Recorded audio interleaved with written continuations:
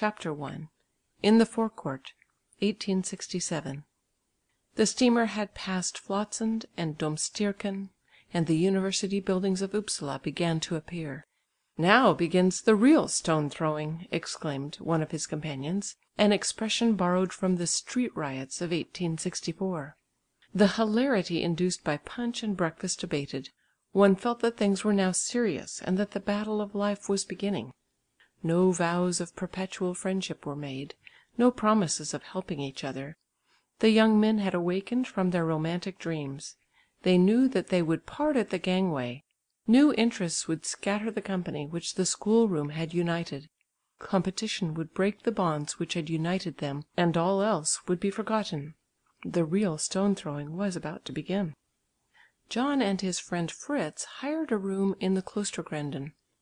It contained 2 beds, 2 tables, 2 chairs and a cupboard. The rent was 30 kronas a term, 15 kronas each. Their midday meal was brought by the servant for 12 kronas a month, 6 kronas each. For breakfast and supper they had a glass of milk and some bread and butter. That was all. They bought wood in the market, a small bundle for 4 kronas. John had also received a bottle of petroleum from home as a present, and he could send his washing to Stockholm. He had 80 kronas in his table drawer with which to meet all the expenses of the term. It was a new and peculiar society into which he now entered, quite unlike any other. It had privileges like the old House of Peers and a jurisdiction of its own. But it was a little Pedlington and reeked of rusticity. All the professors were country born. Not a single one hailed from Stockholm. The houses and streets were like those of Nyköping, and it was here that the headquarters of culture had been placed, owing to an inconsistency of the government which certainly regarded Stockholm as answering to that description. The students were regarded as the upper class in the town, and the citizens were stigmatized by the contemptuous epithet of Philistines. The students were outside and above the civic law. To smash windows, break down fences, tussle with the police, disturb the peace of the streets, all was allowed to them and went unpunished. At most they received a reprimand, for the old lock-up in the castle was no more used. For their militia service they had a special uniform of their own which carried privileges with it. Thus they were systematically educated as aristocrats, a new order of nobility after the fall of the House of Peers. What would have been a crime in a citizen was a practical joke in a student. Just at this time the students' spirits were at a high pitch, as a band of student singers had gone to Paris, had been successful there, and were acclaimed as conquerors on their return. John now wished to work for his degree, but did not possess a single book. "During the first term one must take one's bearings," was the saying. John went to the students' club. The constitution of the club was antiquated, so much so that the annexed provinces Skåne, Halland and Blekinge were not represented in it. It was well arranged and divided into classes, not according to merit, but according to age and certain dubious qualities. In the list the title nobilis still stood after the names of those of high birth. There were several ways of gaining influence in the club, through an aristocratic name, family influence, money, talent, pluck and adaptability, but the last quality by itself was not enough among these intelligent and sceptical youths. On the first evening in the club John made his observations. There were several of his old companions from the Clara school present, but he avoided them as much as possible and they him. He had deserted them and gone by a short cut through the private school, while they had tramped along the regular course through the state school. They all seemed to him somewhat conventional and stunted. Fritz plunged among the aristocrats and obtained introductions, made acquaintances easily, and got on well. As they went home in the evening, John asked him who was the snob in the velvet jacket with stirrups painted on his collar. Fritz answered that he was not a snob, and that it was as stupid to judge people by fine clothes as by poor ones. John with his democratic ideas did not understand this, and stuck to his opinion. Fritz asserted that the youth referred to was a very fine fellow, and the senior in the club, and in order to rouse John further, added that he had expressed himself satisfied with the newcomer's appearance and manners. He was reported to have said, "They had an air about them. Formerly the fellows from Stockholm when they came there looked like workmen." John was ruffled at this information and felt that something had come in between him and his friend. Fritz's father had been a miller's servant, but his mother had been of noble birth. He had inherited from his mother what John had from his. The days passed on. Fritz put on his frock coat every morning and went to pay his respects to the professors. He intended to be a jurist. That was a proper career, for lawyers were the only ones who obtained real knowledge which was of use in public life, who tried to obtain deeper insight into social organisation, and to keep in touch with the practical business of everyday life. They were realists. John had no frock coat, no books, no acquaintances. "Borrow my coat," said Fritz. "No, I will not go and pay court to the professors," said John. "You are stupid," answered Fritz, and in that he was right, for the professors gave real though somewhat hazy information regarding the courses of study. It was a piece of pride in John that he did not wish to owe his progress to anything but his own work, and what was worse, he thought it ignominious to be regarded as a flunkey. Would not an old professor at once perceive that he was flattering him for his own purposes? To submit himself to his superiors was, in his mind, synonymous with grovelling. Moreover, everything was too indefinite. The university which he had imagined to be an institution for free investigation, was only one for tasks and examinations. The professors gave lectures for the sake of appearances, or to maintain their income, but it was useless to go up for an examination without taking private lessons. John resolved to attend those lectures for which no fee was necessary. He went to the Gustavianum to hear a lecture on the history of philosophy. For the 3/4 of an hour during which the lecture lasted, the professor went through the introduction to Aristotle's Ethics. John calculated that with 3 lectures a week he would require 40 years to go through the history of philosophy. 40 years, he thought, that is too long for me, and did not go again. It was the same everywhere. An assistant professor expounded Shakespeare's Henry VIII with the commentary, in English, to an audience of 5. John went there a few times, but reckoned that it would be 10 years before Henry VIII was finished. It began to dawn upon him what the requirements of the degree examination were.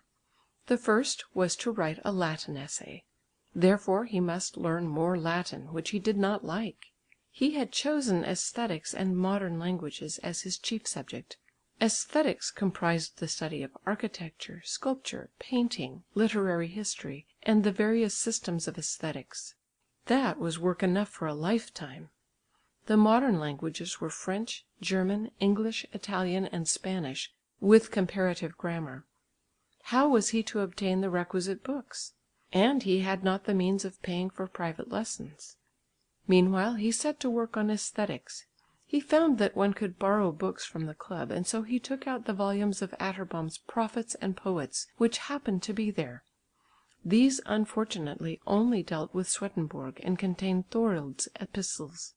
Swedenborg seemed to him crazy, and Thorild's epistles did not interest him. Swedenborg and Thorild were 2 arrogant Swedes who had lived in retirement and fallen a prey to megalomania, the special disease of solitary people. It is remarkable how often outbreaks of this hallucination occur in Sweden, owing probably to the isolated position of the country and to the fact that a sparse population is scattered over enormous distances. Megalomania is apparent in the imperial projects of Gustavus Adolphus, in Charles X's ambition of becoming a great European power, in Charles XII's Attila-like schemes, in Rudbeck's Atlantic mania, and in Swedenborg's and Thorild's dreams of storming heaven and of world conflagrations. John thought them mad and threw them aside. Was that the sort of stuff he was expected to read? He began to reflect over his situation. What did he expect to do in Upsala? To support himself for 6 years on 80 kronas till he took his degree. And then? His thoughts did not stretch further. He had no higher plan or ambition than to take his degree, the laurel crown, the graduate's coat, and then to teach the catechism in the Jakob school till his death. No, he did not wish to do that. Time went on and Christmas approached. The little stock of money in his table drawer diminished slowly but surely. And then? It was not so easy for students to obtain employment as private teachers, since the railways had made communication easier between remote country places and the towns where schools were. He felt that he had embarked upon a foolish undertaking. When he found he could get no more books, he began to make visits among his fellow students, and discovered companions in misfortune. Among them were two who had spent the whole term playing chess and possessed nothing between them but a hymn book which the mother of one had placed in his box. They were also asking themselves the question, "What have we to do here?" The way to the degree examination was not easy. One was compelled to seek out secret ways, bribe doorkeepers, creep through holes, run into debt for books, be seen at lectures, and much more besides. In order to fill up the time, he learnt to play the B cornet in the band of the Students' Club by the advice of Fritz, who played the trombone. But the practices were very irregular and began to cause disputes. John also played backgammon, which Fritz hated, and so he wandered about to acquaintances with his backgammon board and played with them. He found it as dull as reading Swedenborg. "Why do you not study?" Fritz often asked him. "I have no books," answered John. That was a good reason. He could not visit the restaurants, for he had no money, and lived very quietly. At the midday meal he drank only water, and when on Sundays he and Fritz drank half a bottle of beer, they remained sitting at table half fuddled and telling each other, perhaps for the 100th time, old school adventures. The term crept along intolerably slow, uneventful and torpid. John perceived that, as one of the lower class, he could plod on thus far but no further. The economic question brought his plans to a standstill. Or was it that he was tired of living a one-sided mental life without muscular exercise? Trifling experiences for which he ought to have been prepared contributed to embitter him. One day Fritz entered their room with a young count. He introduced John to him, and the count tried to remember whether they had not been comrades at the Clara school. John seemed to remember something of the kind. The old friends and intimate companions addressed each other as Count and Sir. Then John remembered how he and the young count had once played as boys in a tobacco store on the Sabbatsberg, and how something had made him prophesy, "In a few years, old fellow, we shall not know each other any more." The young count had protested strongly against this and felt hurt. Why did John remember this just then particularly, since it is quite natural that comrades should become strangers to each other when intercourse has been so long broken off? Because at the sight of the noble he felt the slave blood seethe in his veins. This kind of feeling has been ascribed to the difference of races. But that is not so, for then the stronger plebeian race would feel superior to the weaker aristocratic. It is simply class hatred. The count in question was a pale, tall, slender youth of no striking appearance. He was very poor and looked half starved. He was intelligent, industrious, and not at all proud. Later on in life John came across him again and found him to be a sociable, pleasant man, leading an inconspicuous life as an official, amid difficulties resembling John's own. Why should he hate him? And then they both laughed at their youthful stupidity. That was possible then, for John seemed to have got ahead, as the saying is. Otherwise he would not have laughed at all. "Stand up that I may sit down." This was the more malicious than luminous way of expressing the aspiration of the lower orders in those days. But it was a misunderstanding. Formerly one strove to elbow one's way up to the other. Now one would rather pull the other down to save oneself the trouble of clambering up where nothing is to be found. "Move a little so that we can both sit," would now be the proper formula. It has been said that those who are above are there by a law of necessity, and would be there under all circumstances. Competition is free, and each can ascend if he likes, and if the conditions were changed, the same race would begin again. "Good," say the lower classes, "let us race again, but come down here and stand where I do. You have got a start with privileges and capital, but now let us be weighed with carriage harness and racing saddle after the modern fashion. You have got ahead by cheating. The race is therefore declared null and void, and we will run it again, unless we come to an agreement to do away with all racing, as an antiquated sport of ancient times." Fritz saw things from another point of view. He did not wish to pull those above down, but to become an aristocrat himself, climb up to them, and be like them. He began to lisp and made elegant gestures with his hands, greeted people as though he were a cabinet minister, and threw his head back as though he had a private income. But he respected himself too much to become ridiculous, and satirized himself and his ambition. The fact was that the aristocrats whom he wished to resemble had simple, easy, unaffected manners, some of them indeed quite like the middle class, while Fritz was fashioning himself after an ancient theatrical pattern which no longer existed. He did not therefore become what he expected in life, though he had dozed away many a summer in the castles of his friends, and ended in a very modest official post. He was received as a student in their guest rooms, but came no further. As a district judge he was not introduced in the salons which as a student he had entered without introduction. The effects of the different circles in which John and Fritz moved began now to be apparent, first in mutual coldness, then in hostility. One evening it broke out at the card table. Fritz one day towards the end of term said to John, "You should not go about with such bounders as you do." "What is the matter with them?" "Nothing, but it would be better if you went with me to my friends."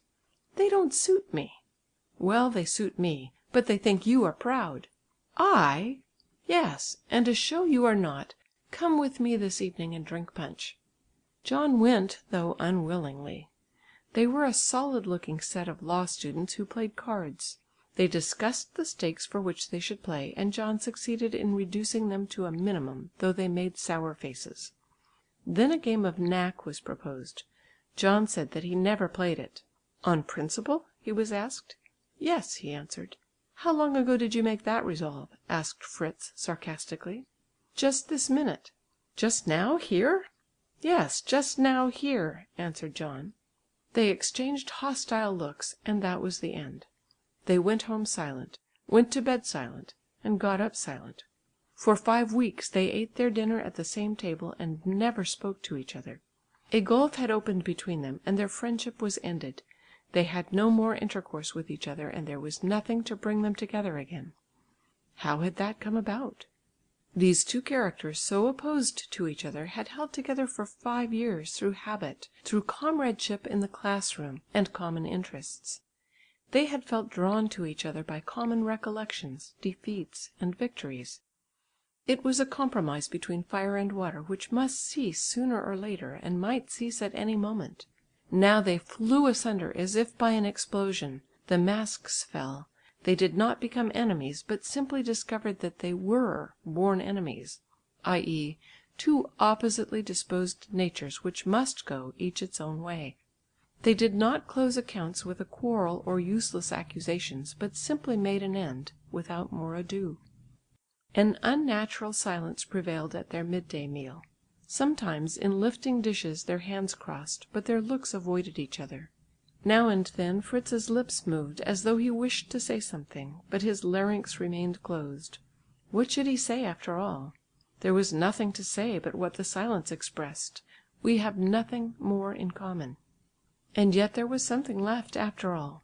Sometimes Fritz came home in the evening, cheerful, and obviously prepared to say, "Come, cheer up, old fellow." But then he stood still in the middle of the room, petrified by John's icy manner, and went out again. Sometimes also it occurred to John, who suffered under the breach of friendship, to say to his friend, "How stupid we are!" But then he felt frozen again by Fritz's indifferent manner. They had worn out their friendship by living together. They knew each other by heart, all one another's secrets and weaknesses, and precisely what answer either would give. That was the end. Nothing more remained. A miserable, torpid time followed. Torn away from the common life of school where he had worked like part of a machine in unison with others, and abandoned to himself, he ceased to live in the proper sense of the word. Without books, papers, or social intercourse, he remained empty, for the brain produces of itself very little, perhaps nothing.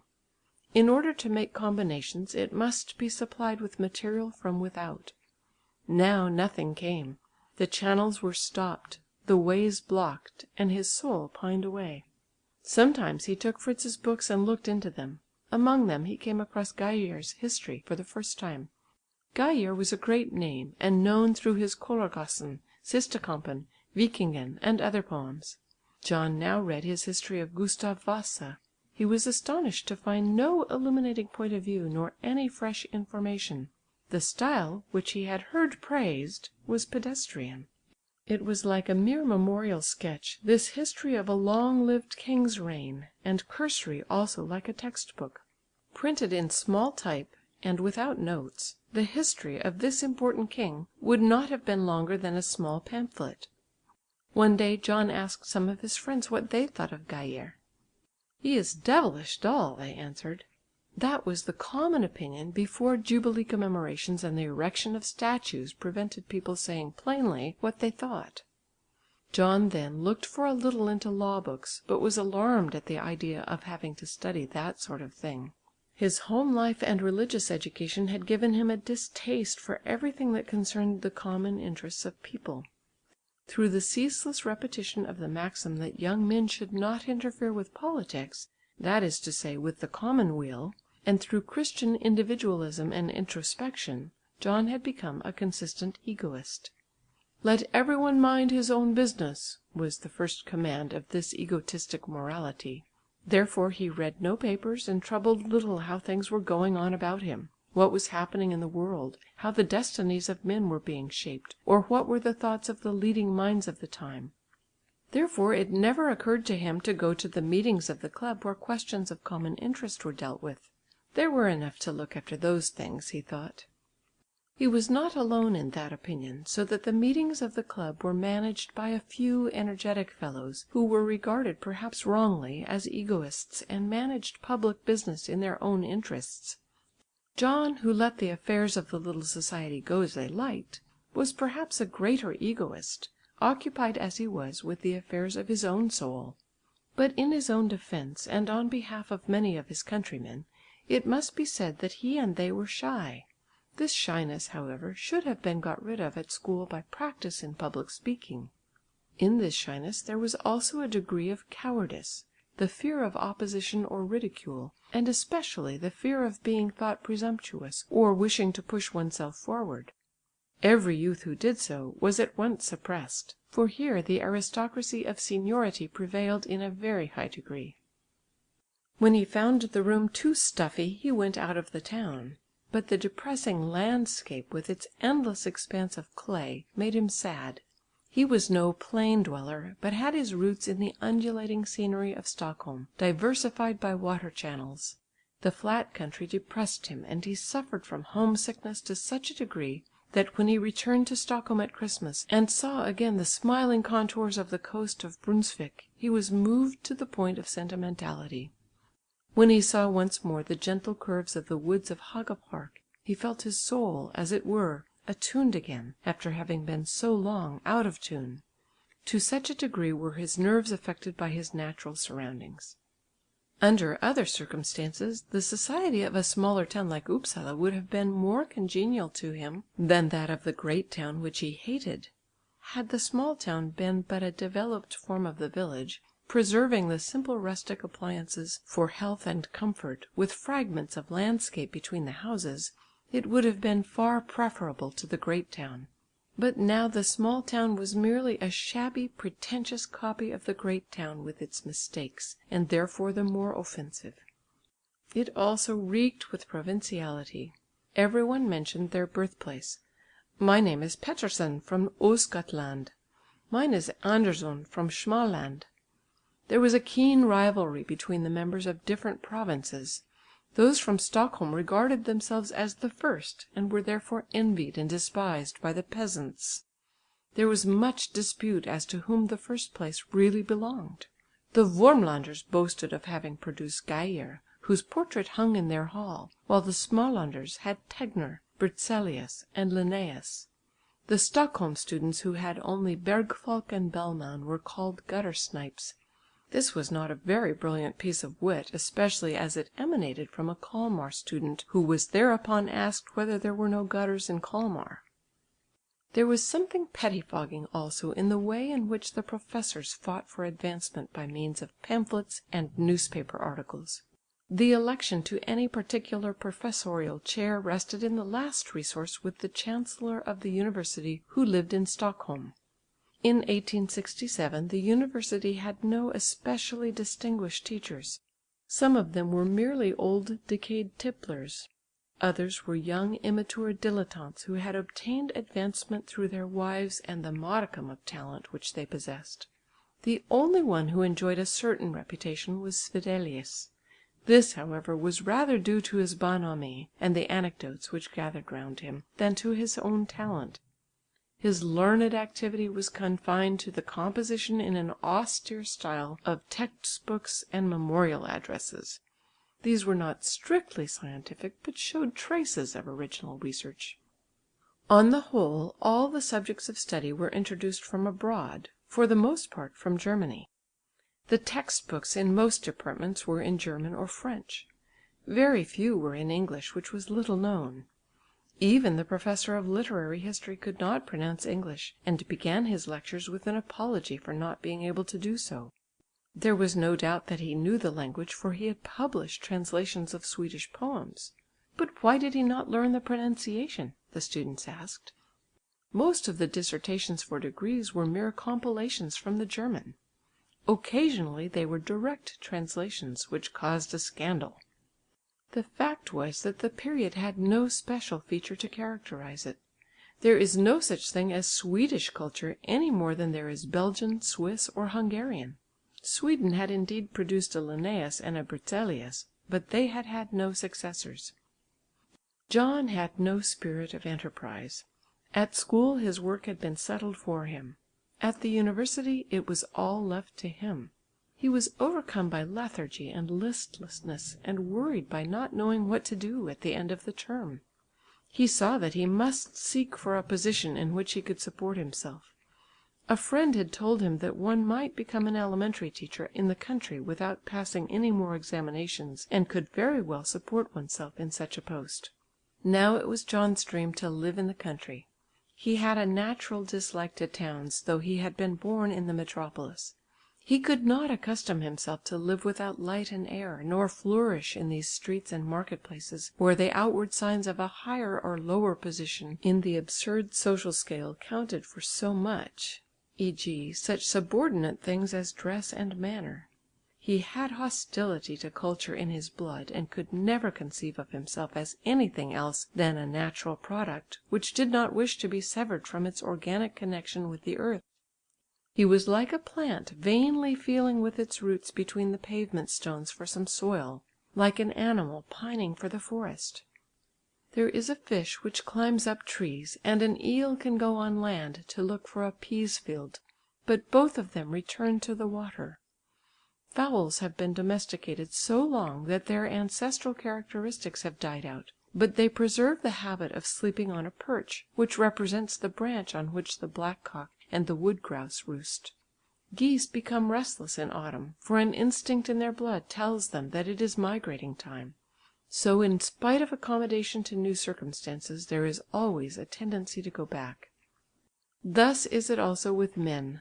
The dweller in the north, so long as he preserves civilized habits, has not been able to acclimatise himself thoroughly, and is still liable to consumption.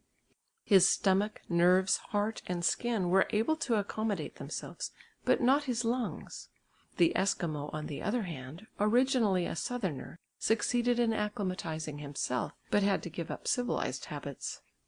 And what is the meaning of the northerner's longing for the south, unless it be the wish to return to his first home, the land of the sun, the bank of the Ganges where he was cradled? And the dislike of children to meat, their longing for fruit and love of climbing, what is it all but reversion to type? Therefore civilization means a continual strain and struggle to combat this backward tendency. Education winds up the clock, but when the mainspring is not strong enough it snaps, and the works run down, till quiet ensues. As civilization advances, the strain is ever greater, and the statistics of insanity show a perpetual increase. One cannot swim against the stream of civilization, but one may escape to land. Modern socialism, which wishes to bring down the upper classes with their worthless and dangerous motto, "Higher," is a backward movement in a healthy direction. The strain will decrease as the pressure from above decreases, and thereby a great deal of superfluous luxury will be got rid of. In certain parts of German Switzerland there is already a certain relative quiet. There we find no restless hunting after honours and distinctions, because there are none to be had. A millionaire lives in a large cottage and laughs at the bedizened townsfolk. A good-natured laugh without any envy in it, for he knows that he could buy up their finery for ready cash, if he chose. But he will not, for luxury has no value in his neighbour's eyes. Men could therefore be happier if competition were not so keen, and they will yet be so, for the chief constituent of happiness is peace, along with less toil and less luxury. It is not the railways which are to be blamed, but the superabundance of them. In Arcadian Switzerland railways have ruined whole districts where no freightage is required and people usually go on foot. To this day distances are reckoned by pedestrian measures. "It is 8 hours to Zurich," says some one. 8! Is it possible? Yes, certainly. By the railway? Oh, by the railway. That is only an hour and a half. In Sweden there is a railway which carries regularly 3 passengers in its 3 classes: a factory owner, a bailiff, and a clerk. We may live to see them shut up the railway stations for want of coal when the coal strikes have sent up the price, for want of guards when wages rise, and for want of freight when wood and oats can no longer be procured. Iron is already too dear to be used for railways, and the old waterways ought to be tried. It is no use to preach against civilization. That one knows well. But if we observe the currents of the time we shall see that a return to nature is in process of going on. Turgenev has already described this by the word simplification. That is the mistake of the evolutionists, that in everything which is in motion or course of development they see a progress towards human happiness, forgetting that a sickness may develop to death or recovery. After all, what a superficial appendage civilization is! Make a nobleman drunk and he can become like a savage. Let a child loose in a wood without any one to look after it, provided that it can feed itself, and it will not learn to speak of itself. Out of a peasant's son, who is generally considered so low in the social scale, one can make in a single generation a man of science, a minister, an archbishop, or an artist. Here there can be no talk of heredity, for the peasant father, who stood apparently at such a low level, could not have inherited anything from cultivated brains. On the other hand, the children of a genius inherit usually nothing but used up brains, except occasionally a skill in their father's line of work which they have acquired by daily intercourse with their father. The town is the fireplace whither the living fuel from the country is brought and devoured. It is to keep the present social machinery at work, it is true, but in the long run the fuel will prove too dear and the machine come to a standstill. The society of the future will not need this machine in order to work, or they will be more sparing of the fuel. But it is a mistake to conjecture the needs of a future state of society from the present one. Our present society is perhaps a natural product, but inorganic. The future society will be an organic product and a higher one, for it will not deprive men of the first conditions for an organic existence. There will be the same difference between these 2 forms of society as between paved streets and grass meadows. The youth stream often left artificial society to wander at large in nature. Society had been formed by men doing violence to natural laws, just as one may bleach a plant under a flower pot and produce an edible salad, but the plant's capacity to live healthily and propagate itself as a plant is destroyed. Such a plant is the civilized man, made by artificial bleaching useful for an anæmic society, but, as an individual, wretched and unhealthy. Must the process of bleaching continue in order to ensure the existence of this decayed society? Must the individual remain wretched in order to maintain an unhealthy society? For how can society be healthy when its individual members are ailing? A single individual cannot demand that society should be sacrificed for his sake, but a majority of individuals have a right to bring about such changes in the society which they themselves compose, as may be beneficial to themselves. Under the simpler conditions of country life, John believed he could be happy in an obscure post, without feeling that he had sunk in the social scale. But he could not be so in the town where he would be continually reminded of the height from which he had fallen. To come down voluntarily is not painful if the onlookers can be persuaded that it is voluntarily, but to fall is bitter, especially as a fall always arouses satisfaction in those standing below. To mount, strive upwards and better one's position has become a social instinct, and the youth felt the force of it, though in his view the upper was not always higher. John wished now to realise some result, an active life which should bring him an income. He looked through many advertisements for teachers in elementary schools. Positions were advertised, to which were attached salaries of 300 or 600 kronas, a house, a meadow, and a garden. He tried for one of these places after another, but obtained no answer. When the term was over and his 80 kronas spent, he returned home, not knowing whither to turn, what he should become, or how he should live. He had glanced in the forecourt and seen that there was no room in it for him.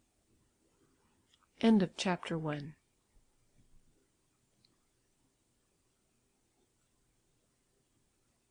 Part 1 of Chapter 2, Below and Above. Are you a complete scholar now? With this and similar questions John was greeted ironically on his return home.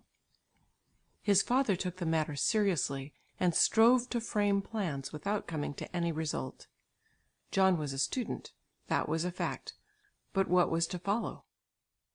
It was winter, and so the white student cap could not bestow on him a mild halo of glory or bring any honour to the family. Some one has asserted that war would cease if uniforms were done away with, and it is certain there would not be so many students if they had no outward sign to parade. In Paris, where they have none, they disappear in the crowd, and no one makes a fuss about them. In Berlin, on the other hand, they have a privileged place by the side of officers. Therefore also Germany is a land of professors and France of the bourgeois. John's father now saw that he had educated a good-for-nothing for society who could not dig, but perhaps was not ashamed to beg. The world stood open for the youth to starve or to perish in. His father did not like his idea of becoming an elementary school teacher. Was that to be the only result of so much work? His ambitious dreams received a shock from the idea of such a come-down. An elementary school teacher was on the level with a sergeant, oil a plane from which there was no hope of mounting. Climb one must as long as others did. One must climb till one broke one's neck, so long as society was divided into ranks and classes. John had not passed the student's examination for the sake of knowledge, but of belonging to the upper class, and now he seemed to be meditating a descent to the lower. It became painful for him at home, for he felt as though he were eating the bread of charity when Christmas was over, and he could no longer be regarded as a Christmas guest. One day he accidentally met in the street a school teacher whom he knew and whom he had not seen for a long time. They talked about the future, and John's friend suggested to him a post in the Stockholm elementary school as suitable for him while reading for his degree. He would get 1,000 kronas salary and have an hour to himself daily. John objected, anywhere except in Stockholm. His friend replied that several students had been teachers in the elementary school. Really? Then he would have companions in misfortune.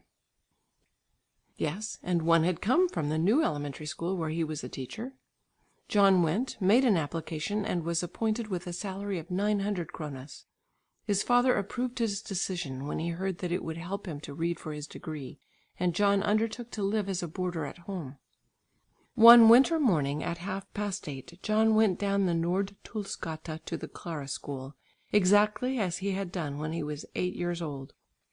There were the same streets and the same Clara bells, and he was to teach the lowest class. It was like being put back to learn a lesson of 11 years ago. Just as afraid as then, yes, more afraid of coming too late, He entered the large classroom where together with 2 female teachers he was to have the oversight of 100 children. There they sat, children like those in the Jakob school but younger, ugly, stunted, pale, swollen, sickly, with cast down looks, in coarse clothes and heavy shoes, suffering, most probably suffering from the consciousness that others were more fortunate and would always be so, as one then believed, had impressed on their faces the stamp of pain which neither religious resignation nor the hope of heaven could obliterate. The upper classes avoided them with a bad conscience, built themselves houses outside the town, and left it to the professional overseers of the poor to come in contact with these outcasts. A hymn was sung, the Lord's Prayer was read, everything was as before. No progress had been made except that the forms had been exchanged for seats and desks, and the room was light and airy.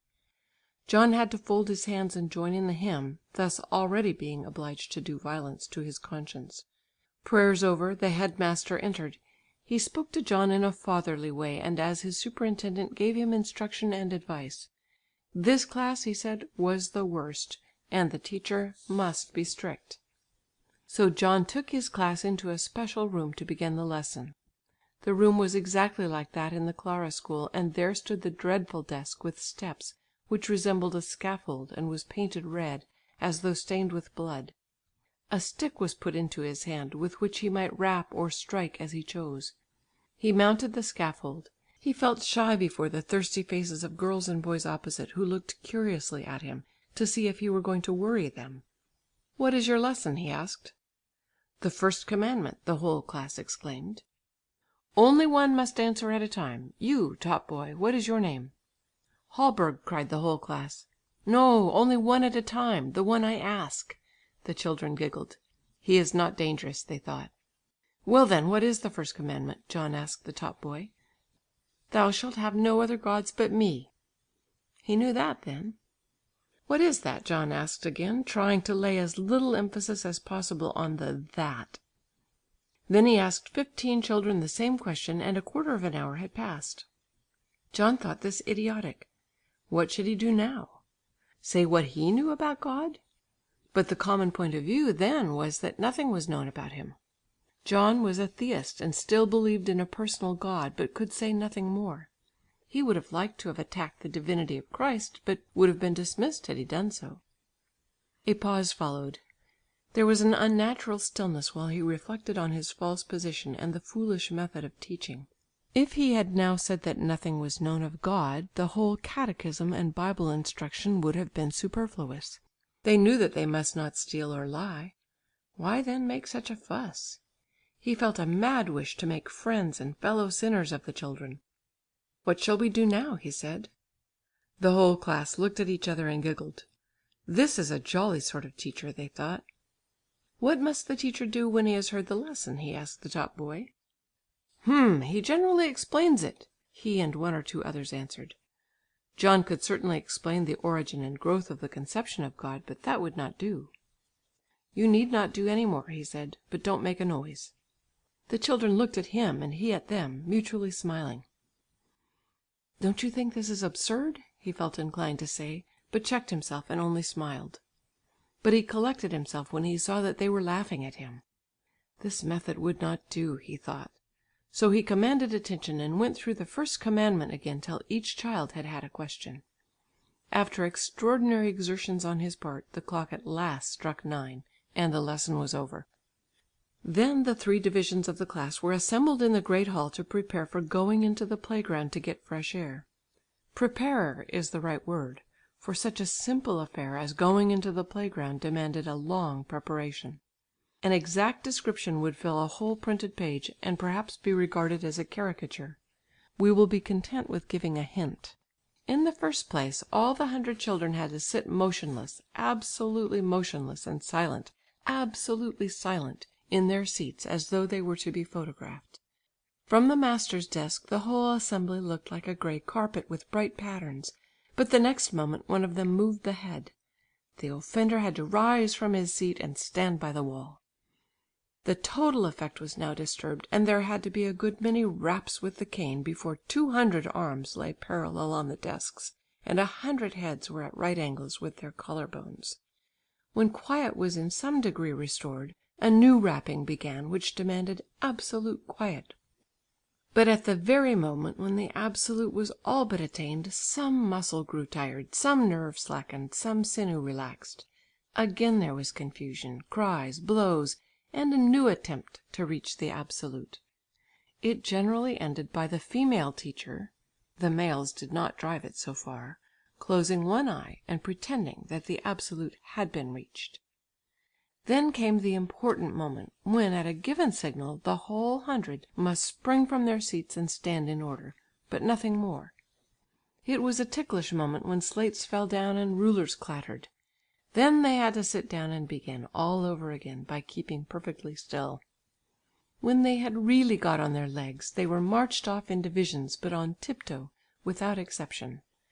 Otherwise they had to turn round and sit down again, get up again, and so on.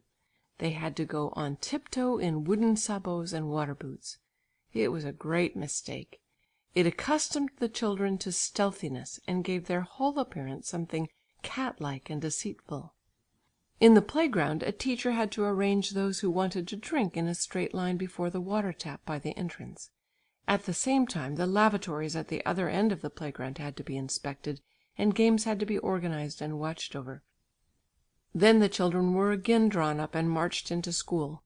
If it was not done quietly, they had to go out again. Then another lesson began. The children read out of a patriotic reading book, the principal object of which seemed to be to instil respect for the upper classes, and to represent Sweden as the best country in Europe, although as regards climate and social economy it is one of the worst. Its culture is borrowed from abroad, and all its kings were of foreign origin. They did not venture to give such teaching to the children of the upper classes in the Clara School and the Lyceum, but in the Jakob School they had sufficient courage to make poor children sing a patriotic song about the Duke of Ostgotland. In this occurred a verse addressed to the crew of the fleet, saying victory was sure in the battle they wished for, because Prince Oscar leads us on, or something of the sort. Meanwhile the reading lesson began, but just at that moment the headmaster came in. John wished to stop, but the headmaster beckoned to him to go on. The children, who had lost their respect for him after the catechism lesson, were inattentive. John scolded them, but without result. Then the headmaster came forward with a cane, took the book from John, and made a little speech to the effect that this division was the worst, but now their teacher should see how to deal with them. The exercise which followed seemed to have as its object the attainment of perfect attention. The absolute again seemed to be the standard by which these children were to be trained in this incomplete world of relativity. The boy who was reading was interrupted, and another name called at random out of the class. To follow attentively was assumed to be the easiest thing in the world by this old man, who certainly must have experienced how thoughts wander their own way while the eyes pass over the printed page. The inattentive one was dragged by his hair or clothes and caned till he fell howling on the ground. Then the headmaster departed after recommending John to use the cane diligently. There remained nothing but to follow this method or to go. The latter did not suit John's plans, therefore he remained. He made a speech to the children and referred to the headmaster. "Now," he said, "you know how you must behave if you want to escape a thrashing. He who gets one has himself to thank. Don't blame me. Here is the stick and there is your lesson. Learn your lesson or you will get the stick, and it isn't my fault." That was cunningly put, but it was unmerciful, for one ought to have first ascertained how far the children could do their work. They could not, for they were the most lively and therefore the most inattentive. So the cane was kept going all day, accompanied by cries of pain and fear on the faces of the innocent. It was terrible. To pay attention is not in the power of the will, and therefore all this punishment was mere torture. John felt the absurdity of the part he had to play, but he had to do his duty. Sometimes he was tired and let things go as they liked, but then his colleagues, male and female, came and made friendly representations. Sometimes he found the whole thing so ridiculous that he could not help smiling with the children while he caned them. Both sides saw that they were working at something impossible and unnecessary. Ibsen, who does not believe in the aristocracy of birth or of wealth, has lately (1886) expressed his belief that the industrial class are the true nobility. But why should they necessarily be so? If to do no manual labour tends to degeneration, perhaps degeneration is brought about even more quickly by excessive labour and want. All these children born of manual labourers looked more sickly, weak and stupid than the upper class children which he had seen. One or the other muscle might be more strongly developed, a shoulder blade, a hand or a foot, but they looked anæmic under their pale skins. Many had extraordinarily large heads, which seemed to be swollen with water, their ears and noses ran, their hands were frostbitten. The various professional diseases of town labourers seemed to have been inherited. One saw in miniature the gas worker's lungs and blood spoilt by sulphur fumes, the smith's shoulders and feet bent outwards, the painter's brain atrophied by varnishes and poisonous colours, the scrofulous eruption of the chimney sweeper, the contracted chest of the bookbinder. Here one heard the cough of the workers in metal and asphalt, smelt the poisons of the paper stainer, observed the watchmaker's short-sightedness in second editions, so to speak.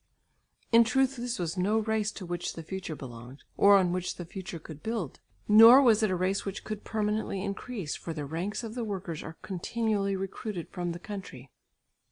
It was not till about 2 o'clock that the great schoolroom was emptied, for it took them about an hour with blows and raps to get out of it into the street. The most unpractical part of it was that the children had to march into the hall in troops to get their overcoats and cloaks, and then march into the schoolroom again, instead of going straight home. When John got into the street, he asked himself, "Is that the celebrated education which they have given to the lower classes with so much sacrifice?" He could ask, and he was answered, "Can it be done in any other way?" "No," he was obliged to answer. "If it is your intention to educate a slavish lower class, always ready to obey, train them with the stick. If you mean to bring up a proletariat to demand nothing of life, tell them lies about heaven. Tell them that your method of teaching is ridiculous. Let them begin to criticise or get their way in one point, and you have taken a step towards the dissolution of society. But society is built up upon an obedient, conscientious lower class. Therefore keep them down from the first, deprive them of will and reason, and teach them to hope for nothing but to be content." There was method in this madness. As regards the instruction in the elementary school, there was both a good and a bad side to it. The good was that they had introduced object teaching after the example of Pestalozzi, Rousseau's disciple. The bad, that the students who taught in the elementary schools had introduced scientific teaching. The simple learning by heart of the multiplication table was not enough. It, together with fractions, had to be understood. Understood! And yet an engineer who has been through the technical high school cannot explain why a fraction can be diminished by 3 if the sum of the figure is divisible by 3. On this principle seamen would not be allowed to use logarithm tables, because they cannot calculate logarithms. To be always relaying the foundation instead of building on what is already laid, is an educational luxury, and leads to the over multiplication of lessons in schools. Some one may object that John should first have reformed himself as a teacher, before he set about reforming the system of education. But he could not. He was a passive instrument in the hands of the superintendent and the school authorities. The best teachers, that is to say, those who forced the worst (in this case the best) results out of the pupils, were the uneducated ones who came from the seminary. They were not sceptical about the methods in use, and had no squeamishness about caning, but the children respected them the most. A great coarse fellow who had formerly been a carriage maker had the bigger boys completely under his thumb. The lower class seemed to have really more fear and respect for those of their own rank than the upper class. Bailiffs and foremen are more awe-imposing than superintendents and teachers. Do the lower classes see that the superior who has come out of their ranks understands their affairs better and therefore pay him more respect? The female teachers also enjoyed more respect than the male. They were pedantic, demanded absolute perfection, and were not at all soft-hearted, but rather cruel. They were fond of practising the refined cruelty of blows on the palm of the hand, and showed in so doing a want of intelligence which the most superficial study of physiology would have remedied. When a child, by involuntary reflex action, drew his fingers back, he was punished all the more for not keeping his fingers still. As if one could prevent blinking when something blew into one's eye! The female teachers had the advantage of knowing very little about teaching and were plagued with no doubts. It was not true that they had less pay than the men teachers. They had relatively more, and if after passing a paltry teacher's examination they had received more than the students, that would have been unjust. They were treated with partiality, regarded as miracles when they were competent, and received allowances for travelling abroad. As comrades they were friendly and helpful if one was polite and submissive and let them hold the reins. There was not the slightest trace of flirtation. The men saw them in anything but becoming situations, and under an aspect which women do not usually show the other sex, viz. that of jailers. They made notes of everything, prepared themselves for their lessons, were narrow-minded and content, and saw through nothing. It was a very suitable occupation for them under existing circumstances. When John was thoroughly sick of caning, or could not manage a boy, or was in despair generally, he sent the black sheep to a female teacher who willingly undertook the unpleasant rôle of executioner. What is it that makes the competent teacher is not clear. Some produced an effect by their quiet manner, others by their nervousness. Some seemed to magnetise the children, others beat them. Some imposed on them by their age or their manly appearance, etc. The women worked as women, i.e. through a half-forgotten tradition of a past matriarchate. John was not competent. He looked too young and was only just 19. He was sceptical about the methods employed and everything else. With all his seriousness he was playful and boyish. The whole matter to him was only an employment by the way, for he was ambitious and wished to advance, but did not know in which direction. Moreover, he was an aristocrat like his contemporaries. Through education his habits and senses had been refined, or spoilt, as one may choose to call it. He found it hard to tolerate unpleasant smells, ugly objects, distorted bodies, coarse expressions, torn clothes. Life had given him much, and these daily reminders of poverty plagued him like an evil conscience. He himself might have been one of the lower class if his mother had married one of her own position.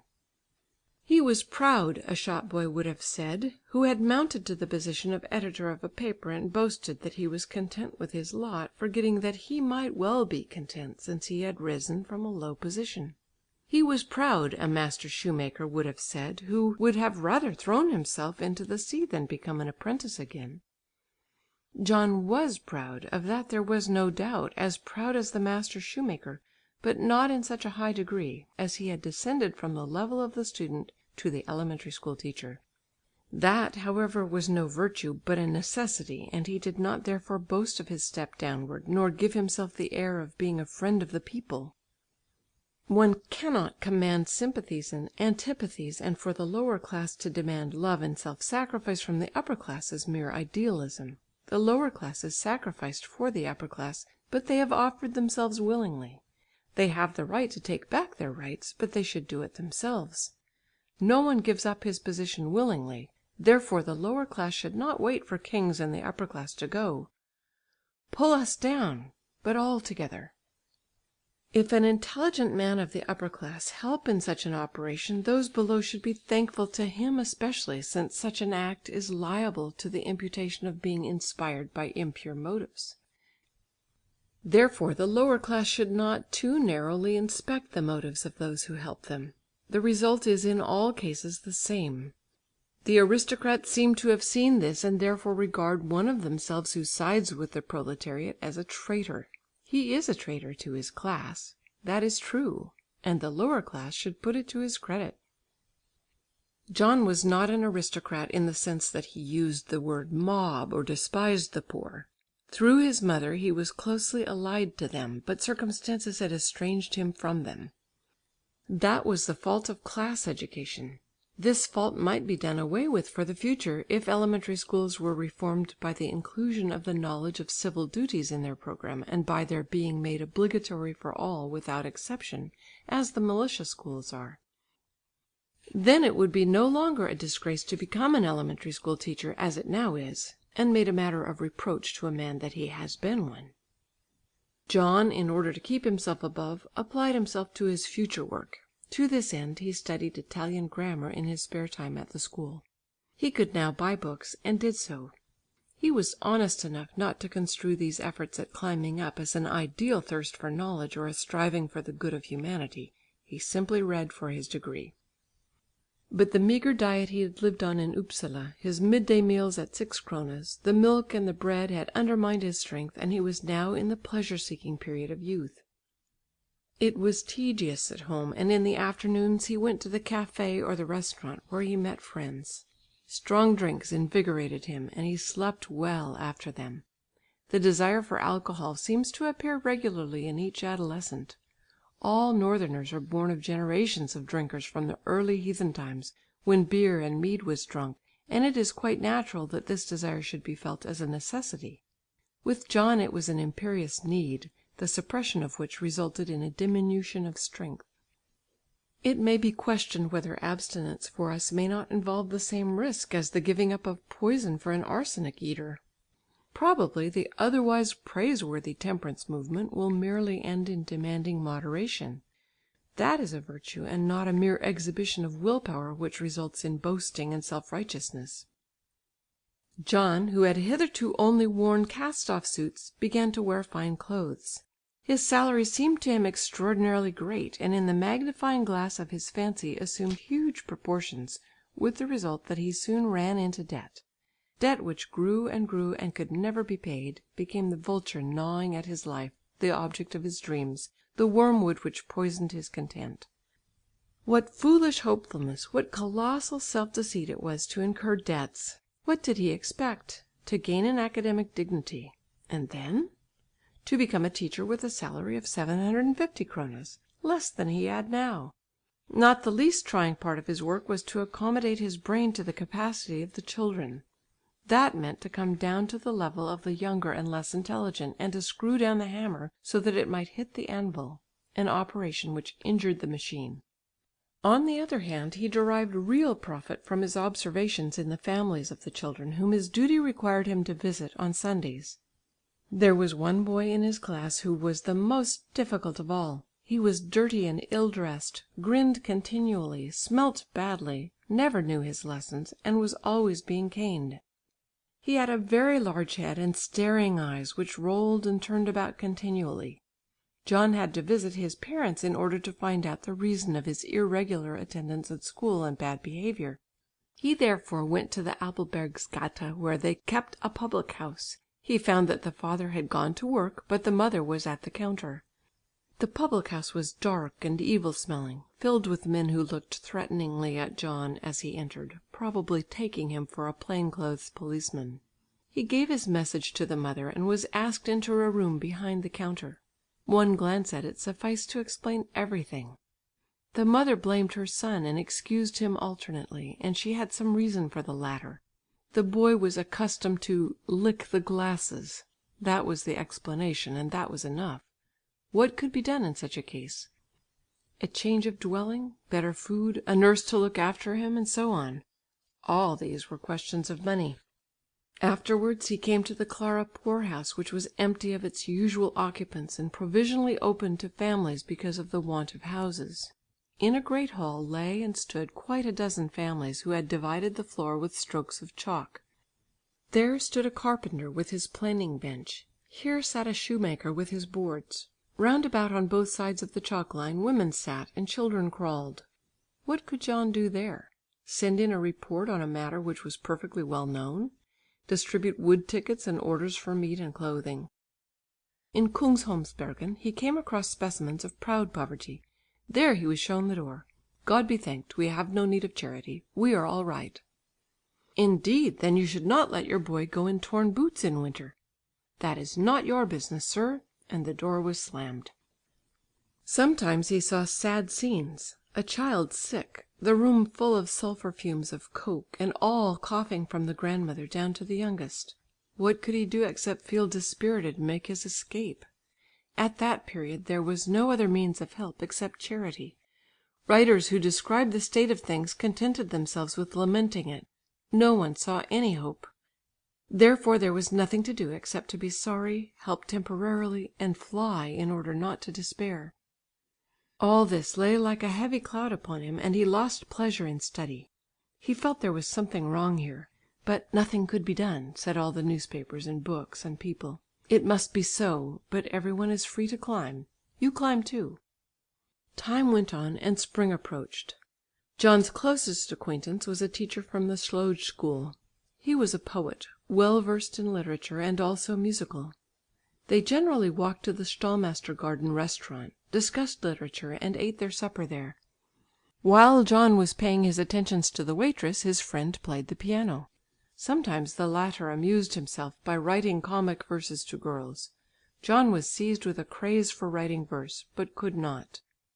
The gift must be born with one, he thought, and inspiration descend all of a sudden, as in the case of conversion. He was evidently not one of the elect, and felt himself neglected by nature and maimed. End of Part 1, Chapter 2, Growth of a Soul. Part 2, Chapter 2. One evening, when John was sitting and chatting with the girl, she said quite suddenly to him, "Friday is my birthday. You must write some verses for me." "Yes," answered John, "I will." Later on, when he met his friend, he told him of his hasty promise. "I will write them for you," he said. The next day he brought a poem, copied out in fine handwriting and composed in John's name. It was piquant and amusing. John dispatched it on the morning of the birthday. In the evening of the same day, both the friends came to eat their supper and to congratulate the girl. She did not appear for an hour, for she had to serve guests. The teacher's meal was brought, and they began to eat. Then the girl appeared in the doorway and beckoned John. She looked almost severe. John went to her and they ascended a flight of stairs. "Have you written the verses?" she asked. "No," said John. "Ah, I thought so. The lady behind the buffet said she had read them 2 years ago when the teacher sent them to Majke, who was an ugly girl." "For shame, John!" He took his cap and wanted to rush out, but the girl caught hold of him and tried to keep him back, for she saw that he looked deathly pale and beside himself. But he wrenched himself free and hastened into the Bellevue Park. He ran into the wood, leaving the beaten tracks. The branches of the bushes flew into his face, stones rolled over his feet, and frightened birds rose up. He was quite wild with shame and instinctively sought the wood in order to hide himself. It is a curious phenomenon that at the utmost pitch of despair a man runs into the wood before he plunges into the water.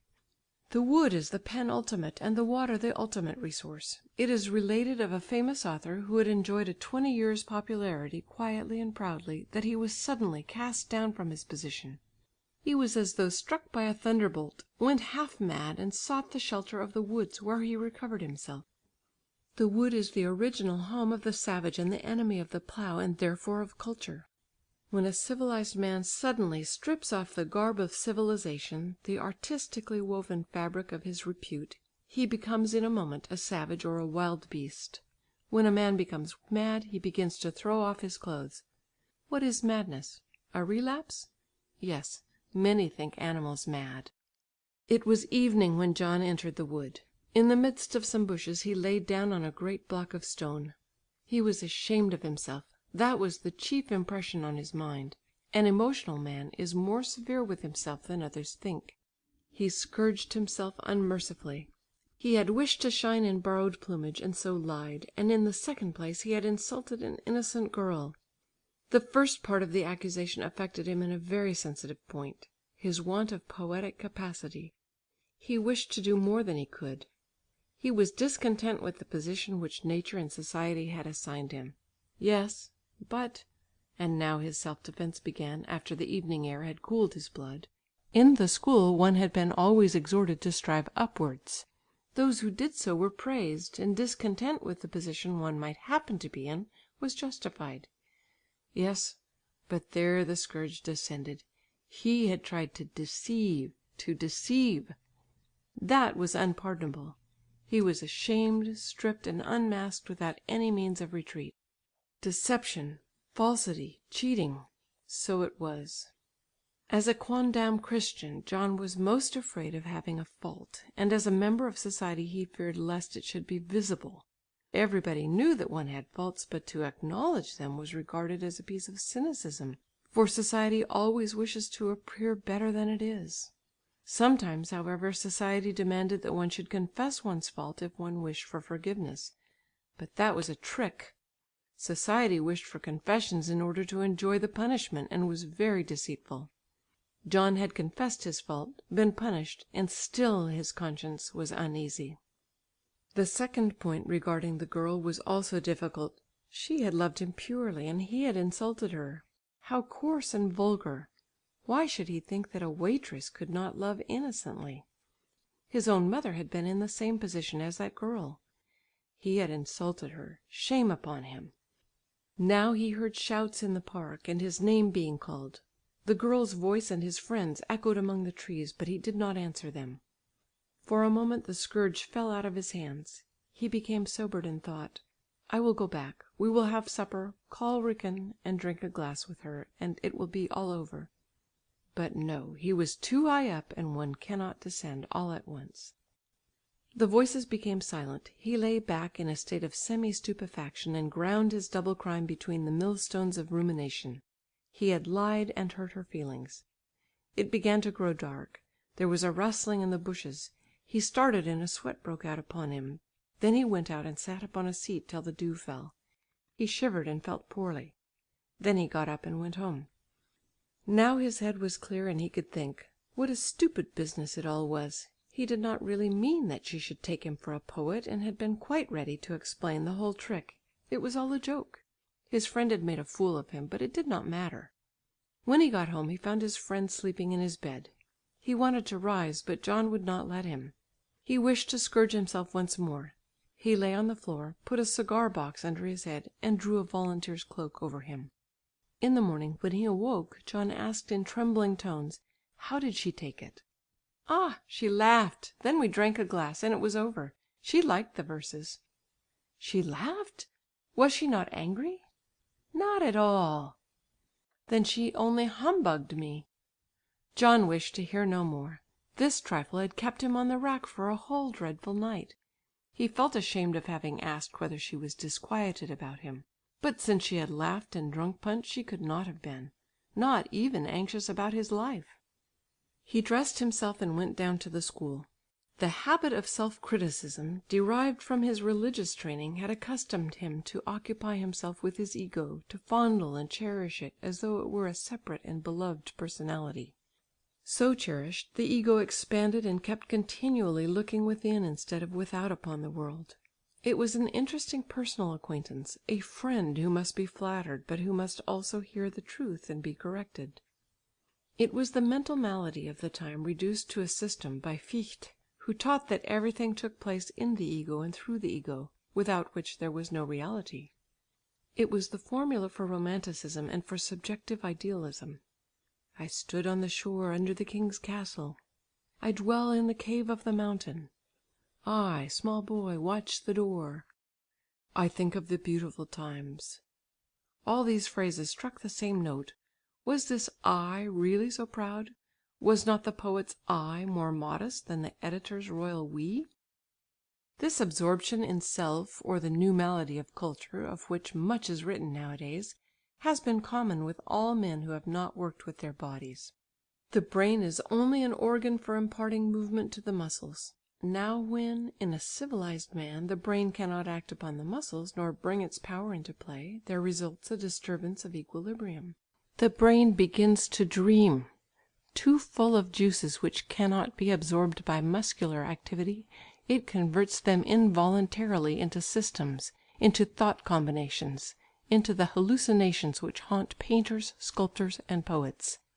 If no outlet can be found, there follows stagnation, violent outbreaks, depression, and at last madness. Schools, which are often vestibules for asylums, have recourse to gymnastics, but with what result? There is no connection between the pupil's cerebral activity and the muscular activity called into play by gymnastics.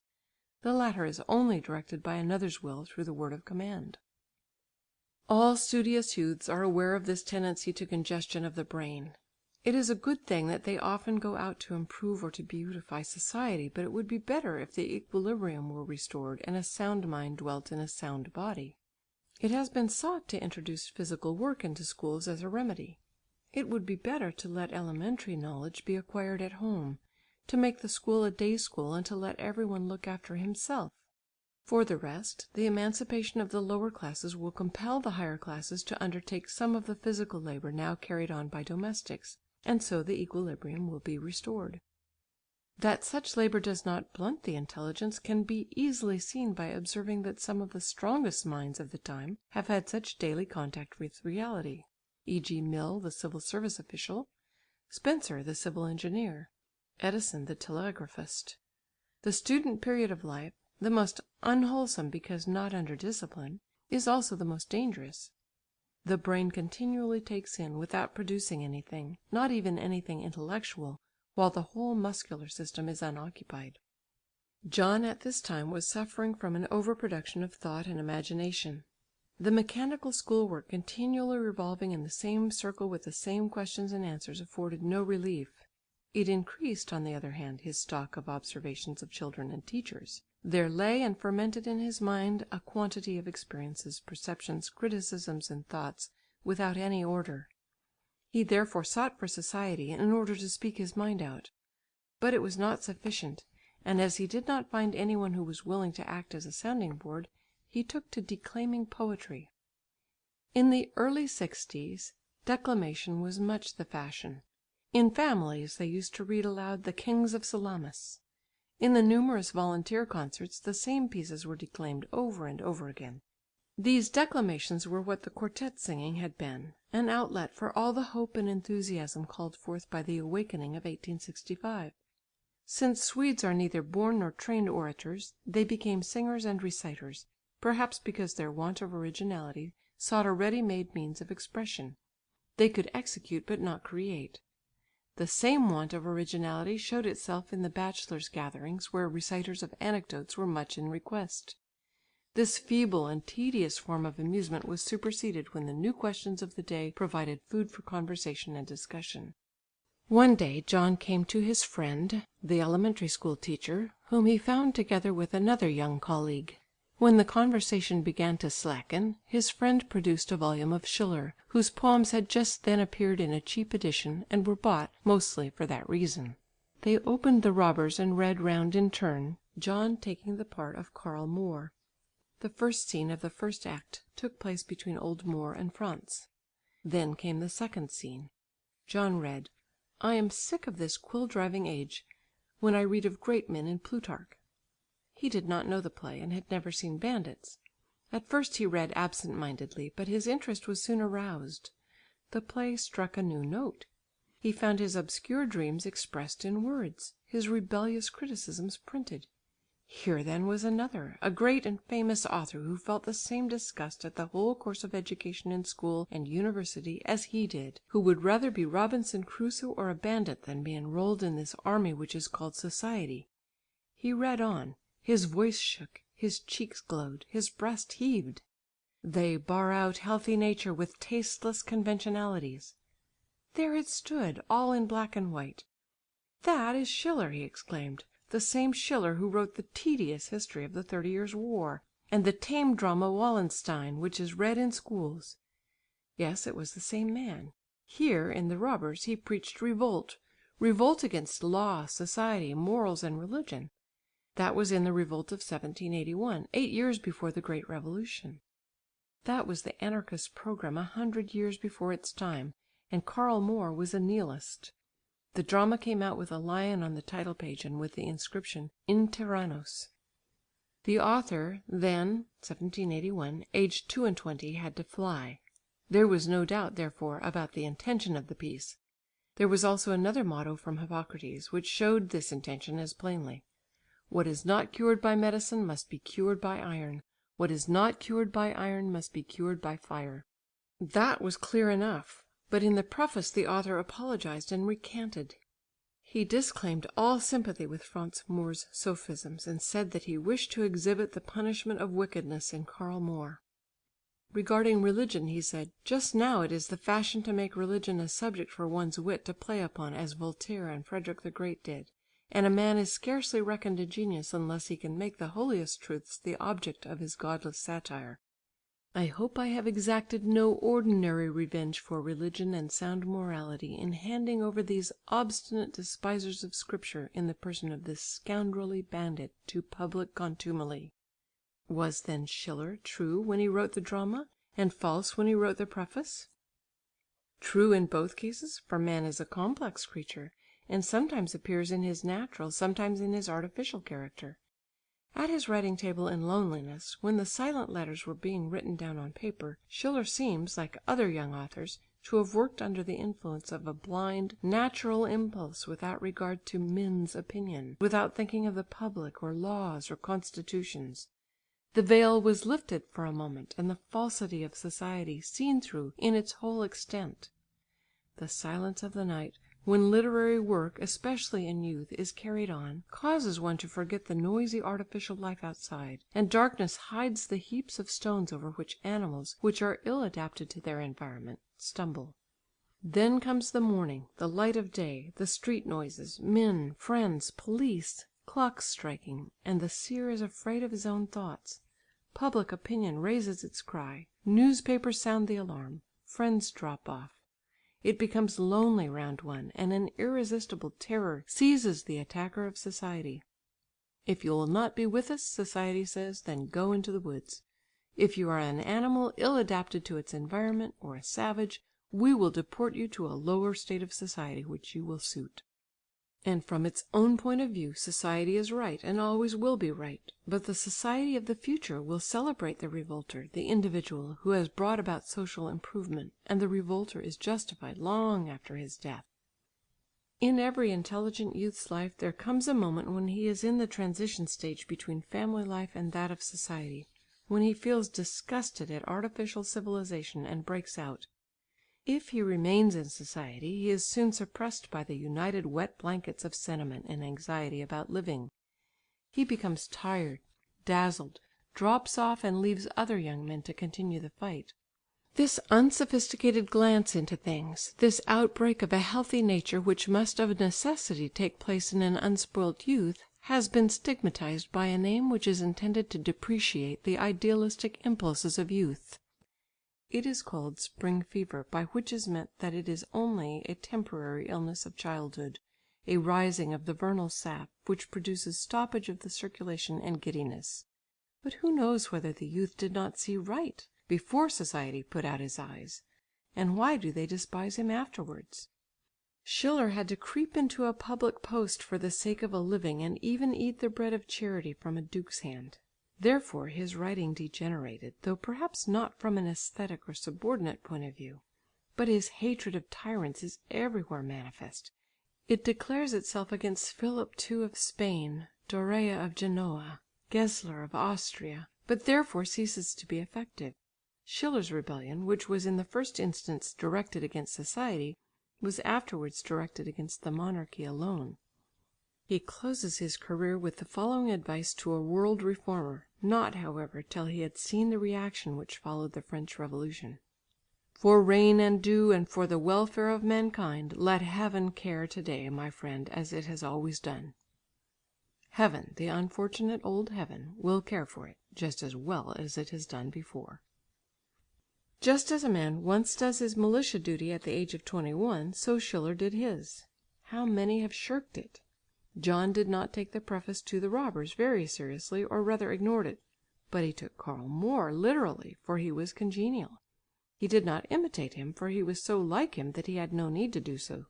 He was just as mutinous, just as wavering, and just as ready at an alarm to go and deliver himself into the hands of justice. His disgust at everything continually increased, and he began to make plans for flight from organised society. Once it occurred to him to journey to Algiers and enlist in the Foreign Legion. That would be fine, he thought, to live in the desert in a tent, to shoot at half wild men or perhaps be shot by them. But circumstances occurred at the right moment to reconcile him again with his environment. Through the recommendation of a friend he was offered the post of tutor to 2 girls in a rich and cultured family. The children were to be educated in a new and liberal-minded method, and neither to go to a girls' school nor have a governess. That was an important task to which he was called, and John did not feel himself adequate to it. Besides which he objected that he was only an elementary school teacher. He was answered that his future employers knew that, but were liberal-minded. How liberal-minded people were at that time! Now there commenced a new double life for him. From the penal institution of the elementary school with its compulsory catechism and Bible, its poverty, wretchedness and cruelty, he went to dinner at 1 o'clock, which he swallowed in a quarter of an hour, and then by 2 o'clock was at his post as private tutor. The house was one of the finest at that time in Stockholm, with a porter, Pompeian staircases, and painted windows in the hall. In a handsome, large, well-lighted corner room with flowers, bird cages and an aquarium, he was to give lessons to 2 well-dressed, washed and combed little girls, who looked cheerful and satisfied after their dinner. Here he could give expression to his own thoughts. The catechism was banished and only select Bible stories were to be read, together with broad-minded explanations of the life and teachings of the ideal man, for the children were not to be confirmed, but brought up after a new model. They read Schiller and were enthusiastic for William Tell and the fortunate little land of freedom. John taught them all that he knew and spent more time in talking than in asking questions. He roused in them the hopes of a better future which he shared himself. Here he obtained an insight into a social circle hitherto unknown to him, that of the rich and cultured. Here he found liberal-mindedness, courage and the desire for truth. Down below in the elementary school they were cowardly, conservative and untruthful. Would the parents of the children be willing to have religious teaching done away with, even if the school authorities recommended it? Probably not. Must then illumination come from the upper classes? Certainly, though not from the highest class of all, but from the republic of truth-seeking scientists. John saw that one must get an upper place in order to be heard. Therefore he must strive upwards or pull culture down and cast the sparks of it among all. One needed to be economically independent in order to be liberally minded. A position was necessary in order to give one's words weight. Thus aristocracy ruled in this sphere also. There was at that time a group of young doctors, men of science and letters and members of Parliament who formed a liberal league without constituting themselves a formal society. They gave popular lectures, engaged not to receive any honorary decorations, cherished liberal views on the subject of the State Church, and wrote in the papers. Among them were Axel Key, Nordenskjöld, Christian Loven, Harald Wieselgren and Hedlund, Victor Rydberg, Meijerberg, Jolin, and many less known names. These, with 1 or 2 exceptions, worked quietly without creating excitement. After the reaction of 1872 they fell off, and became tired.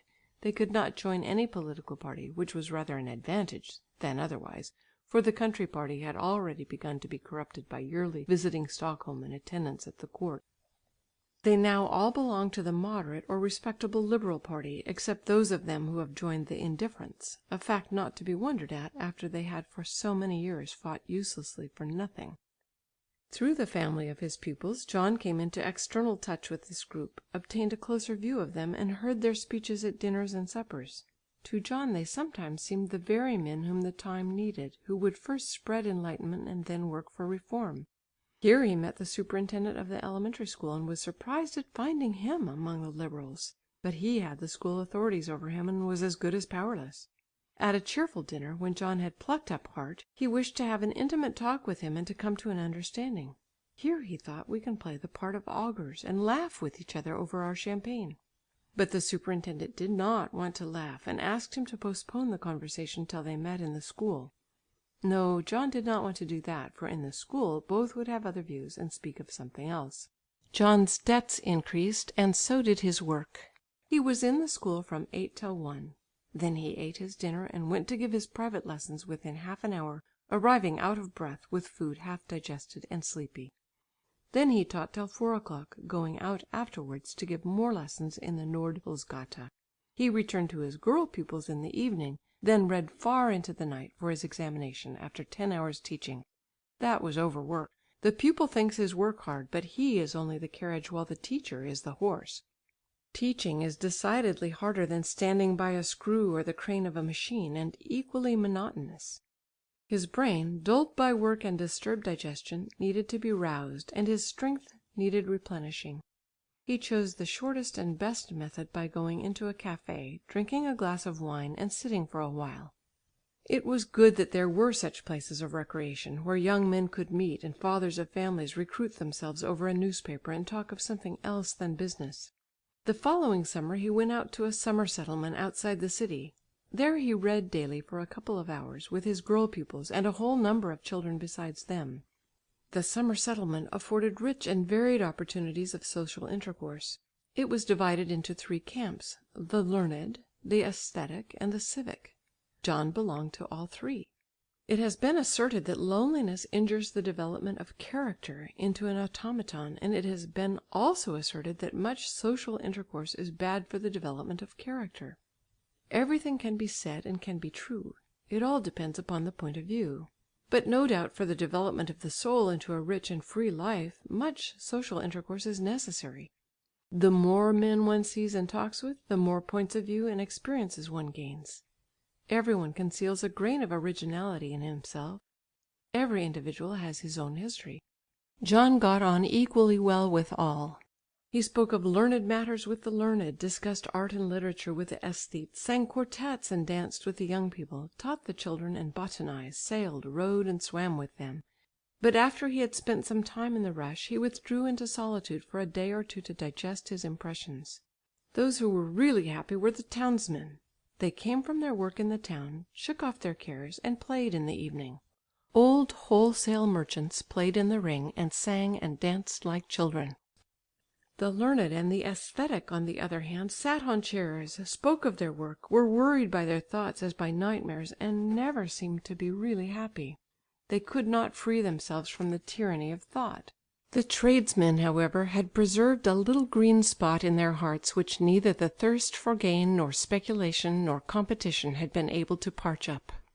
There was something emotional and hearty about them which John was inclined to call nature. They could laugh like lunatics, scream like savages, and be swayed by the emotions of the moment. They wept over a friend's misfortune or death, embraced each other when delighted, and could be carried out of themselves by a beautiful sunset. The professors sat in chairs and could not see the landscape because of their eyeglasses. Their looks were directed inwards, and they never showed their feelings. They talked in syllogisms and formulas, their laughter was bitter, and all their learning seemed like a puppet play. Is that, then, the highest point of view? Is it not a defect to have let a whole region of the soul's life lie fallow? It was the 3rd camp with which John was on the most intimate terms. This was a little clique consisting of a doctor's family and their friends. There sang the renowned tenor W, while Professor M accompanied him. There played and sang the composer J. There the old Professor P talked about his journeys to Rome in the company of painters of high birth. Here the emotions had full play, but were under the control of good taste. They enjoyed the sunsets, but analysed the lights and shades and talked of lines and values. The more noisy enjoyments of the tradesmen were regarded as disturbing and unæsthetic. They were enthusiasts for art. John spent some hours pleasantly with these amiable people, but when he heard the sound of a quartet singing and dance music from the villa close by, he longed to be there. That was certainly more lively. In hours of solitude he read, and now, for the first time, became really acquainted with Byron. Don Juan, which he already knew, he had found merely frivolous. It really dealt with nothing, and the descriptions of scenery were intolerably long. The work seemed merely a string of adventures and anecdotes. In Manfred he renewed acquaintance with Karl Moor in another dress. Manfred was no hater of men. He hated himself more, and went to the Alps in order to fly himself, but always found his guilty self beside him. For John guessed at once that he had been guilty of incest. Nowadays it is generally believed that Byron hinted at this crime, which was purely imaginary, in order to make himself appear interesting. To become interesting as a romanticist, at whatever price, would at the present time be called differentiating oneself, going beyond and above the others. Crime was regarded as a sign of strength, therefore it was considered desirable to have a crime to boast about, but not such a one as could be punished.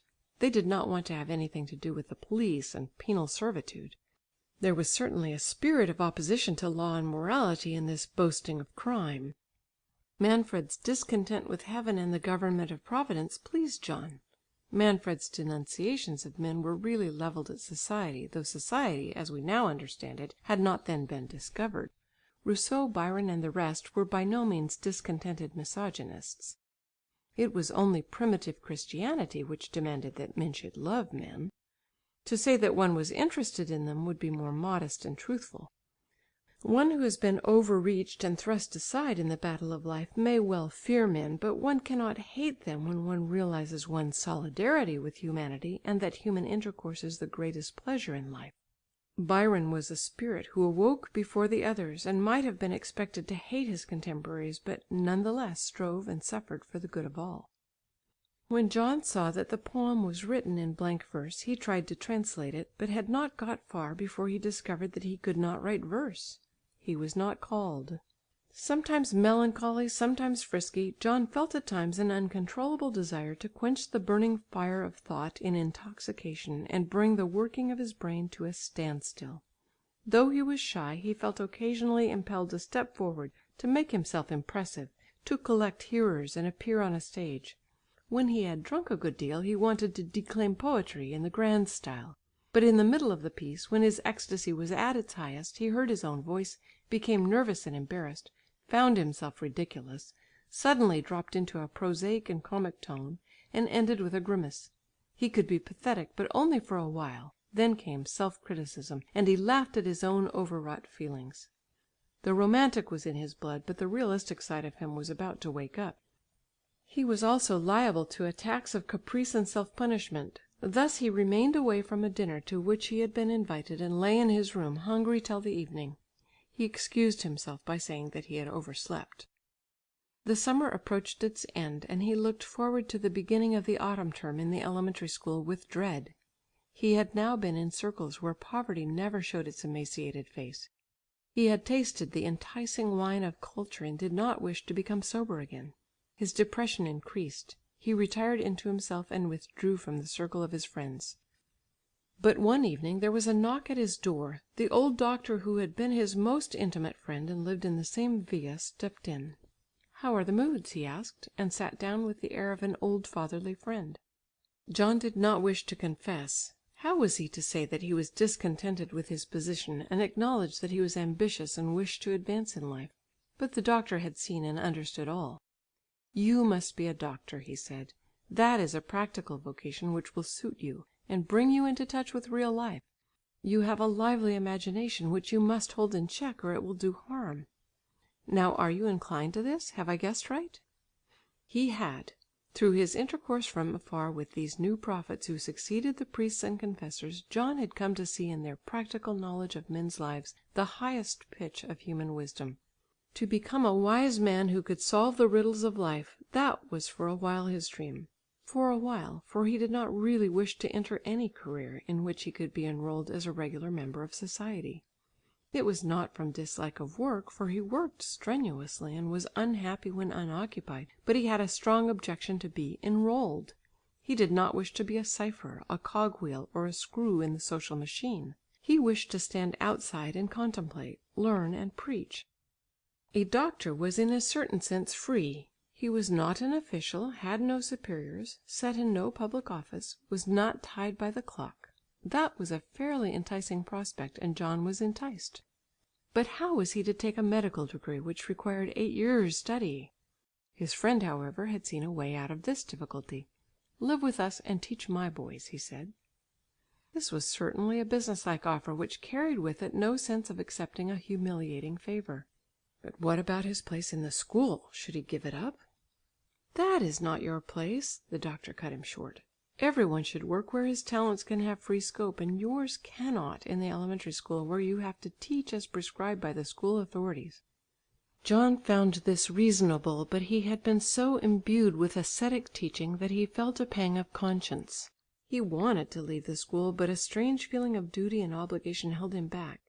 He felt quite ashamed of being suspected of such a natural weakness as ambition, and his place, as the son of a servant, had been assigned to him below. But his father had literally pulled him up. Why should he sink and strike his roots down there again? He fought a short, bloody conflict, then accepted the offer thankfully and sent in his resignation as a school teacher. Chapter 2.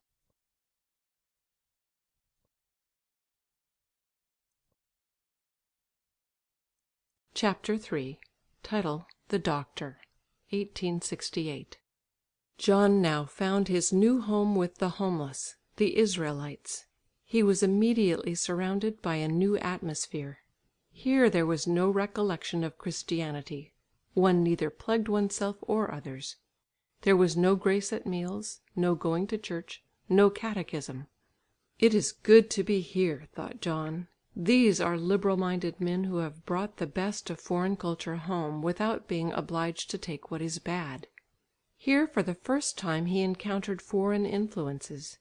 The family had journeyed much, had relatives abroad, spoke all languages, and received foreign guests.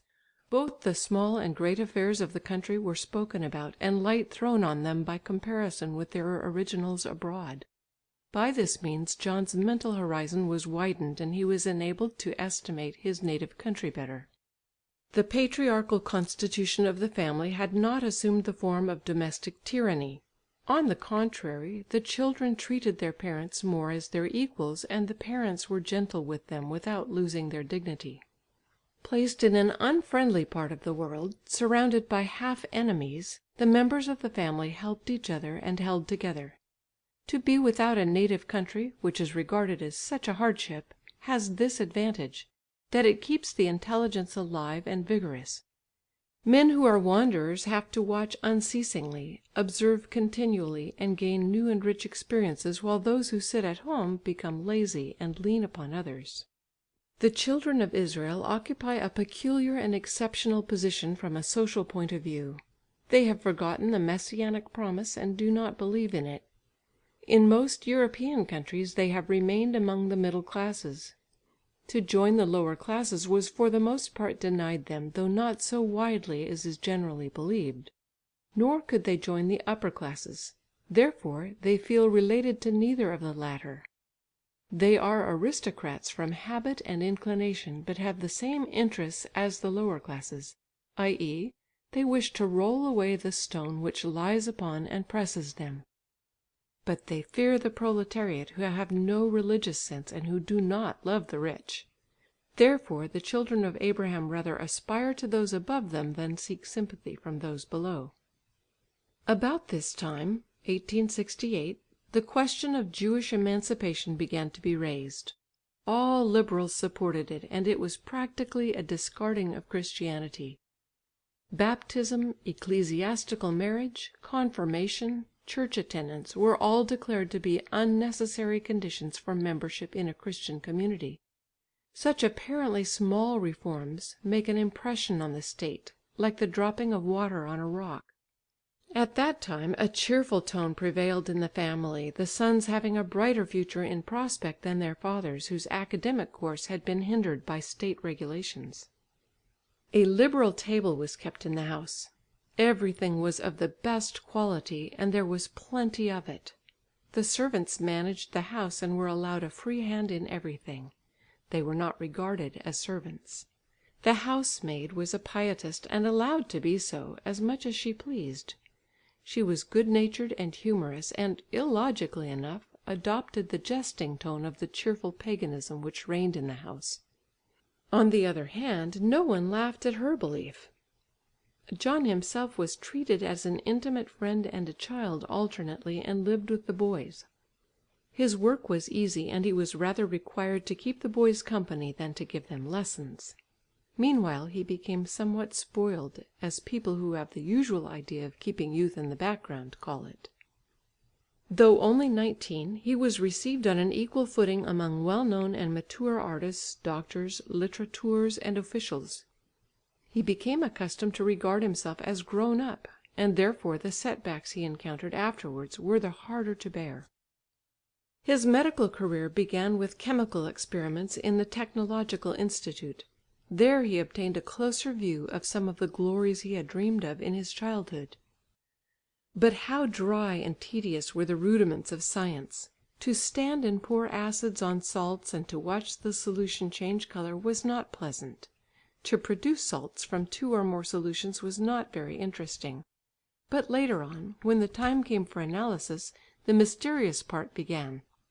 To fill a glass about the size of a punch bowl with a liquid as clear as water, and then to exhibit in the filter the possibly 20 elements it contained, this really seemed like penetrating into nature's secrets.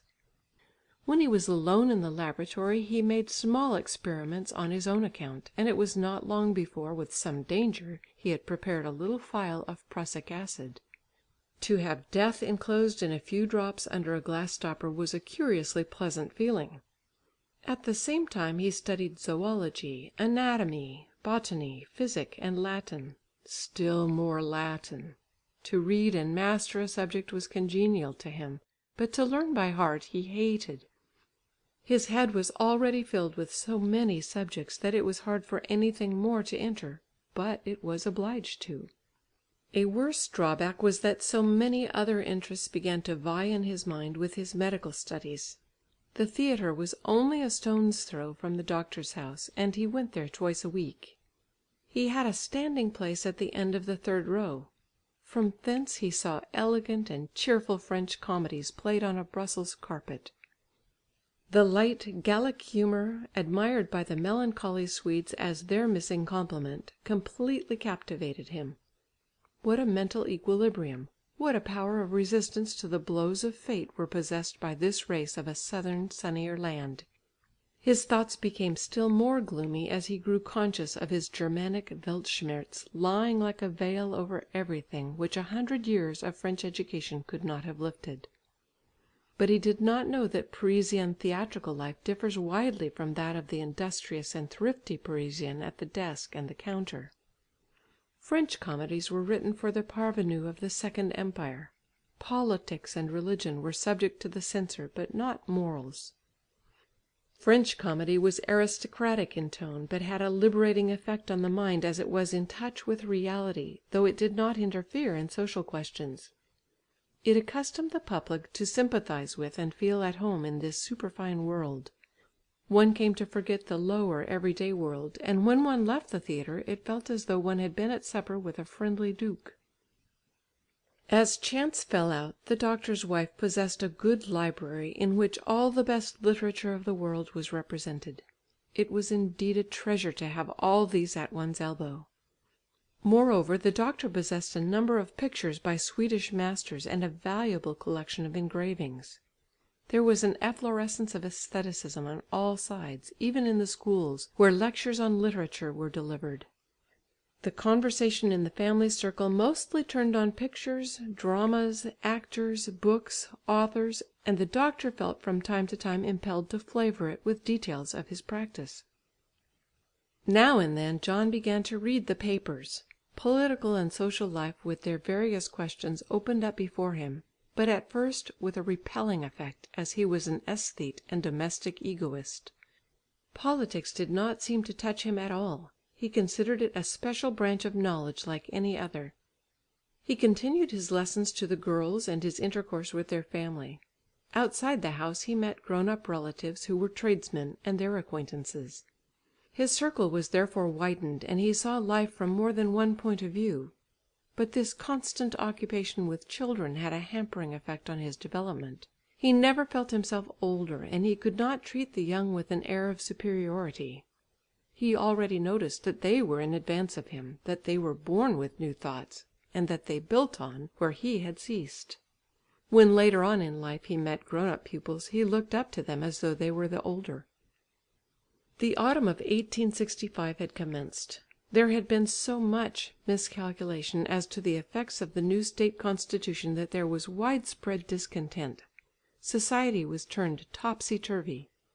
The peasant threatened the civilised town dwellers, and there was a general feeling of bitterness. Has the last word regarding the agrarian party yet been said? Probably not. It began with a democratic and reforming programme, and its attack on the civil list was the boldest stroke which had yet been seen. It was a legal attempt to overthrow the monarchy. If the vote of supply was screwed down to the lowest possible, the king would go. It was a simple and at the same time a clever stroke. At a period which proclaims the right of the majority, one would not have expected the peasants' cause would encounter resistance. Sweden was a kingdom of peasants, for the country population numbered 4 millions, which in a population of 4½ millions is certainly the majority. Should then the ½ million rule the 4 or vice versa? The latter course seemed the fairer. Now naturally the townsmen talk of the egotism and tyranny of the peasants, but have the Labour Party in the town a single item in their programme to improve the condition of the peasants and cottagers? It is so stupid to talk of egotism when every one now sees that he profits the whole in proportion as he profits himself. Meanwhile, in 1868, the malcontents discovered a party which could be opposed to the constitutional majority and whose programme contained all kinds of thorough-going reforms. That was the New Liberal Party, consisting for the most part of authors, some artisans, a professor, etc. By means of this handful of people who had none of the weighty interests which landed property involves, and whose social position was so insecure that a single unfavourable harvest could turn them into members of the proletariat, it was proposed to remodel society. What did the artisans know about society? How did they wish it to be constituted? Did they wish it to be remodelled in their interest, although the peasantry should be ruined? But that meant cutting off their own legs, for Sweden is not a land of exporting industries. Therefore the 4 million consumers in the land, as soon as their purchasing power was diminished, would involuntarily ruin the industries and leave the artisans stranded. That the artisans should advance is a necessity, but to wish to make all men industrial workers as the industrial socialists do is much more unreasonable than to make them all peasants as the agrarian socialists propose doing. Capital, which the Labour Party now attack, is the foundation of industry, and if that is touched, industry is overthrown, and then the workmen must go back whence they came and still daily come, to the country. Meanwhile the agrarian party was not yet corrupted by intercourse with aristocrats. It was neither conservative nor did it make compromises. The war seemed to be between the country and the town. The atmosphere was electric, and the smallest cause might produce a thunderstorm. In the capital there prevailed a general desire to erect a statue to Charles XII. Why? Was this last knight of the Middle Ages the ideal of the age? Did the character of the idol of Gustav IV, Adolf, and Charles XV suitably express the spirit of the new peaceful period which now commenced? Or did the idea originate, as so often is the case, in the sculptor's studio? Who knows? The statue was ready and the unveiling was to take place. Stands were erected for the spectators, but so unskilfully that the ceremony could not be witnessed by the general public, and the space railed off could only contain the invited guests, the singers, and those who paid for their seats. But the subscription had been national, and all believed they had the right to see. The arrangements were obnoxious to the people. Petitions were made to have the stands removed, but without success. The crowd began to make attempts to tear them down, but the military intervened. The doctor that day was giving a dinner to the Italian opera company. They had just risen from dessert when a noise was heard from the street. It was at first like rain falling on an iron roof, but then cries were distinctly audible. John listened, but for the moment nothing more was to be heard. The wine glasses clinked amid Italian and French phrases which flew hither and thither over the table. There was such a noise of jests and laughter that those at the table could hardly hear themselves speak. But now there came a roar from the street, followed immediately by the tramp of horses, the rattle of weapons and harness. There was silence in the room for a moment, and one and another turned pale. "What is it?" asked the prima donna. "The mob making a noise," answered a professor.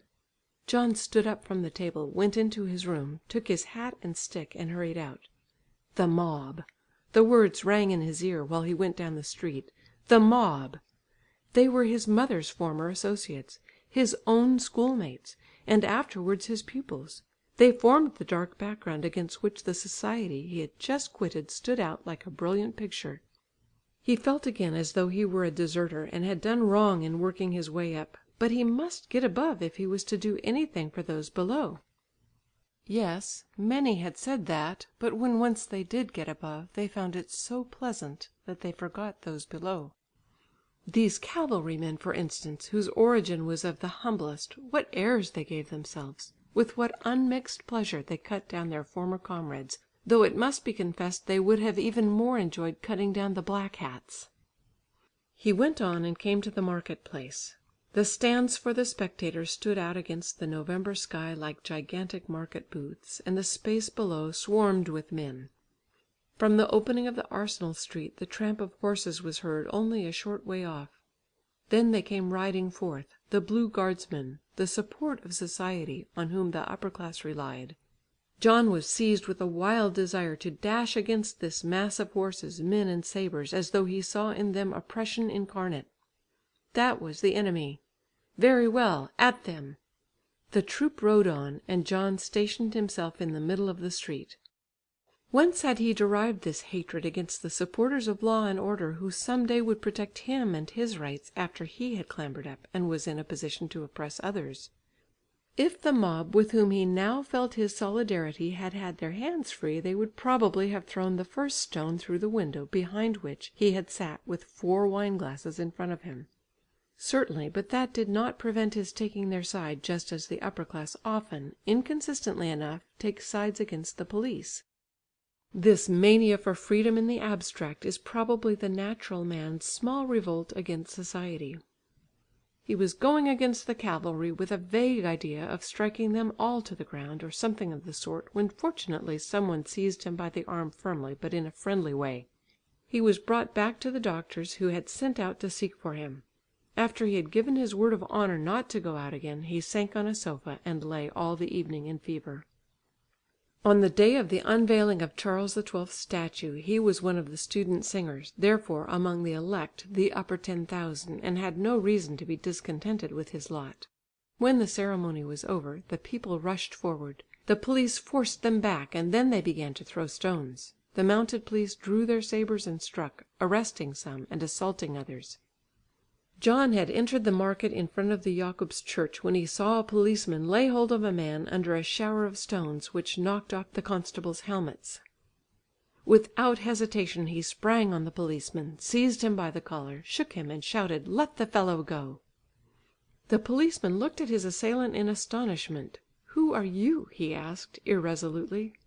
"I am Satan, and I will take you if you don't let him go." He actually did let him go, and tried to seize John. At the same instant a stone knocked off his 3-cornered hat. John tore himself loose. The crowd were now driven back by bayonets towards the guards' house in the Gustav Adolf market. After them followed a swarm of well-dressed men, obviously members of the upper classes, shouting wildly, and, as it seemed, resolved to free the prisoners. John ran with them. It was as though they were all impelled by a storm wind. Men who had not been molested or oppressed at all, who had high positions in society, rushed blindly forward, risking their position, their domestic happiness, their living, everything. John felt a hand grasp his. He returned the pressure, and saw close beside him a middle-aged man, well dressed, with distorted features. They did not know each other, nor did they speak together, but ran hand in hand, as if seized by one impulse. They came across a third in whom John recognised an old schoolfellow, subsequently a civil service official, son of the head of a department. This young man had never sided with the opposition party in school, but on the contrary was looked upon as a reactionary with a future in front of him. He was now as white as a corpse, his cheeks were bloodless, the muscles of his forehead swollen, and his face resembled a skull in which 2 eyes were burning. They could not speak, but took each other's hands and ran on against the guards whom they were attacking. The human waves advanced till they were met by the bayonets, and then, as always, dispersed in foam. Half an hour later, John was discussing a beefsteak with some students in the opera restaurant. He spoke of his adventure as though it were something which had happened independently of him and his will. Nay, he even jested at it. That may have been fear of public opinion, but also it may have been the case that he regarded his outbreak objectively, and now quietly judged it as a member of society. The trap door had opened for a moment, the prisoner had put his head out, and then it had closed again. His unknown fellow criminal, as he discovered later, was a pronounced conservative, a wholesale tradesman. He always avoided meeting John's eye when they met after this.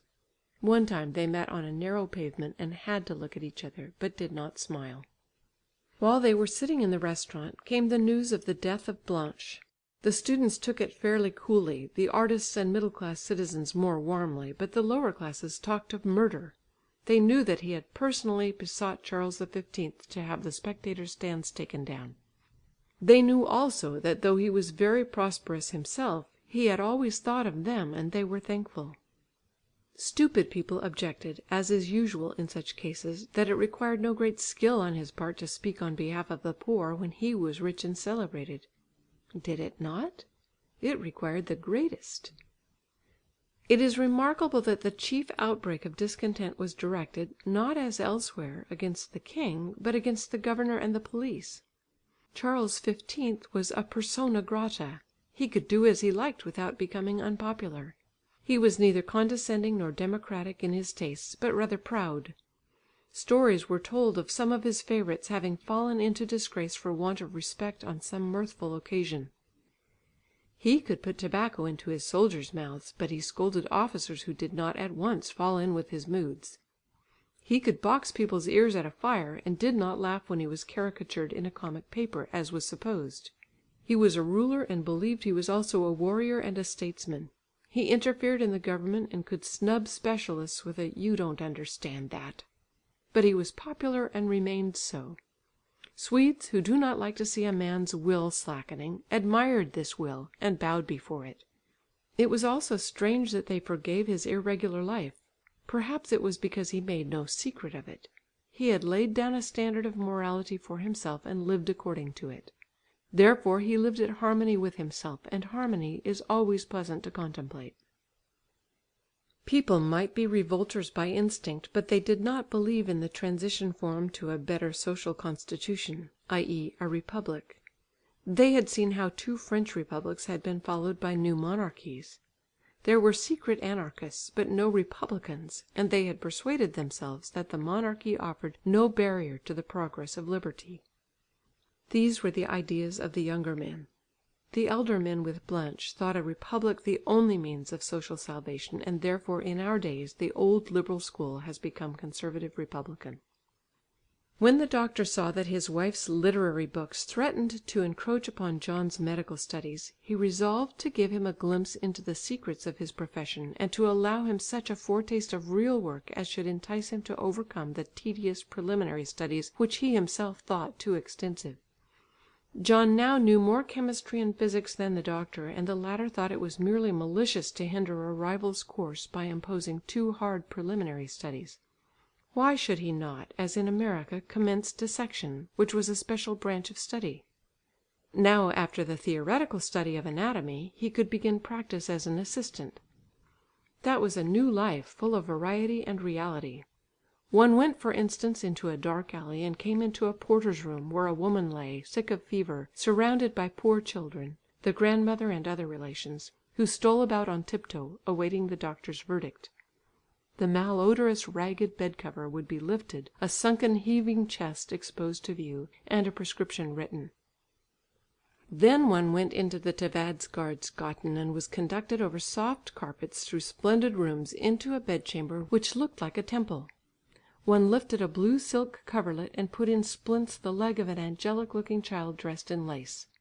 On the way out one looked at a collection of paintings and talked about artists. This was something novel and interesting, but what connection had it with Titus Livius and the history of philosophy? But then came the details of surgery. One was roused at 7 o'clock in the morning, came into the doctor's dark room, and manually assisted at the cauterising of a syphilitic sore. The room reeked of human flesh and was repugnant to an empty stomach. Or he had to hold the patient's head and felt it twitch with pain while the doctor with a fork extracted glands from his throat. "One soon gets accustomed to that," said the doctor, and that was true. But John's thoughts were busy with Goethe's Faust, Wieland's Epicurean romances, George Sand's social fantasies, Chateaubriand's soliloquies with nature, and Lessing's common sense theories. His imagination was set in motion and his memory refused to work. The reality of cauterizations and flowing blood was ugly. Æstheticism had laid hold of him, and actual life seemed to him tedious and repulsive. His intercourse with artists had opened his eyes to a new world, a free society within society. They would come to a well spread table where cultivated people were sitting with badly fitting clothes, black nails, and dirty linen, as if they were not merely equal but superior to the rest. In what? They could scarcely write their names. They borrowed money without repaying it, and their talk was coarse. Everything was permitted to them which was not permitted to others. Why? They could paint. They studied at the academy, and the academy did not ask whether all who enrolled themselves as students were geniuses. How was it known that they were geniuses? Was painting greater than knowledge and science? They also had, as was well recognized, a peculiar morality of their own. They opened studios, hired models, and boasted of their paramours, while other men were ashamed of theirs and incurred disapproval on account of them. They laughed at what were very serious matters for other men, nay, it seemed to be part of an artist's equipment to be a scoundrel, as any one else would be called for similar conduct. That was a glad, free world, thought John, and one in which he could thrive without conventional fetters or social obligations, and above all without contact with banal realities. But he was not a genius. How should he get the entrée to it? Should he learn to paint and so be initiated? No, that would not do. He had never thought of painting. That demanded a special vocation, he thought, and painting would not express all he had to say, when once he began to speak. If he had to find a medium for self-expression, it would be the theatre. An actor could step forward and say all kinds of truths, however bitter they might be, without being brought to book for them. That was certainly a tempting career. End of chapter 3. Recorded by Jan Morehouse, Smith River, California.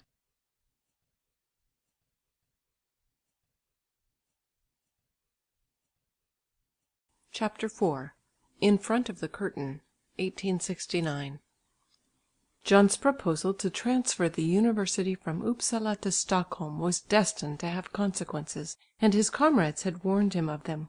When he went up early in spring in order to write the obligatory Latin essay, he had sent the professor by post the 3 test essays and the 15 krone fee, so he could carry out his purpose unhindered and enrolled himself. But now in May he wished to go and pass the preliminary examination in chemistry. In order to be well prepared, he had himself tested by the assistant professor at the Technological Institute. The latter did so, and declared that he already knew more than was needed for the medical examination. Thus prepared, he went up to Upsala. His first visit was to a comrade who had already passed the preliminary examination in chemistry and knew the tips for it. John began, "I can do synthesis and analysis, and have studied organic chemistry." "That is very well, for we only need synthesis. However, it is no use, for you have not studied in the professor's laboratory." "That is true, but the course at the institute is much better." "No matter, it is not his." "We shall see," said John, "whether knowledge does not tell in any case." "If you are so sure, then try, but consider first what I say. You must first go to the assistant professor and get a tip." "What do you mean?" "For a krone he will give you an hour's polishing, and ask you all the important questions which the professor has put during the past year. Just now he is in the habit of asking whether matches can be made out of his car case, and ammonia from your old boots. But that you will learn from the assistant. Secondly, you must not go to be examined in a frock coat and white tie, least of all dressed as well as you are now. Therefore you must borrow my riding coat, which is green in the shoulders and red in the seams, and my top boots, for he does not like elastic boots." John followed his friend's instructions and went first to the assistant professor, who gave him the questions which had been last asked. In return John promised that under all circumstances he would return and tell him the questions which he himself had been asked, as a means of enlarging his catechism. The next day John went to his friend to array himself. His trousers were drawn up so that the tops of the boots should be seen, and his loose collar turned on one side, so that the skin should show between the tie and the collar. Thus equipped he went up for his first trial. The professor of chemistry had formerly been a fortification officer, and had received in his time a not very cordial welcome from the learned staff in Upsala. He was a soldier, not academically cultivated, and thus a kind of Philistine. This had galled him and made him bilious. In order to efface the effect of his layman-like exterior, he affected the airs of an over-read and blunt professor. He went about ill-dressed and behaved eccentrically. Though many hundreds besides himself had been pupils of Berzelius, he was fond of mentioning the fact. It was his trump card. Berzelius, among other things, went about in shabby trousers, therefore a hole in one's clothes was the sign of a learned chemist, and so on. Hence all these peculiarities. John presented himself, was regarded with suspicion, and bidden to come again in a week. He replied that he had come from Stockholm and was too poor to support himself for a week in the town. He managed to get permission to present himself the next day. It would be soon over, said the old man. The next day he sat on a seat opposite the professor. It was a sunny afternoon in May, and the old man seemed to have digested his dinner badly. He looked grim as he threw out his first question from his rocking chair. The answers were correct at the beginning. Then the questions became more tortuous, like snakes. "If I have an estate where I suspect the presence of saltpetre, how shall I begin to construct a saltpetre factory?" John suggested a saltpetre analysis. "No." "Well then, I don't know anything else." There was silence, and the flies buzzed, a long and terrible silence. "Now will come the question about the boots or the matches," thought John, "and there I shall shine." He coughed by way of rousing the professor, but the silence continued. John wondered whether he had been seen through, and whether the old man recognised the examination coat. Then came a new question which was unanswered, and then another. "You have come too soon," said the old man, and rose up. "Yes, but I have worked a whole year in the laboratory and can do chemical analysis." "Yes, you know how to make up prescriptions, but you have not digested your knowledge. In the institute only manual dexterity is necessary, but here scientific knowledge is required." As a matter of fact, the case was exactly the reverse, for the medical students in Upsala complained that they had to stand like cooks and make up mixtures and salts, without having time to look at an analysis, which last was just what a doctor ought to do, while synthesis was the apothecary's work. But now the proposal, made some years before, whether the university had not better be transferred to Stockholm, had roused a feeling in Upsala against the capital. Moreover, the laboratory of the newly built technological institute was as famous for its excellent equipment, as that of Upsala was notorious for its poor one. Here, therefore, petty prejudices were at work, and John felt the unfairness of it. "I do not then get a certificate?" he asked. "No, sir, not this year, but come again next year." The professor was ashamed to say, "Go to my only soul-saving laboratory." John went out furious. Here then again neither diligence nor knowledge prevailed, but only cash and cringing. Had he tried short cuts?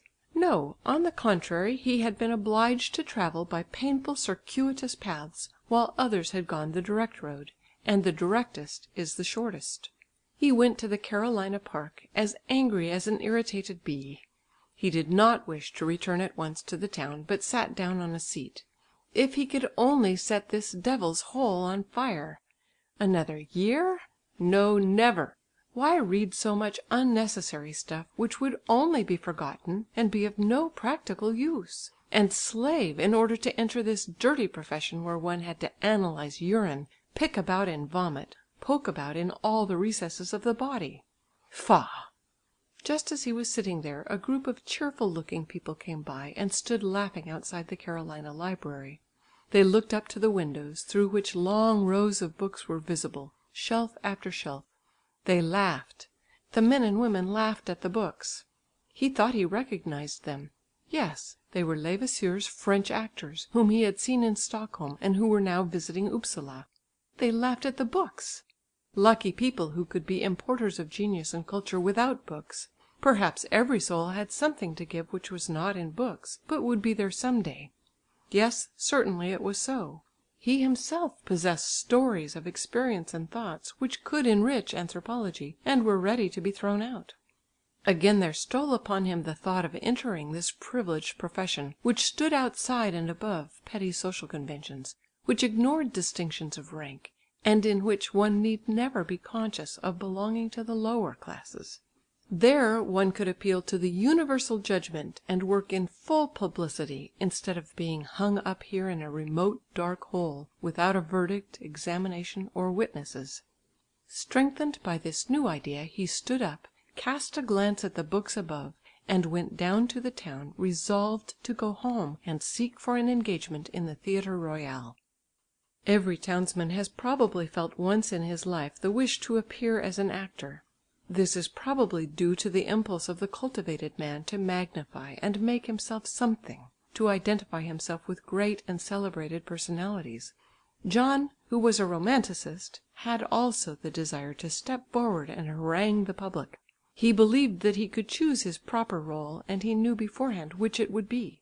The fact that he, like all others, believed that he had the capacity to become an actor, sprang from the superfluity of unused force, produced by a want of sufficient physical exercise, and from the tendency to megalomania connected with mental over exertion.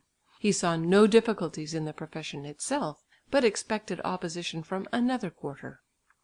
To attribute his being stage struck to hereditary tendencies would perhaps be hasty, since we have just remarked that it is an almost universal impulse. But his paternal grandfather, a Stockholm citizen, had written dramatic pieces for an amateur theatre, and a young distant relative still lived as a warning example. The latter had been an engineer, had been through a course of instruction in the Motala iron works, and had a post on the Köping-Hult railway. He therefore had fine prospects in front of him, but suddenly threw them up and became an actor. This step of his was an incessant trouble to his family. Up to this time the young man had become nothing, but was still travelling about with an obscure theatrical company. The danger of becoming like him was the difficult point. "Yes," said John to himself, "but I shall have luck." Why? Because he believed it, and he believed it because he wished it. Some might be inclined to derive this strong impulse on John's part from the fact that he loved to play, as a child, with a toy theatre. But that is not sufficient, as all children do the same, and he had got the taste from seeing them do it. The theatre was an unreal better world which enticed one out of the tedious real one. The latter would not have seemed so tedious if his education had been more harmonious and realistic and not given him such a strong tendency to romance. Enough! His resolution was taken, and without saying anything to any one, he went to the director of the Theatrical Academy, the dramaturgist of the Theatre Royal. When he heard the sound of his own words, "I want to be an actor," he shuddered.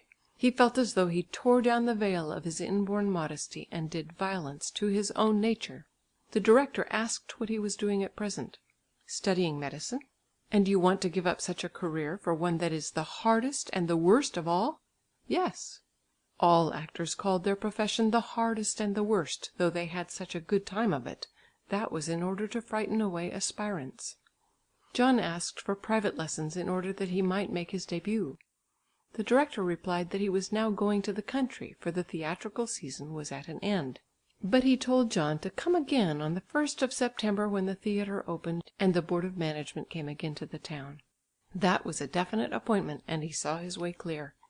When he went down the street, he walked with his eyes wide open, as though he gazed into a brilliant future. Victory was already his. He felt its intoxicating eating fumes, and hurried, though with unsteady steps, down the street. He said nothing to the doctor nor to any one else. He had still 3 months in front of him in which to train and prepare himself, but in secret, for he was shy and timid. He was afraid of annoying his father and the doctor, afraid of the whole town knowing that he thought himself capable of being an actor, afraid of his relatives' scorn, his friends' grimaces and efforts to dissuade him. This was the fruit of his education, the fear. What will people say? His imagination made the act seem like a crime. It was certainly an interference with other people's peace of mind, for relations and friends feel a shock when they see a link torn out of the social chain. He felt it in himself and had to shake off the scruples of conscience. For his début he had chosen the rôles of Karl Moor and Vieskander's Lucidor. This was no mere chance, but perfectly logical. In both of these characters he had found the expression of his inner experience, and therefore he wished to speak with their tongues. He conceived of Lucidor as a higher nature, undermined and ruined by poverty. A higher nature, of course! In his enthusiasm for the theatre he felt again what he had felt when he had preached, and when he had revolted against the school prayers, something of the proclaimer, the prophet, and the soothsayer. What most of all elevated his ideas of the great significance of the theatre was the perusal of Schiller's essay, "The Theatre Regarded as an Instrument of Moral Education." Sentences like the following show how lofty was the goal at which Schiller aimed. "The stage is the chief channel through which the light of wisdom descends from the better thinking portion of the populace in order to spread its beneficent light over the whole state." "In this world of art we dream ourselves away from the real one, we find ourselves again, our feelings are roused, wholesome emotions stir our slumbering nature and drive our blood in swift currents.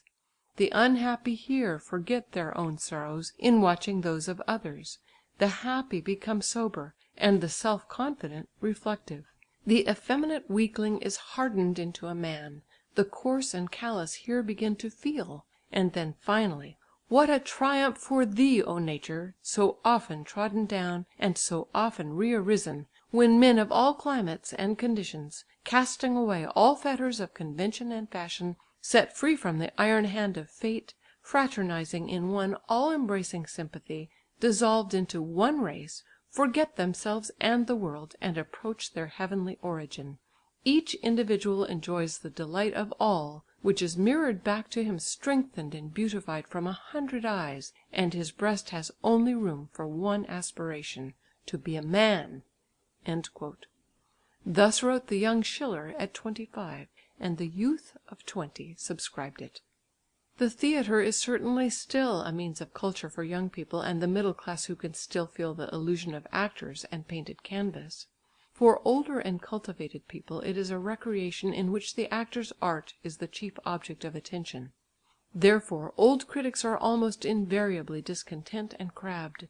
They have lost their illusions and do not pass over any mistake in the acting. Modern times have overprized the theatre, especially the actor's art, in an exaggerated degree, and a reaction has followed. Actors have tried to ply their art independently of the dramatist, believing that they could stand on their own legs. Therefore particular stars become the objects of homage, and therefore also opposition has been aroused. In Paris, where people had gone to the greatest lengths, a reaction first showed itself. The Figaro called the heroes of the Théâtre Français to order and reminded them that they were only the author's puppets. The decay of all the great European theatres shows that the actor's art has lost its interest. Cultivated people no more go to the theatre because their sense for reality has been developed, and their imagination, which is a relic of the savage, has diminished.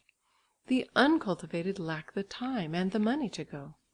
The future seems to belong to the variety theatre, which amuses without instructing, for it is mere play and recreation. All important writers choose another, more suitable form in which to handle important questions.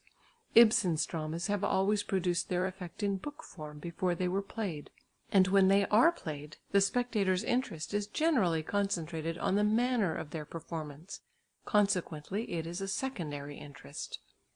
John committed the usual mistake of youth, i.e. of confusing the actor with the author.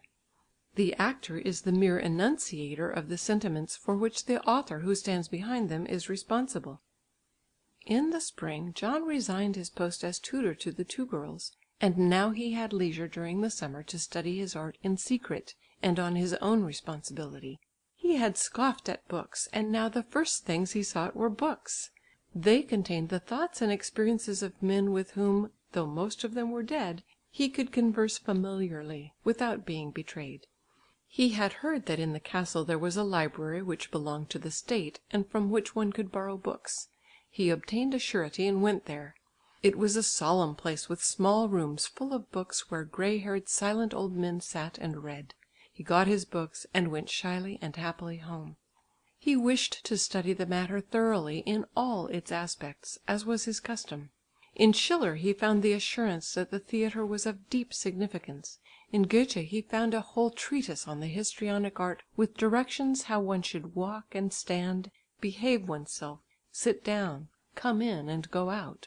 In Lessing's Hamburgische Dramaturgie he found a whole volume of theatrical critiques, filled with the closest observations.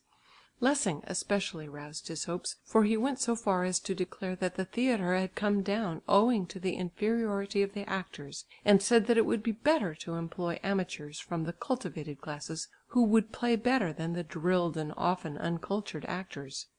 He also read Raymond de St. Alban, whose often quoted observations on the actor's art are of great value. At the same time he exercised himself practically. At the doctor's he arranged a stage when the boys were out. He practised entrances and exits, he arranged the stage for The Robbers, dressed himself like Karl Moor and played that part. He went to the National Museum and studied gestures of antique sculptures, and gave up using his walking stick in order to accustom himself to walk freely. He did violence to his shyness which had almost produced in him agoraphobia, or the dread of crossing open places, and accustomed himself to walk across Karl XIII Square, where great crowds used to be found. He did gymnastics every day at home, and fenced with his pupils. He gave attention to every movement of the muscles, practised walking with head erect and chest expanded, with arms hanging free and hands loosely clenched, as Goethe directs. The chief difficulty he found was in the cultivation of his voice, for he was overheard when he declaimed in the house. Then it occurred to him to go outside the town. The only place where he could be undisturbed was the Ladugårds Gärdet. There he could look over the plain for a great distance and see whether any one was coming. There sounds died away so quickly that it cost him an effort to hear himself. This strengthened his voice. Every day he went out there and declaimed against heaven and earth. The town whose church tower rose opposite Ladugårds Gärdet symbolised society, while he stood out here alone with nature. He shook his fist at the castle, the churches and the barracks, and stormed at the troops who during their manoeuvres often came too close to him. There was something fanatical in his work, and he spared himself no pains in order to make his unwilling muscles obedient. End of chapter 4 of The Growth of a Soul.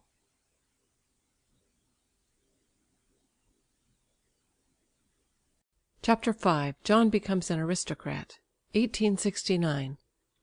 Among those who frequented the doctor's house was a young man who studied sculpture.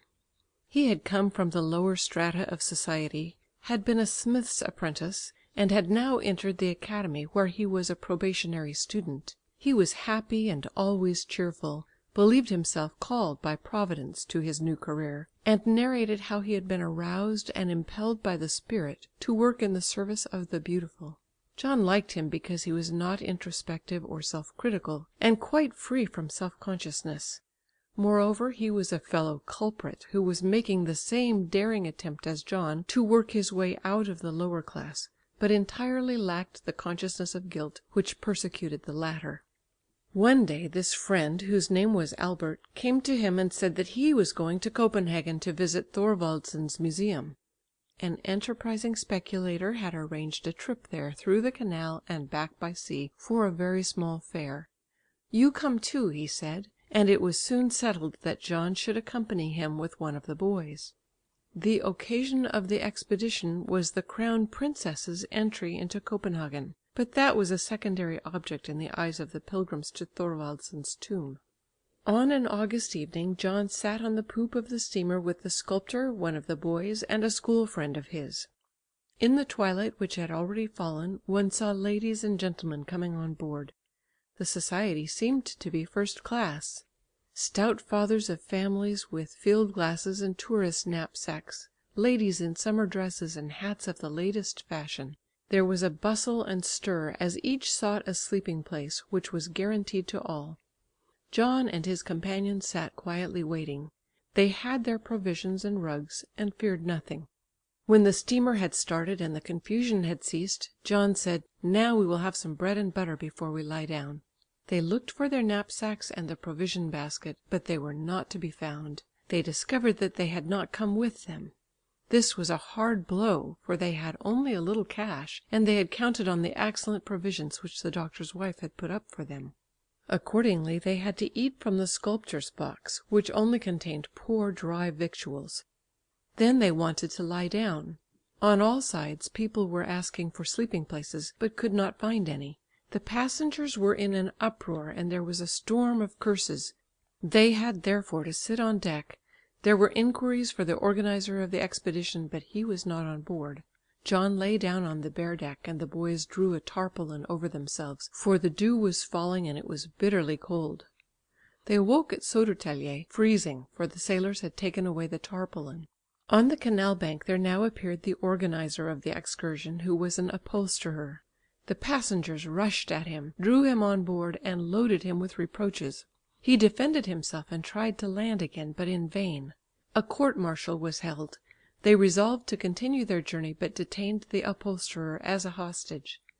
The steamer went on through the canal, but as it was passing through a lock, the man swung himself up on the dam and disappeared amid a hail of curses. The steamer went on through the canal, but as it was passing through a lock, the man swung himself up on the dam and disappeared amid a hail of curses. The journey was continued, and by midday they were in the Gotha Canal. Dinner was laid on the poop. John and his companions ensconced themselves in the lifeboat which hung there, and ate a simple meal out of the sculptor's box. The sculptor, who had slept on a balai du mou in the luggage hold, was in a good humour, and knew all the passengers' characters and names. The dinner table was now crowded. It was presided over by a master chimney sweep with his family. Then there came pawnbrokers, public-house keepers, cabmen, butchers, waiters, with their families, a number of young shop-boys, and some girls. John suffered when he saw stewed perch and strawberries together with claret and sherry, for he had been so spoilt by luxury that simple food made him poorly. This was the upper class among the passengers. The master chimney sweep played the grand gentleman. He made a grimace at the claret and scolded the waitress, who said that the restaurant keeper was responsible. The porter from the record office affected the learned man, and as an official seemed to look down on the Philistines. While the sherry circulated, speeches were made. The lower class from the foredeck hung on the gunwales and handrails and listened. The pariahs in the lifeboat were ignored. People knew that they were there, but did not see them. They may very likely have wished the white cap away, for there were 2 eyes under its peak which saw that they were no better than himself. John felt that. He had just emerged from this class to which he belonged by birth, but he had no food and was nothing. He felt his inferiority and his superiority and their superiority. They had worked, therefore they ate. Yes, but he had worked as much as they, though not in the same way. He had derived honour from his work, while they took the good eating and dispensed with the honour. One could not have both. The people sat there satisfied and happy, drank their coffee and liqueurs, and occupied the whole poop. They now became bold and made remarks over those in the lifeboat who could only suffer in silence because the others were in the majority and the upper class, for they were consumers. John felt himself in an element which was not his. There was an atmosphere of hostility about him, and he felt depressed. There were no police on board to help him, no arbitration to appeal to, and if there were a quarrel, all would condemn him. There only needed a sharp retort on his part, and he would be struck.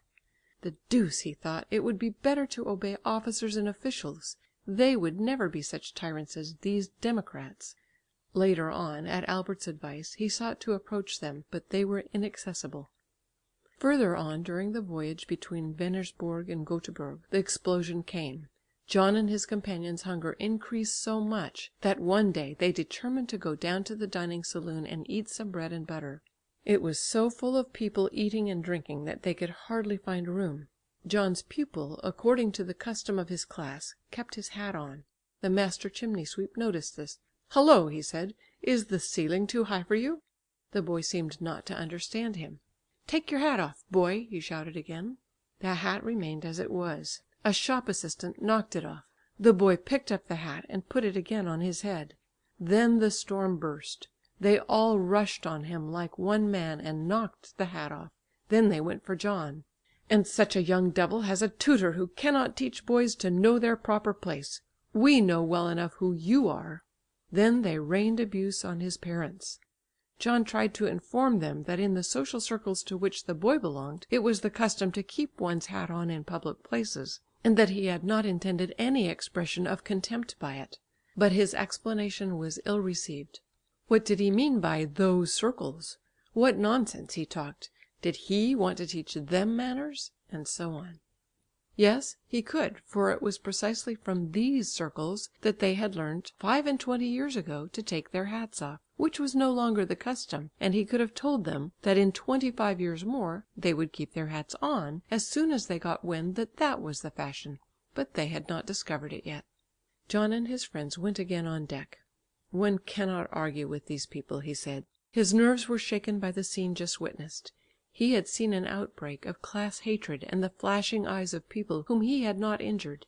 He had felt the foot of the upper class of the future upon his breast. They had become his enemies. The bridge between him and them was broken down, but the tie of blood remained, and he cherished the same hatred towards aristocratic society and its unjust ascendancy as they did. He felt the same grudge against the conventions before which they all had to bow.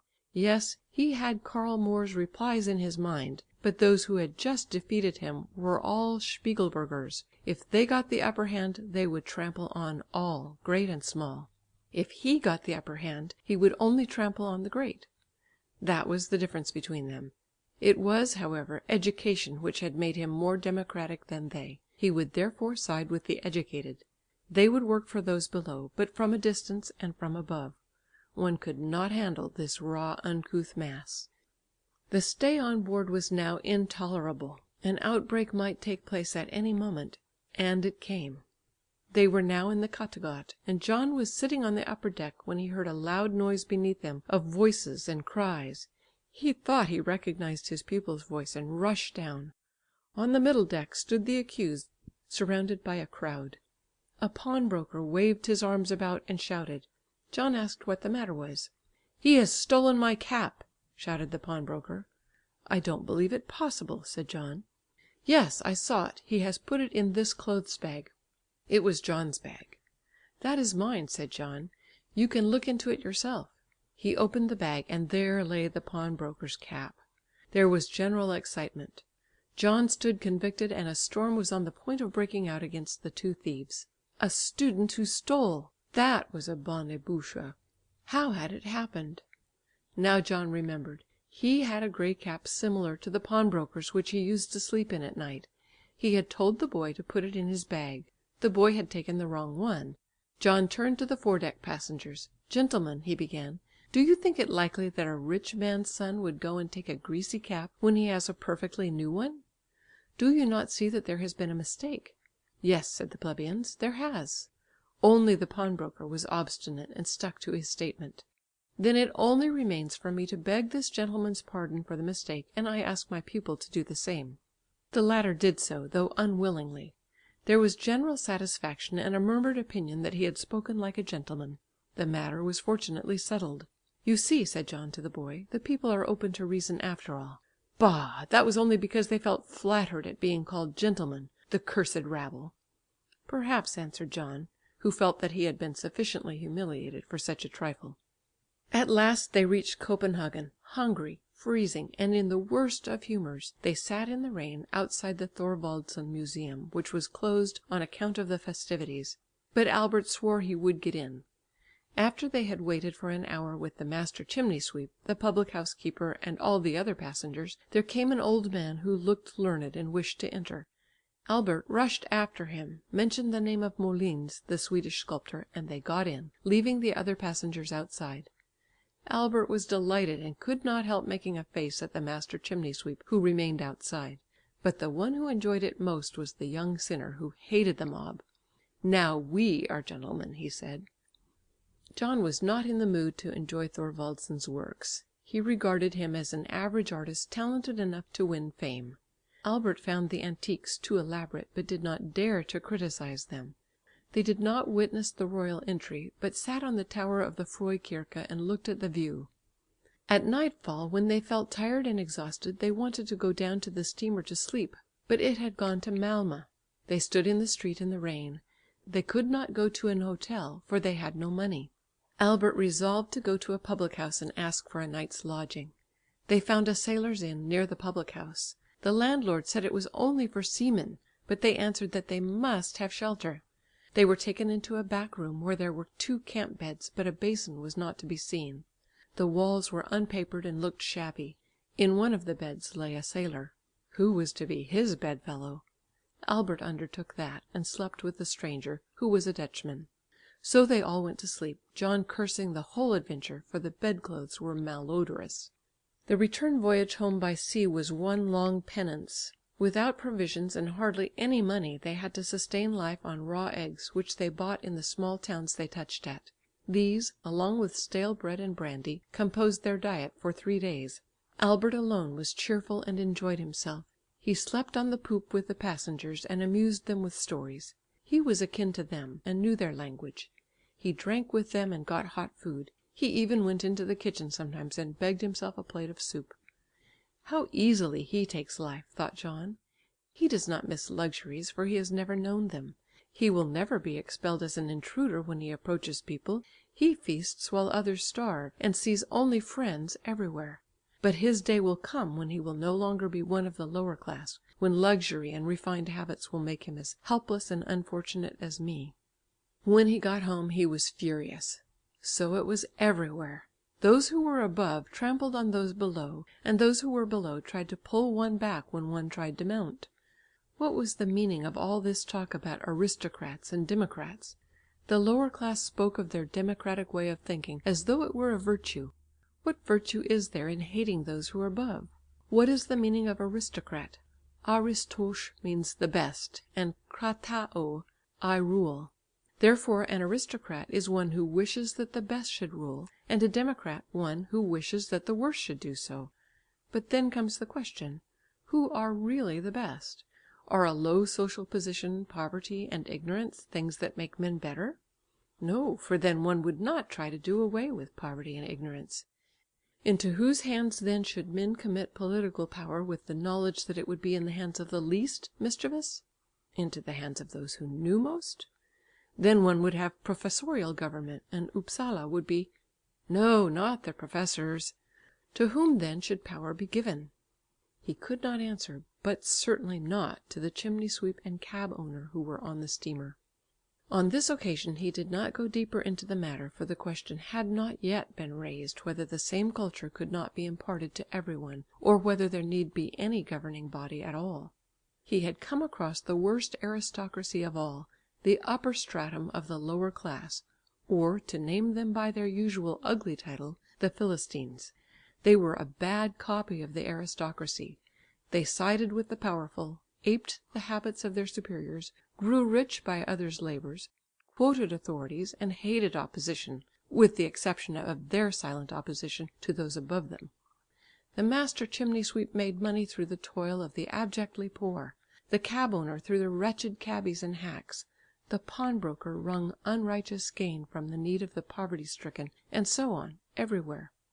A teacher, on the other hand, a doctor, an artist, could not depute slaves to his work. He must do it himself, and was therefore not such a shark as those below.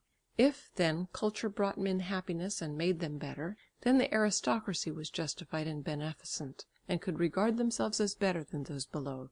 Yes, but one could buy culture for money, could beg or borrow the means for it, as so many students did, and there was no virtue in that at any rate. Yet one could not help feeling superior to others when one knew more and observed the laws of social life, so as to injure no one. All that remained for the real democracy was to reduce everything to a dead level, so that no one need feel themselves below, and no one could think they were above. End of chapter 5. Chapter 6. Behind the Curtain, 1869. The Swedish theatre was at this time exposed to many attacks, and when is a theatre not in that condition? The theatre is a miniature society within society, with a monarch, ministers, officials, and a whole number of classes ranged above one another in ranks. Is it any wonder that this society is always exposed to the attacks of the malcontents?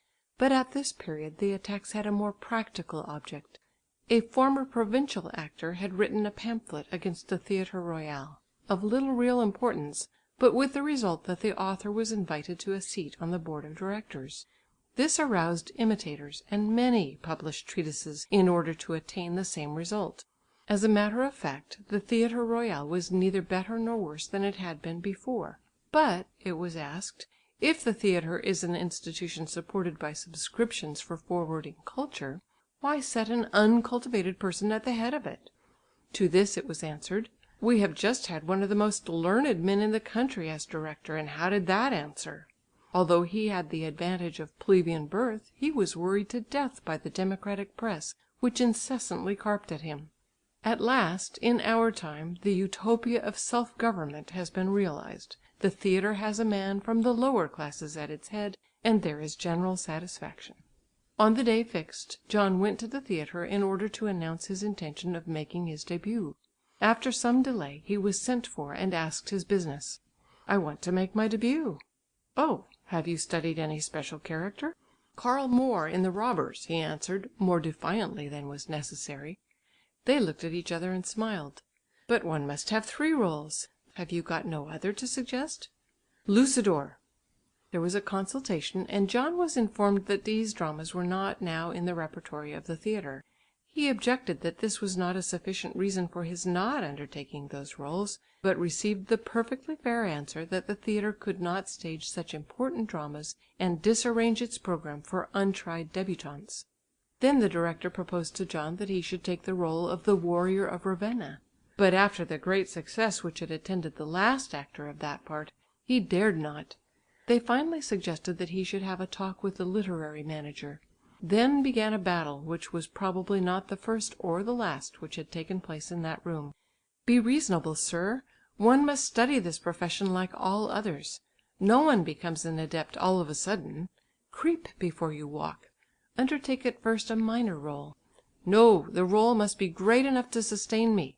In a minor rôle one must be a great artist in order to attract attention." "Yes, but listen to me, sir. I have experience."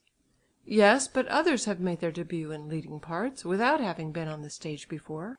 "But you will break your neck." "Very well then, I will." "Yes, but the board of directors will not give the best stage in the country to the first chance aspirant to make experiments on." That seemed reasonable. He therefore consented to undertake a minor rôle. He was given the part of Harvard Boson in Hedberg's Marriage of Ulfosa.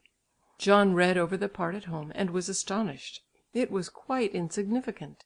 He only had a few quarrels with his brother-in-law and then embraced his wife, but he had to undertake the part as he had agreed to do. The rehearsals began. To have to shout out empty words without meaning was repugnant to him. After some trials the teacher declared that he had no more time, and recommended John to take lessons in the Dramatic Academy. "But I won't be a pupil," he said. "No, of course." They talked of the Dramatic Academy as of an elementary or Sunday school. All kinds of pupils were accepted whether they had any education or not. John did not intend to become a pupil, but went just to listen. He went there reluctantly. Accustomed to be a teacher himself, he was received as a sort of honorary guest, and sat down, but attracted an uncomfortable amount of attention. The hour was passed in reciting Wintergatan, which he knew by heart, and some other pieces of verse. "But one can't learn anything for the stage here," he ventured to say to the teacher. "Well, come on the stage and try before the footlights." "How can I do that?" "As a supernumerary actor." "Supernumerary? That is like going downhill before beginning," thought John. But he determined to go through with it. One morning he received an invitation to try a part in Björnson's Maria Stuart. The theatre messenger gave him a little blue notebook on which was written "A Nobleman," and inside, on a white sheet of paper, "The Lords have sent an intermediary with a challenge to Count Bothwell." That was the whole part. Such was to be his début. At the appointed time he went up the little back stairs, passed the doorkeeper and came on the stage. It was the first time that he was behind the scenes, and saw the reverse of the medal. The stage looked like a great warehouse with black walls, a cracked and dirty floor like that of a hayloft, and grey linen screens mounted on rough wood. It was here that he had seen represented majestic scenes from the world's history. Here Masaniello had shouted death to tyrants, while John stood trembling at the end of the fourth row among the audience. Here Hamlet had given vent to his scorn and suffered his sorrows, and from here Karl Moor had defied society and the whole world. John felt alarmed. How could one preserve the illusion here in sight of the unpainted wood and the grey canvas? Everything looked dusty and dirty. The workmen were poor melancholy devils, and the actors and actresses looked insignificant in their ordinary clothes. He was led into the lobby where they were going to dance for half an hour the gavotte, which introduced the play. It was broad daylight. The old music teacher sat on a chair and played the viol. The ballet master shouted, struck his hands together and arranged them in their places. "I didn't bargain for this," thought John, but it was too late. So he found himself in the midst of a complicated dance which he did not know, and was pushed about and scolded. "No, I am not going to do this," he thought. But he could not get out of it. A feeling of shame came over him. Dancing in the daytime was not a seemly occupation, and then to descend from teacher to pupil, and be the last here! He had never before gone back so far. The bell rang for the rehearsal, and they were driven on the stage. Then they were arranged for the gavotte. By the footlights stood the chief actors who had the important rôles, and behind them the rest in two lines occupied the background. The orchestra struck up and the dance began in slow, solemn rhythm. From the footlights were heard the deep voices of the two Puritans lamenting the depravity of the court. Lindsay: "Look, the dancing lines wind like snakes in the sun. Listen, the music plays with the flames of hell. The devil's roar of laughter is in it." Andrew Kerr: "Hush, hush, the penalty will overwhelm them as the sea overwhelmed Pharaoh's army." Lindsay: "Look how they whisper, the infecting breath of sin! See their voluptuous smiles, see the ladies' frivolous gowns." Citizen: "All that Knox preaches is wasted on this court." Lindsay: "He is as the prophet in Israel. He does not speak in vain, for the Lord himself shall perform his word upon the ungodly race." The piece had an arresting effect, and John felt it. The men actors had their hats, overcoats and sticks, and the women their cloaks and muffs, but still the drama was impressive in its simple greatness. He stood in the wings and listened to the whole of it.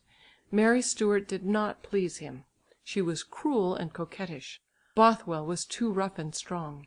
His favourite was Darnley, the weak Hamlet-like man whose love to this woman continued to burn in spite of unfaithfulness, scorn, malice, and everything. Knox was as hard as stone with his Puritanism and gloomy Christianity. It was, after all, something to step forward and enact a piece of history in the garb of such persons. There was something solemn about it as he had felt before in the church. After he had gone on the stage and made his speech, he went away firmly resolved to bear all on behalf of sacred art.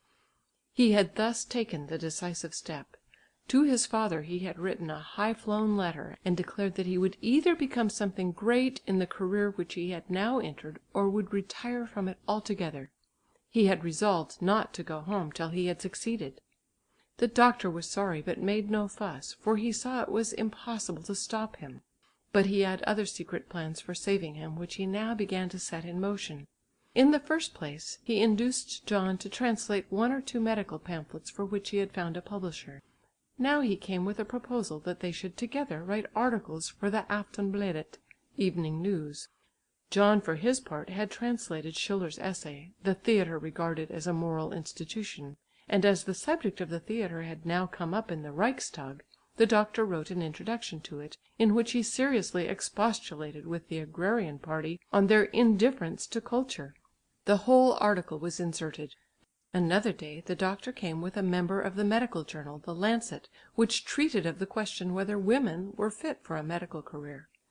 Without hesitation and instinctively John decided against it. He had an indescribable reverence for women as woman, mother and wife. But as a matter of fact, society was founded upon the man regarded as provider for the family, and upon the woman as wife and mother. Thus man had a full right to his work market and all the duties involved in it.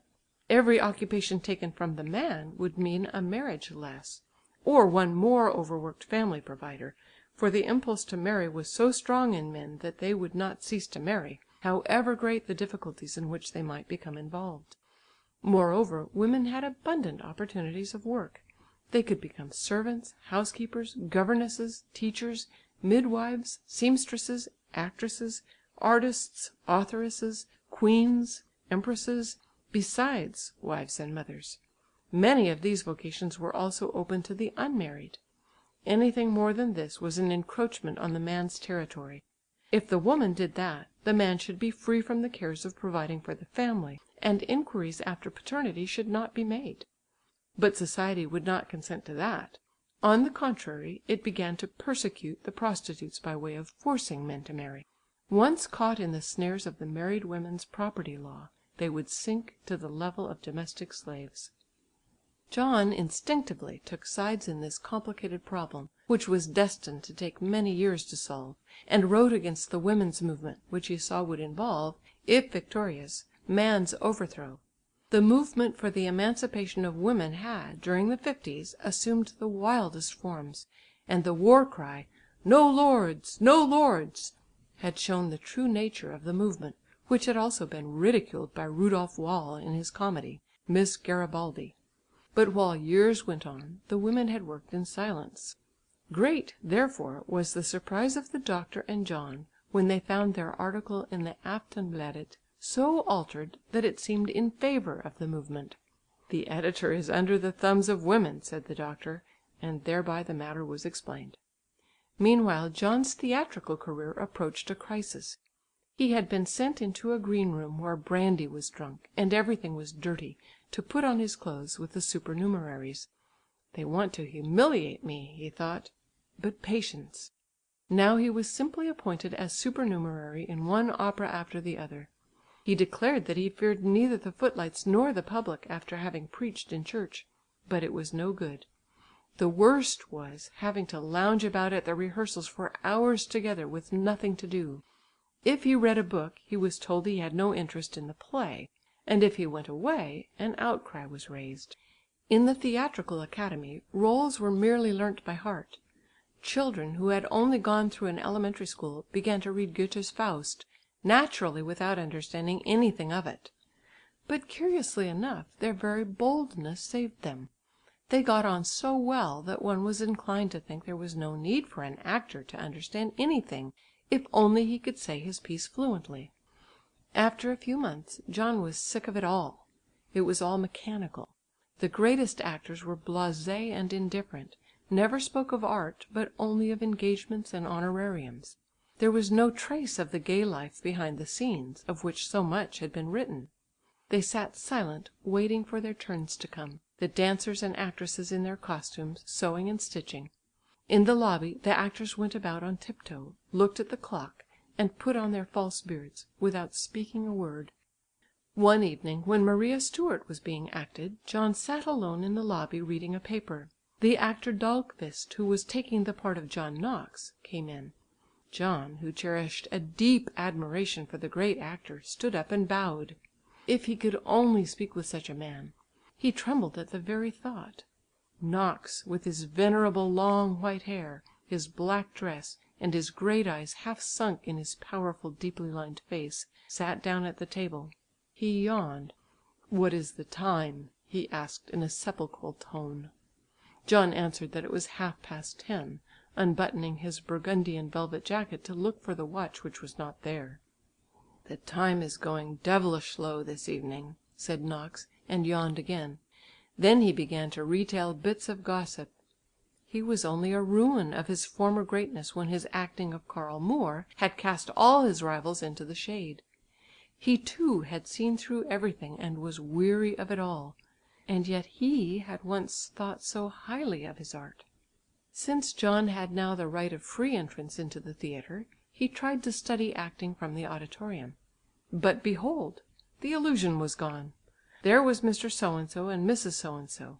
There was the background for Quentin Durward, there sat Högfelt, and there behind the scenes stood Boberg. There was no further possibility of illusion. He was sick of the wretched rôle which he had to repeat continually, but he also felt remorse and feared that he could not retire from the game honourably. At last he plucked up courage and demanded a leading part. The piece in which it occurred had already been performed 50 times, and the chief actors were tired of it, but they had to come. The rehearsal took place without costumes or scenery. John was accustomed to the declamatory manner usual then, and shouted like a preacher. It was a failure. After the rehearsal the head of the Theatrical Academy pronounced his verdict, and advised John to enter it for a course of training. But he would not. He wept for rage, went home and took an opium pill which he had long kept by him, but without effect. Then a friend took him out and he got intoxicated. End of chapter 6. The Growth of a Soul.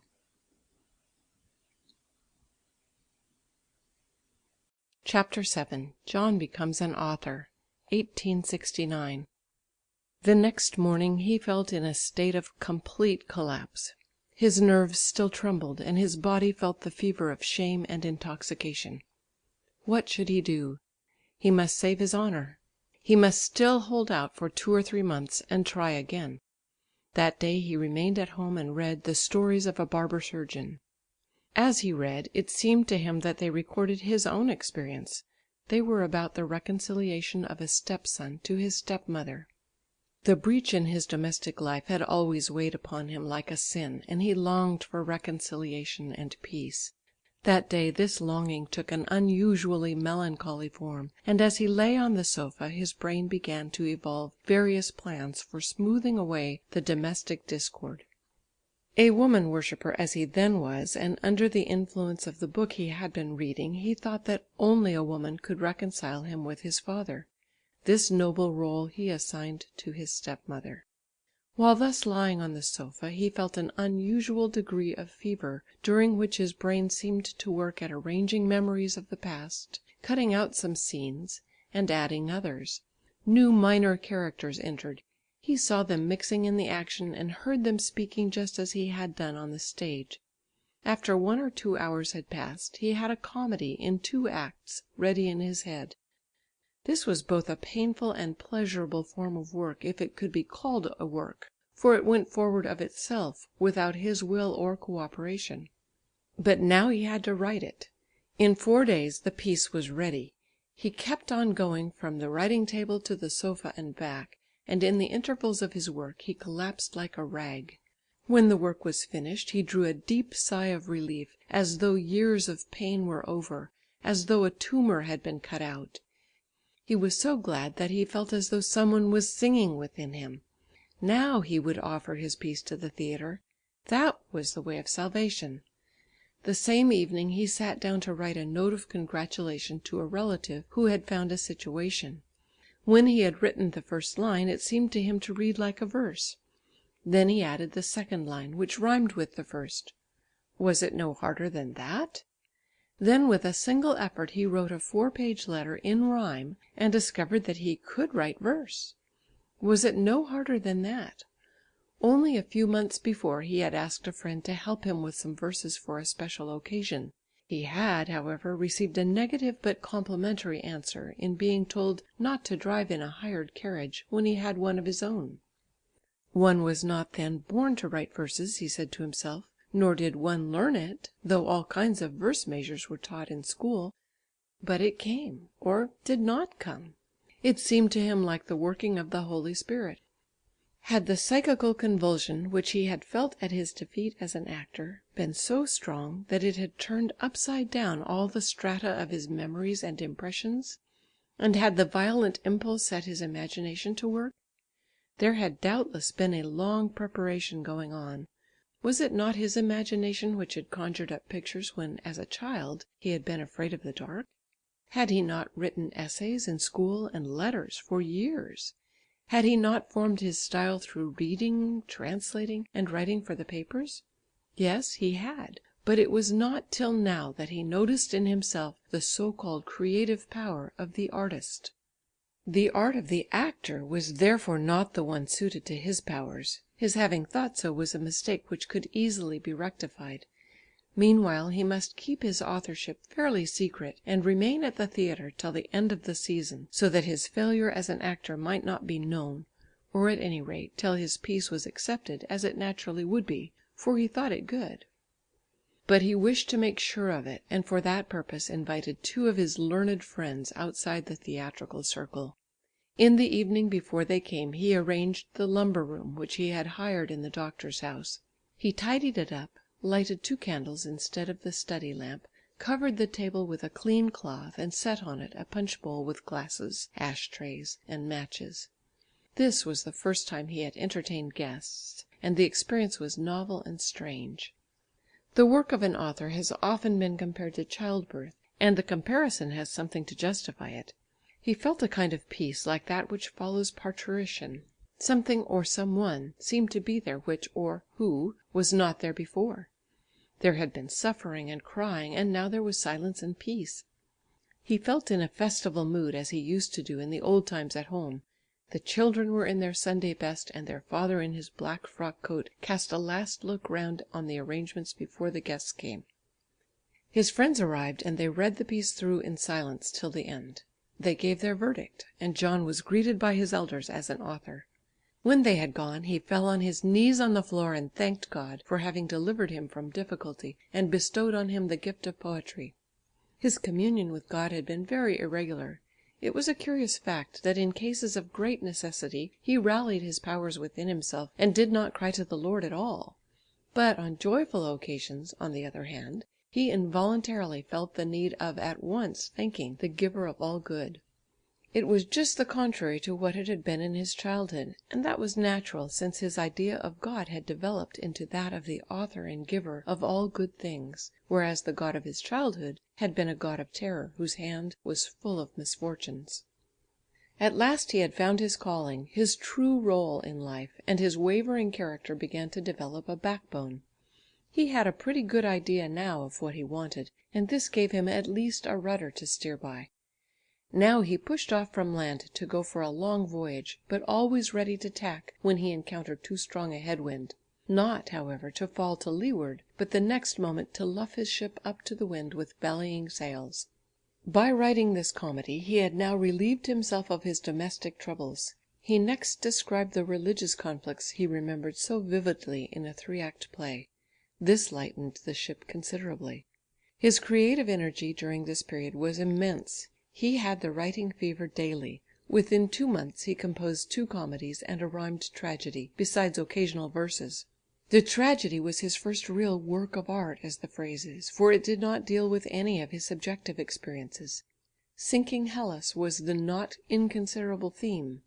The composition was finished and clear, but the situations were somewhat threadbare, and there was a good deal of declamation. The only original elements in it were an austere moral tone and contempt for uncultured demagogues. Thus, for instance, he introduced an old man inveighing against the immorality and want of patriotism of the youth of the time. He made Demosthenes speak disparagingly of a demagogue, and express something of what he had felt towards the master chimney sweep and pawnbroker on the journey to Copenhagen. The head of the Theatrical Academy also got a rap over the knuckles, because he had often lamented over John's lack of culture. The piece was aristocratic in tone, and the freedom celebrated in it was that which was the object of aspiration in the 60s, national freedom. Meanwhile he had sent his domestic comedy anonymously to the board of management of the Théâtre Royal. While it was under consideration, he went on cheerfully with his work as supernumerary actor. "Just you wait," he said to himself, "then my turn will come, and I shall have a word to say in the matter." He was now quite cool on the stage, and felt, even when dressed as a peasant youth in Willem Tell, like a prince in disguise. "I am certainly no swineherd, though you may think so," he hummed to himself. He had to wait a long time for an answer about his piece. At last he lost patience and revealed himself as the author to the head of the Theatrical Academy. The latter had read the piece and found talent in it, but said it could not be played. This was not a great blow for him, for he still had the tragedy in reserve. That was better received, but he was told it needed remodelling here and there.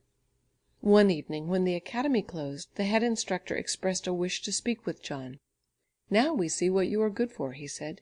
"You have a fine career in front of you. Why should you choose an inferior one? You can become an actor probably if you work for some years, but why toil at this thankless task? Go back to Upsala and take your degree if you can. Then become an author, for one must first have experiences in order to write well." To become an author, that John agreed with, and also with the suggestion that he should give up the theatre. But as for returning to Upsala, no, he hated the university and did not see how the useless things he learnt there could help him as an author. He rather needed to study life at first hand. But then he began to reflect, and when he considered that at present he could get no piece of his accepted so as to serve as a plank to save himself by, he grasped at the other straw, Upsala. There was no disgrace in becoming a student again, and at the theatre they knew that he was not only an unsuccessful débutante, but also an author.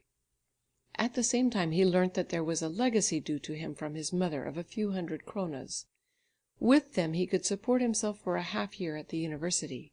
He went to his father, not as a prodigal son, but as a promising author, and as a creditor.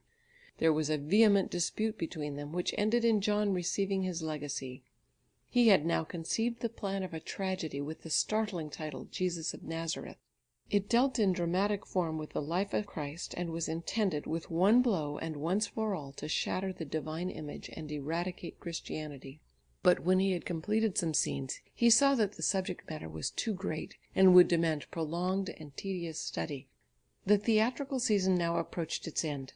The Theatrical Academy gave their customary stage performance. John had received no rôle in it, but undertook the task of prompter, and his career as an actor closed in the prompter's box. To this was reduced his ambition of acting Karl Moor on the stage of the great theatre. Did he deserve this fate? Was he worse equipped for acting than the rest? That was probably not so, but the question was never decided. In the evening after the performance, a dinner was given to the academy pupils. John was invited and made a speech in verse in order to make his exit seem as little like a fiasco as possible. He became intoxicated as usual, behaved foolishly, and disappeared from the scene.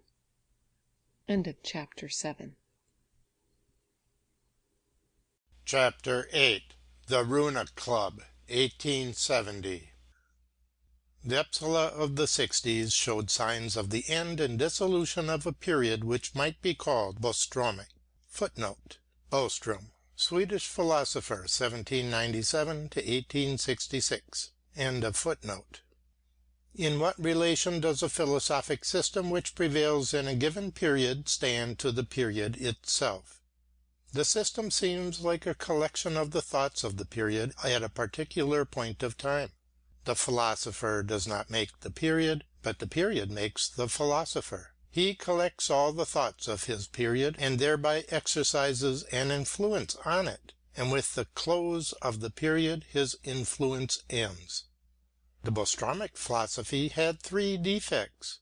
It wished to be definitely Swedish, it came too late, and it wished to outlive its period.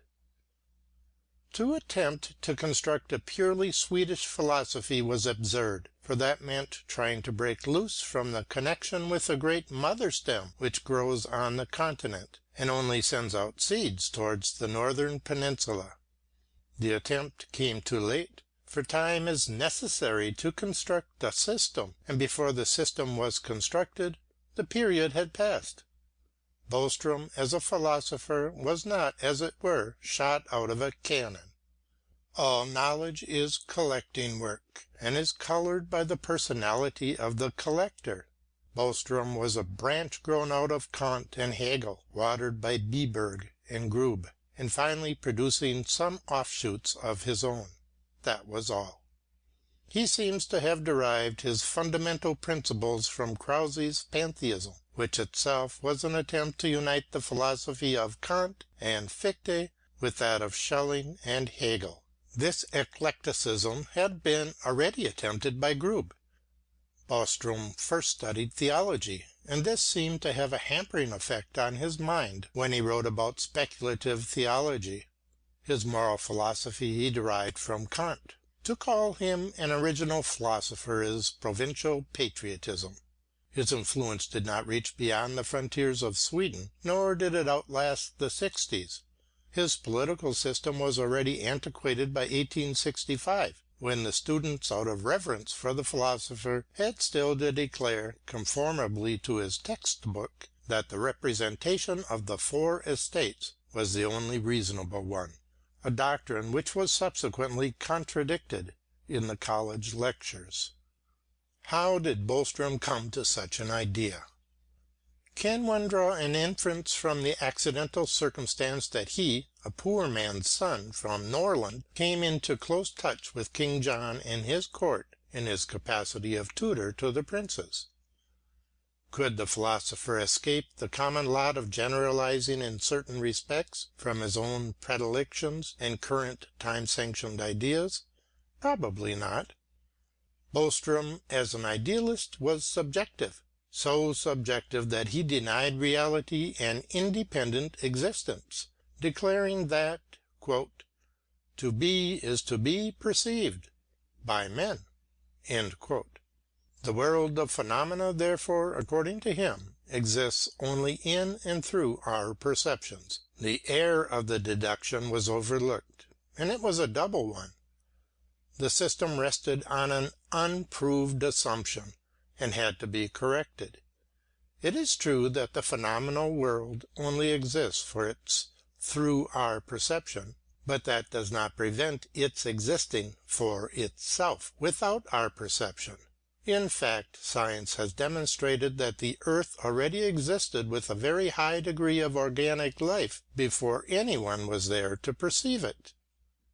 Boström broke with ecclesiastical Christianity, but, like Kant and the later evolutionist philosophers, retained Christian morality.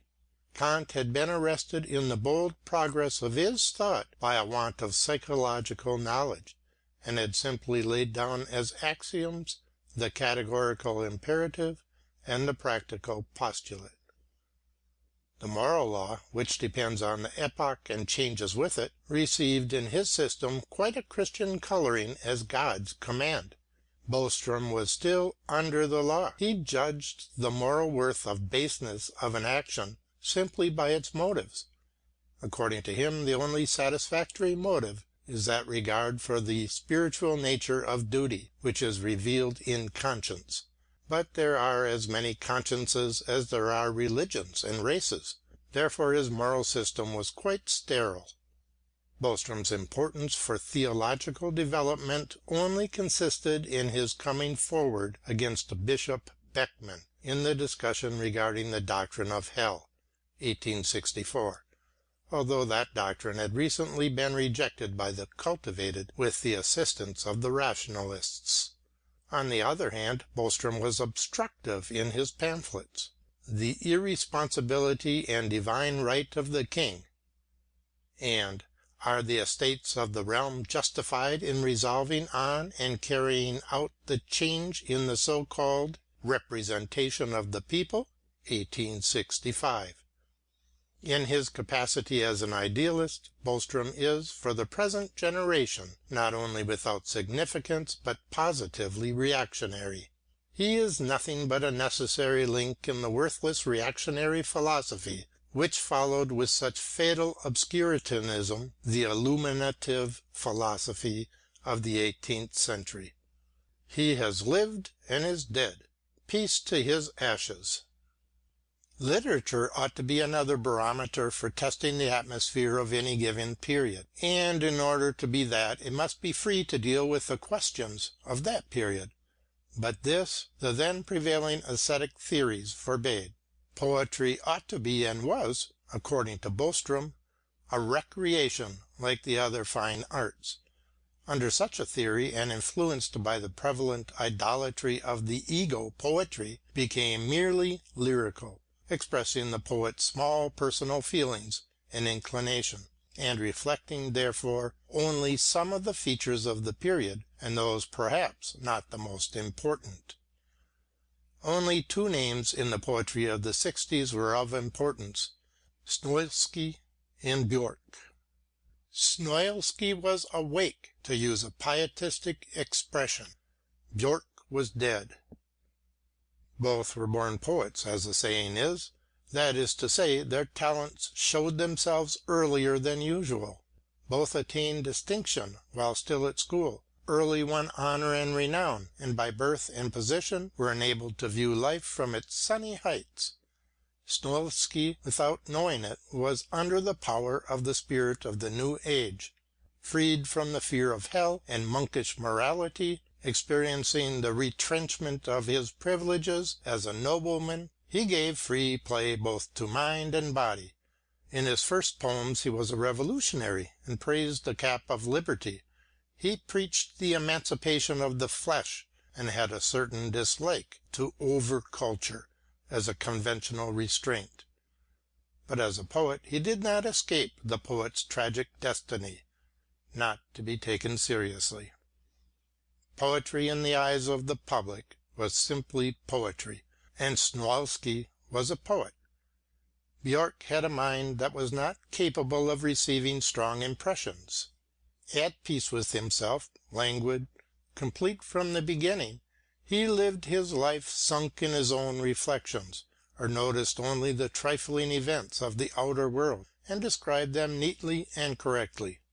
In the opinion of the great majority who lived the peaceful life of automata, his poetry shows a remarkable degree of philanthropy.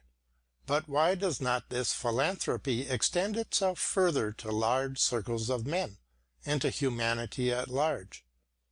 In the writer's opinion, Björck's philanthropy does not extend beyond the limits of the personal quiet which the individual attains when he ignores the duties of social life.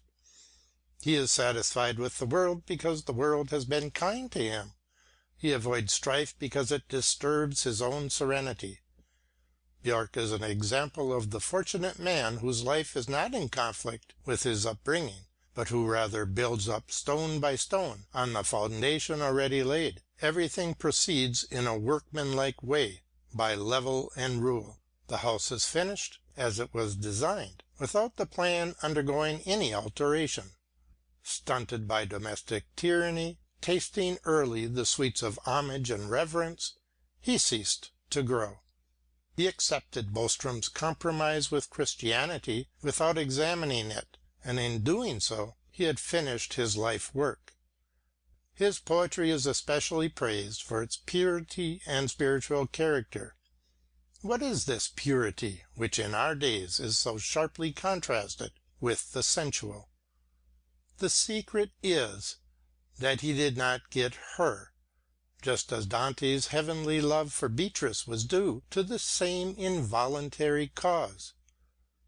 Björck therefore sang of the unattainable with the quiet melancholy of unsatisfied love. But that, however, is no virtue, and purity should be a virtue. In short, Björck and Snoilsky sang of water and drank wine, and in this were just the opposite of the poets of our time, who are said to sing of wine and drink water. A poet's life always seems to be at variance with his teachings. Why? Is it that in compromising he wishes to escape from his own personality and find another? Is it a wish to disguise himself? Or is it modesty, the fear of giving himself away, and of self-exposure? This is a weighty problem for future psychologists to unravel. Björck composed poems both for the reformation of the Constitution in 1865 and for the restoration to power of the King. He saw harmony everywhere, and when he celebrated the restored union between Sweden and Norway in 1864, he was extremely melodious. He also praised Abraham Lincoln, Negro emancipation, and white slavery. That is the ideal of freedom of the Holy Alliance. Revolution certainly, but legal revolution by the will of God. Well, he knew no better, and few did at that time. Therefore we do not judge the man but only his work, the motives inspiring which are a matter of indifference to posterity. Young men read these poets, many of them with great edification.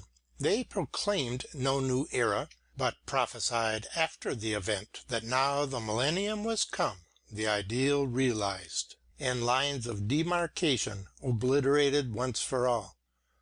They looked with satisfaction on their creations, rubbed their hands, and found them all good. An atmosphere of peace had spread itself over the whole of Upsala and its neighbourhood. Now one might sleep till doomsday was the belief of old and young.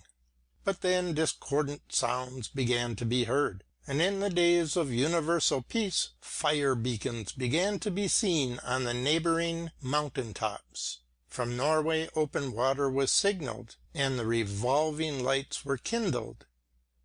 Rome captured Greece, but Greece recaptured Rome.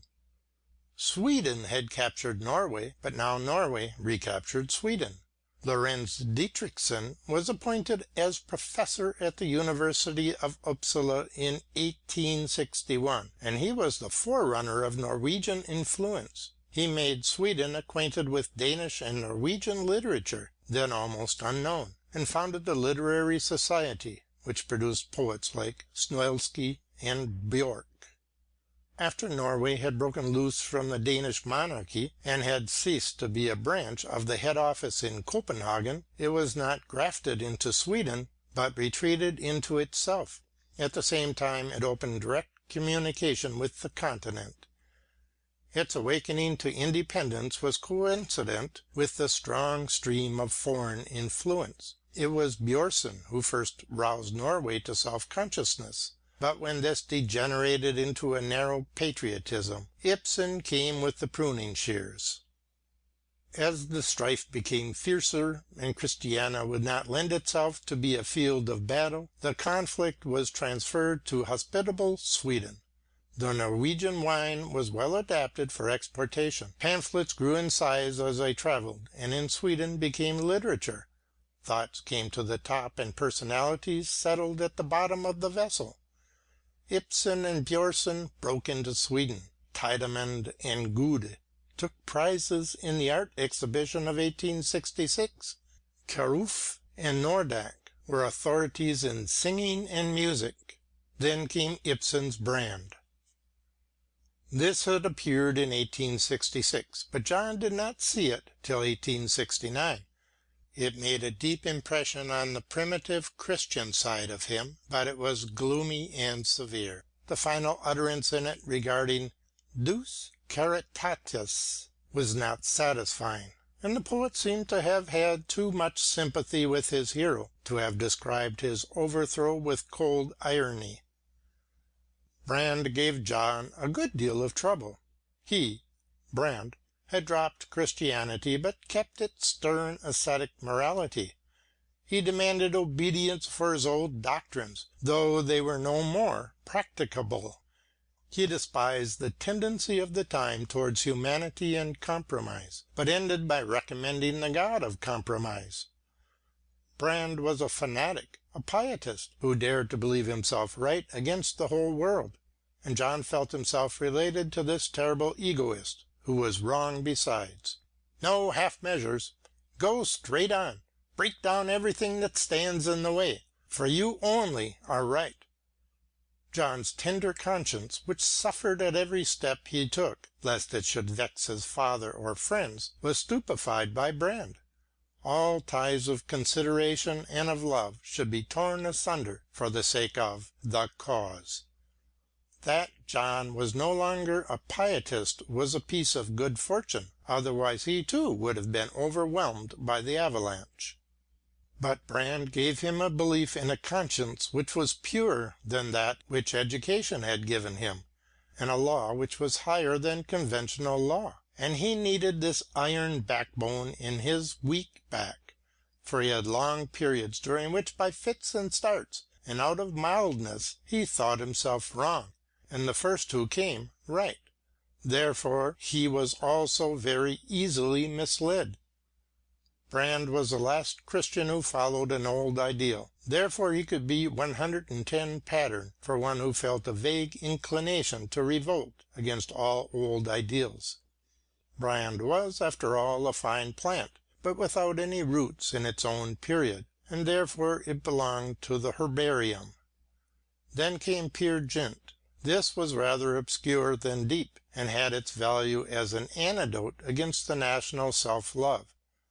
The fact that Ibsen was neither banished nor persecuted after having said such bitter things against the proud Norwegians shows that in Norway they were more honourable fighters than the Swedes afterwards showed themselves to be. Ibsen was at that time regarded as a misanthrope and as an enemy and envier of Björnson. People were divided into two camps, and the dispute as to which of the two was the greater was endless, for it concerned an artistic problem, contents or form.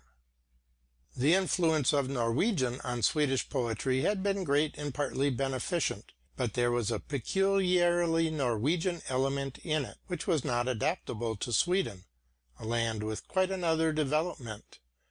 In the sequestered valleys of Norway there lived a people who, under the pressure of need and poverty, found ready in their land in the Christian doctrine of renunciation an ascetic philosophy which promised heaven as a compensation for earth's hardships.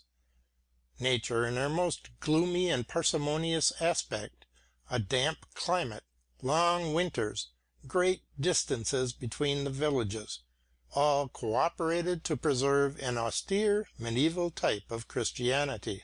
There is something which may be said to resemble insanity in the Norwegian character, of the same kind as the English spleen, and possibly the intimate relations of Norway with the hypochondriacal islanders may have impressed traces on its civilization.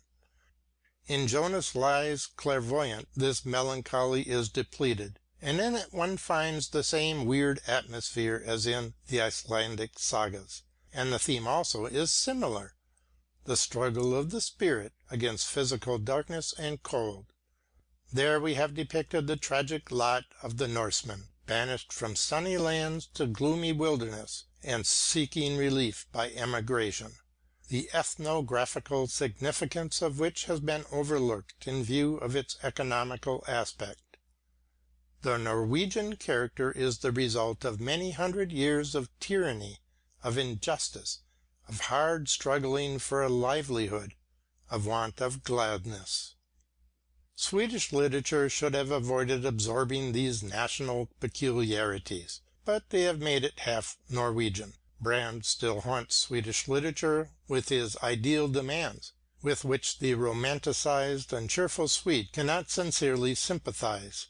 Therefore this foreign garb suits him so badly, therefore modern Swedish music sounds so unharmonious, like an echo of the violins of Hardanger turned over by Grieg. Therefore the talk of greater moral purity sounds discordant in the mouth of the vivacious Swede.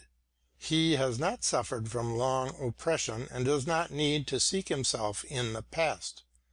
Melancholy has not so beset him in his open flat land of lakes and rivers, and therefore a sour Maine becomes him ill. When the Swedes received great and novel ideas by way of Norway, or direct from the continent through Ibsen and Björnson, they should have kept the kernel and thrown away the Norwegian husk. Even the Doll's House is Norwegian. Nora is related to the Icelandic women who wish to set up a matriarchate. She belongs to the weird imperious women of Harmonen, who again are pure Norse. In them the emotions have become frozen or distorted by centuries of cognate marriages. The whole Swedish literature of feminism is ultra-Norwegian. It contains the same immodest demands on the man and petting of the spoilt woman. Several young authors have introduced the Norwegian style into Swedish. One authoress has placed the scene of her book in Norway and made her hero talk Norwegian. Further, one could not go. Let us welcome foreign influence which is cosmopolitan, but not Norwegian, for that is provincial, and we have plenty of the same kind ourselves. So John found himself again in Upsala, the same Upsala from which he had fled 9 months before, and to which he most unwillingly returned.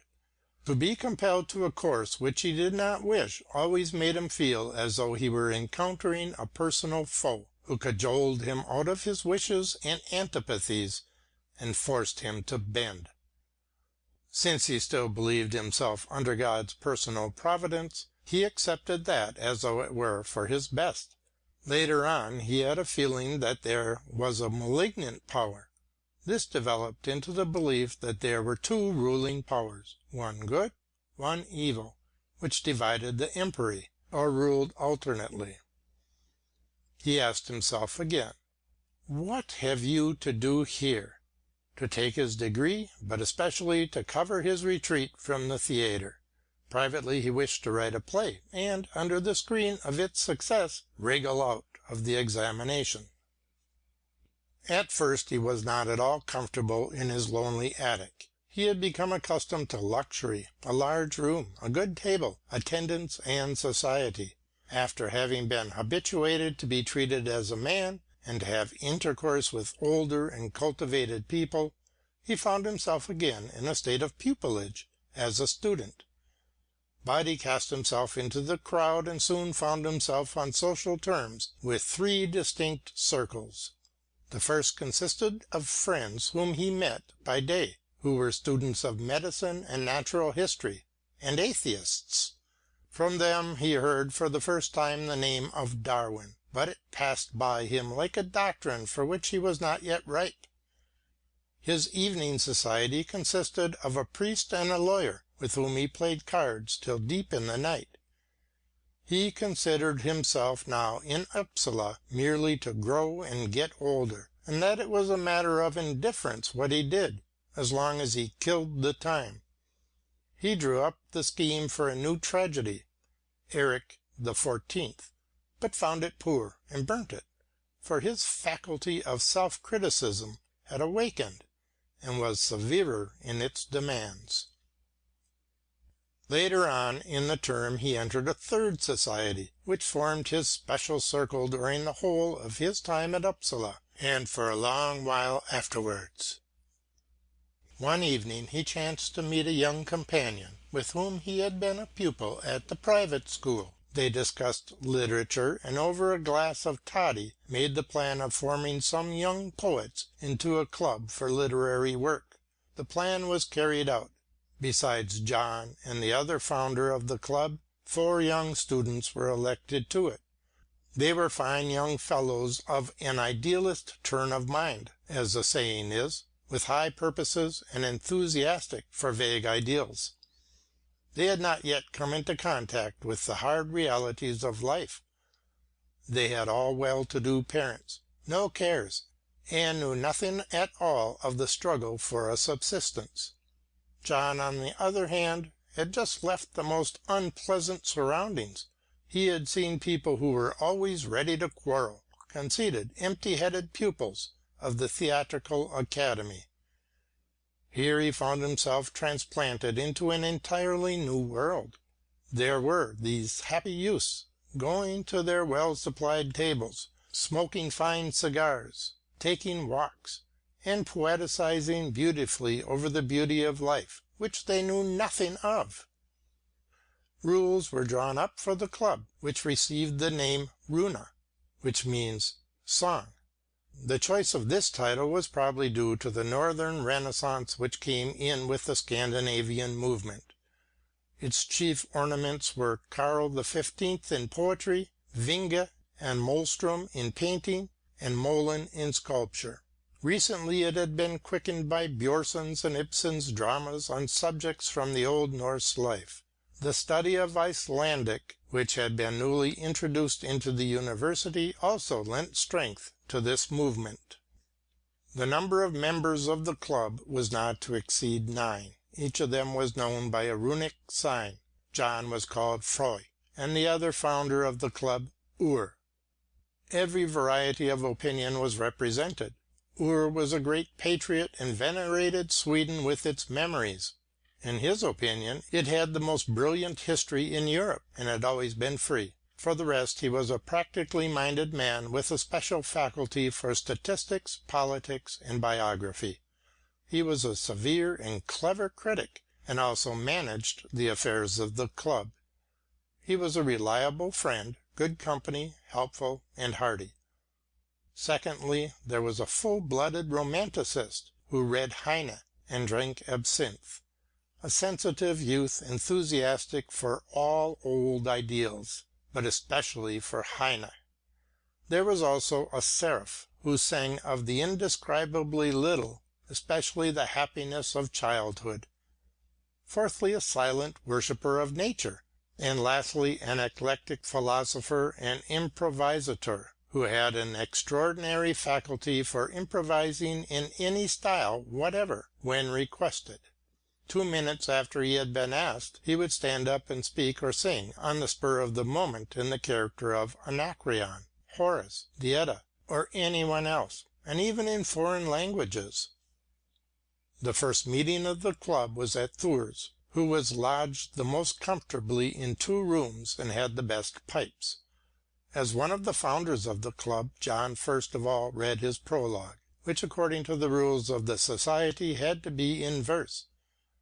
It began by asking after the ancient bard Brage and his harp, which was now silent. Brage represented the new Norse element, the resuscitation of which was believed necessary. The whole programme of the idealists was called a trivial striving. All the great efforts of their contemporaries after reality and for the improvement of the condition of life was trivial. The spirit was taken prisoner in matter, and therefore all that was material was to be regarded as the enemy. Such was the teaching of the Romanticists and of John's prologue. Then the poet went into nature, listened to the bells of the cathedral, the wind, the pines, and the singing of the birds in order to ask the very natural question, nature sings, why should I then be silent? He resolved to be no longer silent, but to sing about the joyous youthful springtime of life, its autumn, and about love to one's native soil. Then, he said, came the wise man with the frozen heart, took his song, dissected it, and found that it was all nonsense. Thus the song was killed by overwiseness. It is not easy to say exactly now what John meant by overwiseness. In 1870 he probably had simply forebodings of future critics, and the wise man was no other than the reviewer. Then he inveighed against the wretched mercenary souls who worship the golden calf, but do not love songs. This had no connection with contemporary matters, for the 60s were remarkable for bad harvests, and consequently for want of gold. The swindles by company promoters began with the 70s, but it was the custom of the contemporary poets to attack money and the golden calf, and therefore John did so in his prologue.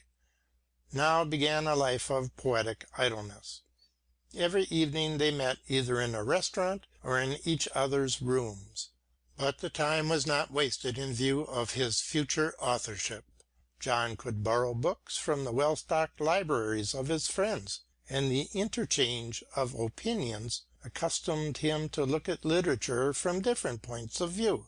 But for them real life, public interests, contemporary politics did not exist. They lived in dreams. Sometimes his lower-class consciousness awoke, and he asked himself what he had to do among these rich youths.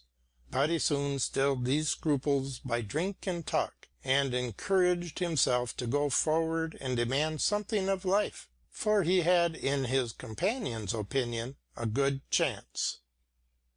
His room was a wretched one. The rain came through the roof, and he had no proper bed, but only a plank bed, which in the daytime served as a sofa. When time hung heavily on his hands, and he grew weary of poetical discussions, he looked up his old schoolfellow, the natural history student. There he looked through the microscope and heard of Darwin and the new scientific views. His friend gave him well-meant practical advice, and recommended him to get out of his difficulties by writing a one-act play in verse for the Theatre Royal. John objected that his dramatic talent had not scope enough in one act, and said that he would rather write a tragedy in 5. "Yes, but it's harder to get that accepted," replied his friend. Finally he let himself be persuaded and determined to carry out a small idea he had for a short play based on Thorwaldsen's first visit to Rome. His friend lent him books on Italy and John set to work. In 14 days the piece was ready. "That will be acted," said his friend. "It has dramatic points, you see." Since it was a long time to the next meeting of the club, John hastened in the evening to Thurs and Reid and read the piece to them. They were both of the same opinion as the natural history student, that the piece would be performed. They had a champagne supper and kept drinking till the morning, and then went to sleep on the floor of Reid's room with the punch glasses by them. In a couple of hours they awoke, finished their half-empty glasses at sunrise, and went out to continue the celebration of the occasion. The sympathy of John's friends was hearty, unselfish and warm, without a trace of envy. He always remembered with pleasure this first success as one of the brightest recollections of his youth.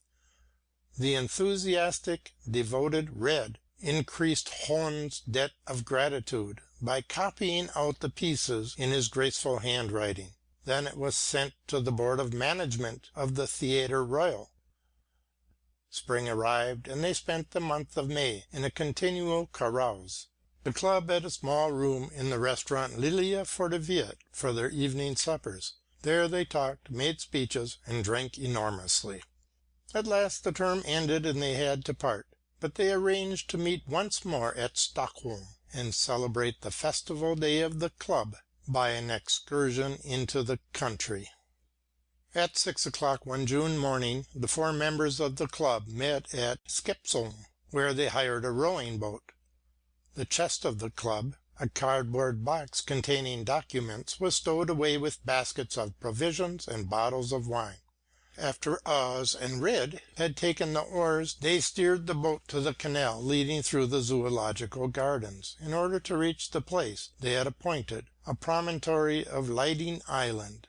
Thurs played airs on the flute to Bellman's songs, and Fro, John, accompanied him on a guitar which he had learnt to play at Uppsala.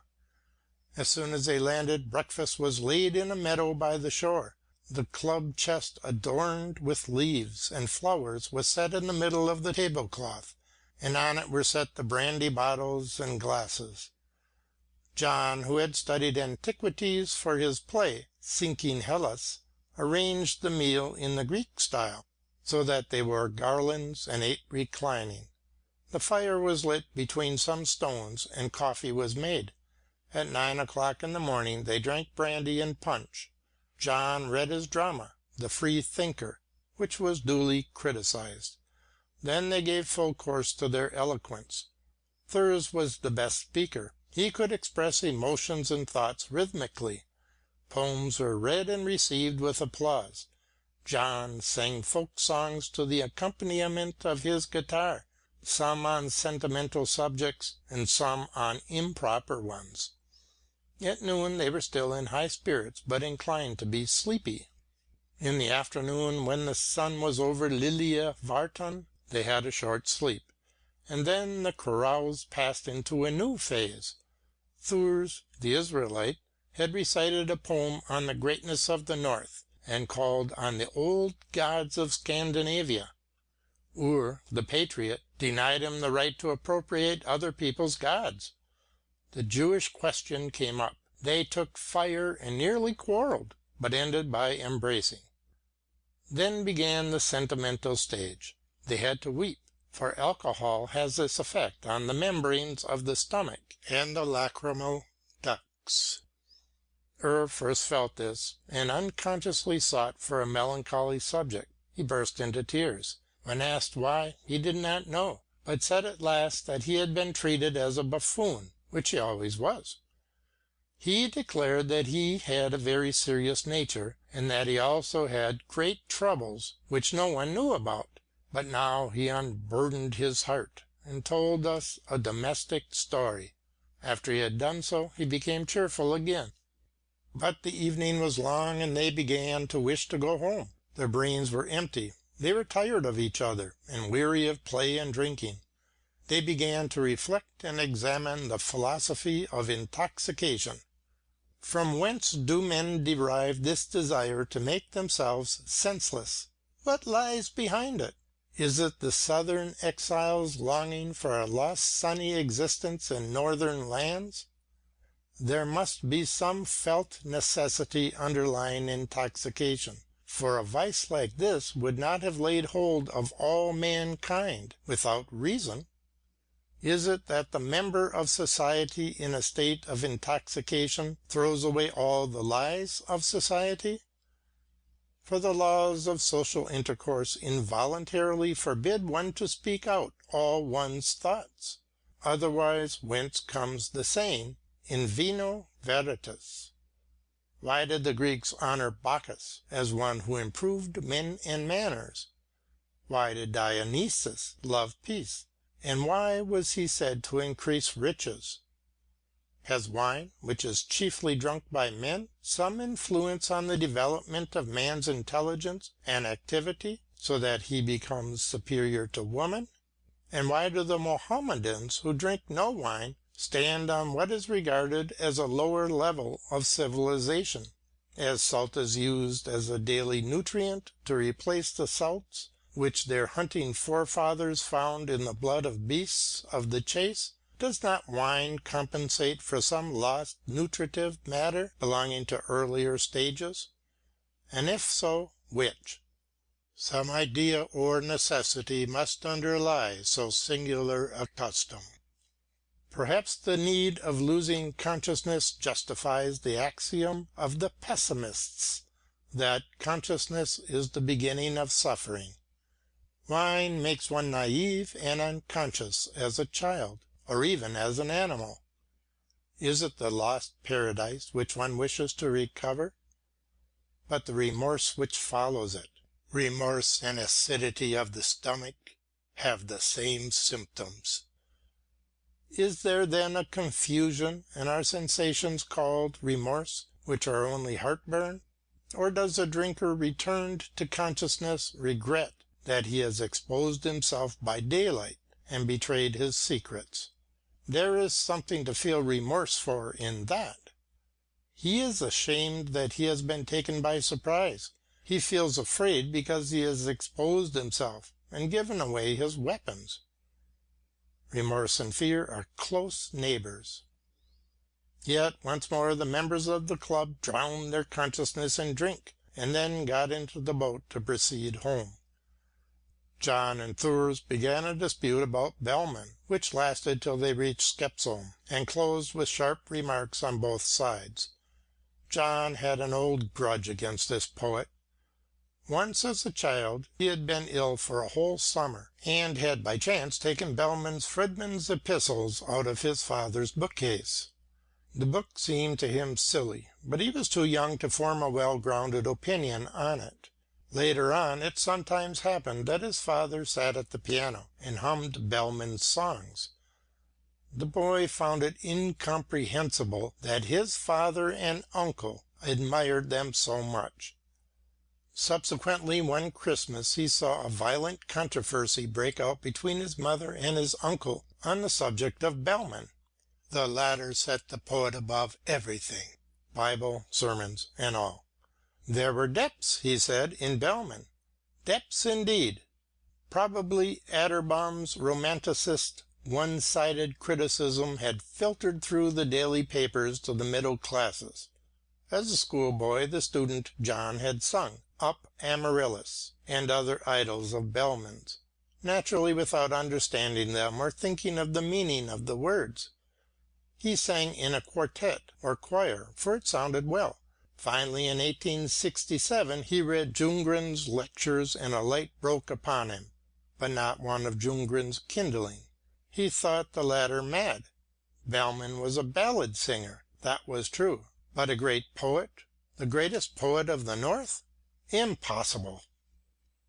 Bellman had sung his songs composed on the French model for the court and his own friends, but not for the common people, who would not have understood Amaryllis, Eole, the Tritons, Frozia, and all the Rococo stock in trade. He died and was forgotten. Why had he been disinterred by Atterbom?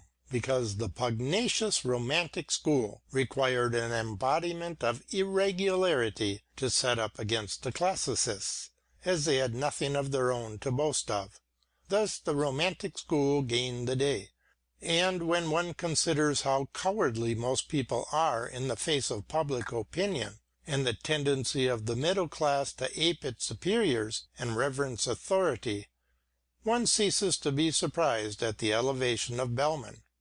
Ljunggren and Eichhorn outstripped Atterbom in finding beauty and genius in his writings. They were reinforced by the clerical element, and thus the idol was set up for worship. Bystrom the sculptor had already magnified the little lottery secretary and court poet into a Dionysus, and lent him the features of an antique bust of Bacchus. Bellman's idols are careless, extemporized compositions with forced rhymes, and as disconnected as the thoughts in the brain of a drunkard. One does not know whether it is day or night. The thunder rolls in the sunshine, and the waves beat while the boat is floating calmly in the waters.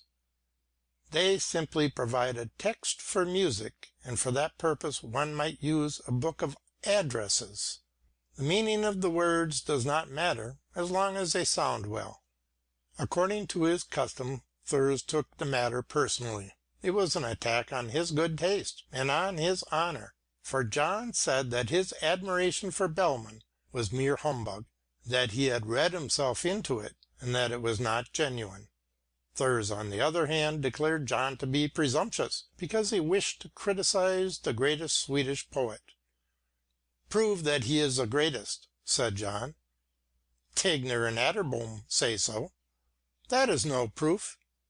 "Simply because you have a spirit of contradiction. Doubt is the beginning of certainty, and absurd assertions must arouse opposition in a healthy brain," and so on. Although there is no such thing as a judgment which holds good universally, since every judgment is individualistic, there are, on the other hand, judgments of a majority and of a party. By means of these John was suppressed and kept silence on the subject of Bellman for many years. Only when later on the old historian Fryxell proved that Bellman was not the apostle of sobriety, which Eichhorn and Ljunggren had made him out to be, and also no god, but a mediocre ballad singer, did John see a gleam of hope that his individual opinion might become some day the opinion of the majority. But he already saw the question from another point of view. Sweden would have been neither unhappier nor worse if Bellman had never lived. He would like to have said to the patriots and democrats, Bellman was a poet of Stockholm and of the court, who jested very cruelly with poor people.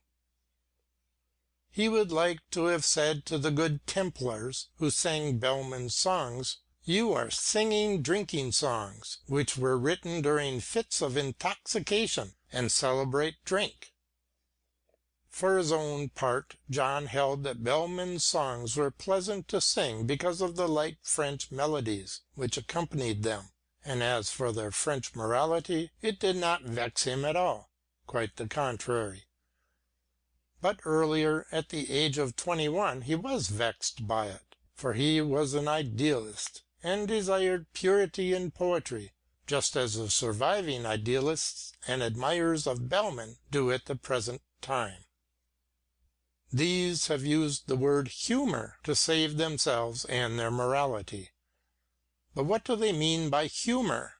Is it jest or earnestness? What is jest? The reluctance of the cowardly to speak out his mind? Humour reflects the double nature of man, the indifference of the natural man to conventional morality, and the Christian sigh over immorality, which is after all so enticing and seductive. Humor speaks with two tongues, one of the satyr, the other of the monk. The humorist lets the Maenades loose, but for old unsound reasons thinks that he ought to flog her with rods. This is a transitional form of humor which is passing away, and already at the last gasp. The greatest modern writers have thrown away the rod, and play the hypocrite no longer, but speak their minds plainly out. The old tippler's sentimentality can no longer count for a good heart, for it has been discovered to be merely bad nerves. After arguing till they were weary, the members of the club landed in Stockholm harbour. End of chapter 8.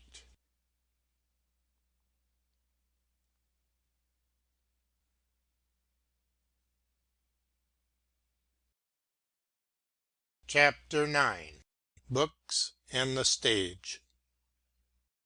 The history of the development of a soul can be sometimes written by giving a simple bibliography.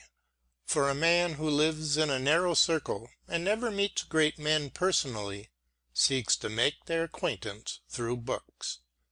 The fact that the same books do not make the same impression, nor have the same effect upon all, shows their relative powerlessness to convert anybody. For example, we call the criticism with which we agree good. The criticism which contradicts our views is bad. Thus we seem to be educated with preconceived views, and the book which strengthens, expresses, and develops these makes an impression on us. The danger of a one-sided education through books is that most books, especially those composed at the end of an era and at the university, are antiquated. The youth who has received old ideals from his parents and teachers is accordingly necessarily out of date before his education is completed. When he enters manhood he is generally obliged to fling away his whole stock of old ideas, and be born again, as it were. Time has gone by him while he was reading the old books, and he finds himself a stranger among his contemporaries. John had spent his youth in accumulating antiquarian lore. He knew all about Marathon and Cannae, the War of the Spanish Succession and the 30 Years' War, the Middle Ages and Antiquity. But when the war between France and Germany broke out, he did not know the cause of it. He read about it as he would have read a play, and was interested to see what the result of it would be. In STRINDBERG, where he spent the summer with his parents, he lay out on the grass in the park and read Oehlenschläger. For his degree examination he had, besides his chief subject, Æsthetics, to choose a special one, and, enticed by Dietrichson's lectures, he had chosen Danish literature. In Oehlenschläger he had found the summit of northern poetry. That was for him the quintessence of poetry, the directness which he admired perhaps for the very reason that he had not got it. The Danish language perhaps also contributed to this result. It seemed to him an idealized Swedish, and sounded like his mother speech from the lips of a woman worshipped from afar. When he read Oehlenschläger's Helge, Tegner's Frithjof's Saga seemed to him petty. He found it unwieldy, prosaic, clerical, unpoetic. Oehlenschläger's dramas were a book which had an influence on John by way of a supplementary contrast. Perhaps the romantic element in them found an echo in the youth's mind, which had now awoken to poetic activity, and looked upon poetry and romance as identical. Other contributory circumstances were his liking of Norse antiquities, which Oehlenschläger had just discovered, and the unrequited love he had just then for a blonde maiden who was engaged to a lieutenant. But the impression made by Oehlenschläger was only fleeting, and hardly lasted a year. It was a light spring breeze which passed by.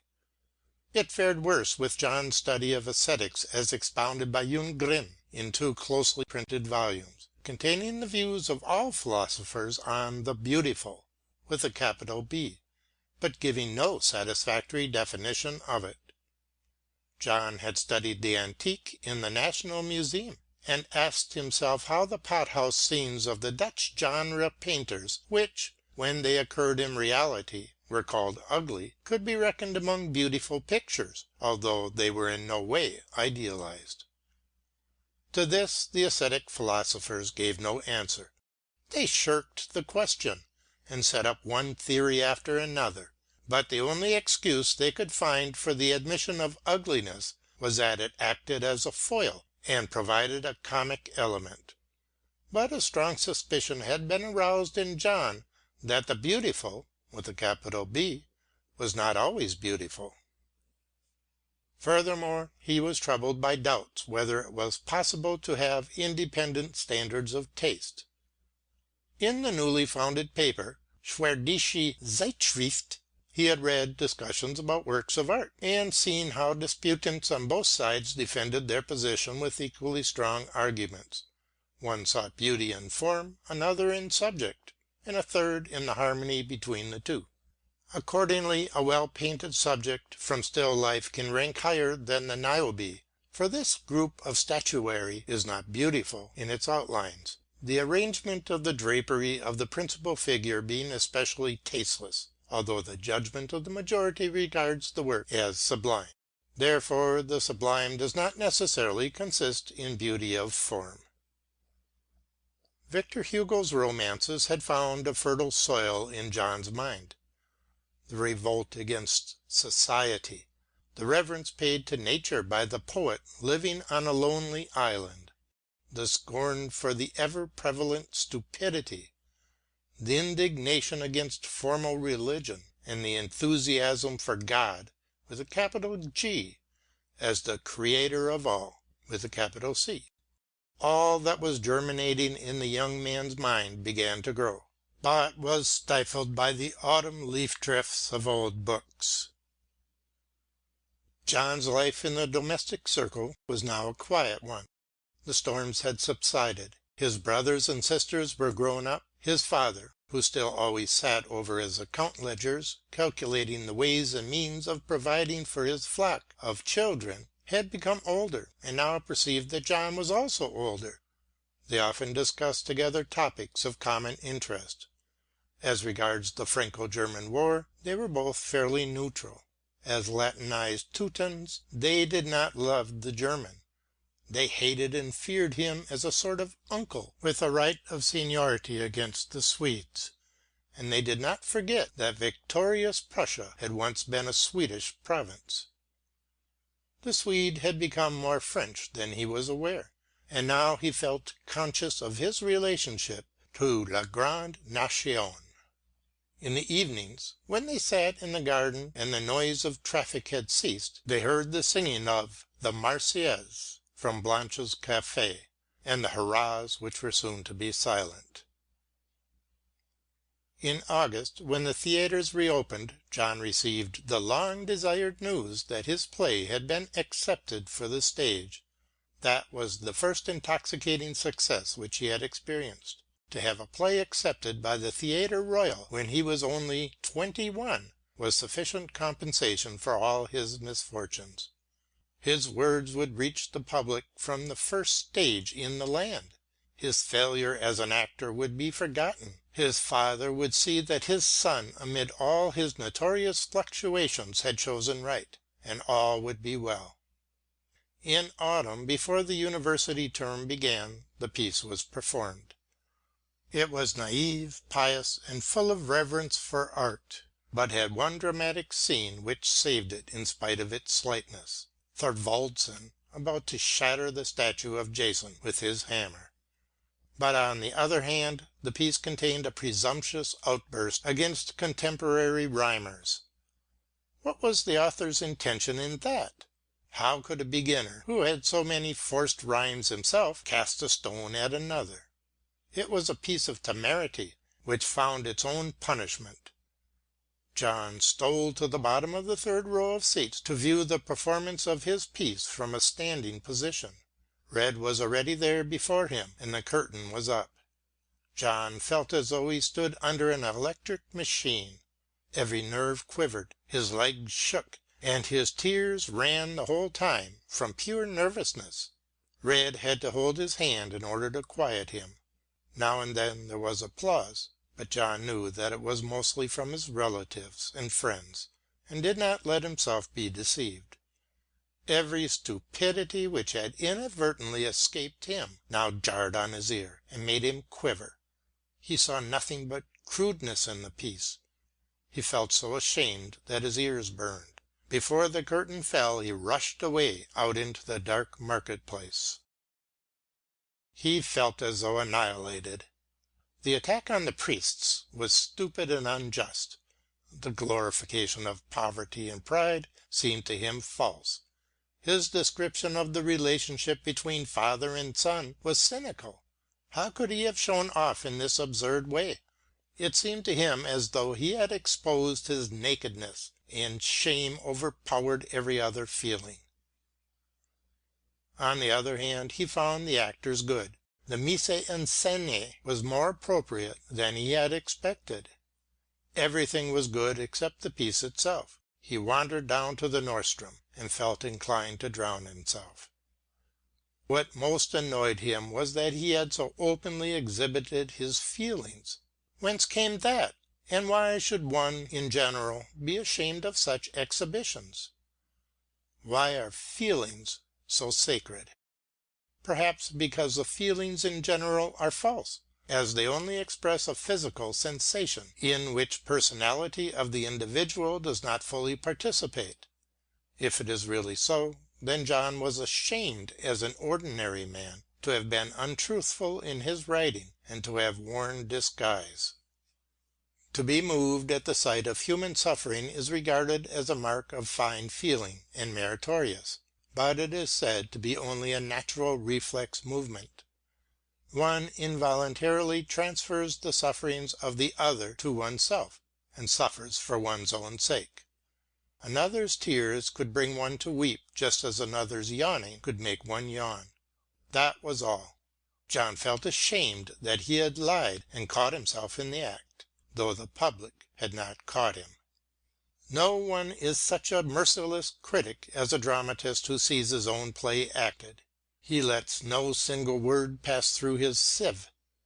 He does not lay the blame on the actors, but generally admires them for rendering his stupidities with such taste. John found his play stupid. It had lain by for half a year, and perhaps he had outgrown it. Another piece was performed after it, which lasted for 2 hours. During the whole time he wandered about in the streets in the darkness, feeling ashamed of himself. He had made an appointment to drink a glass with some friends and relatives after the performance in the Hôtel du Nord, but remained away.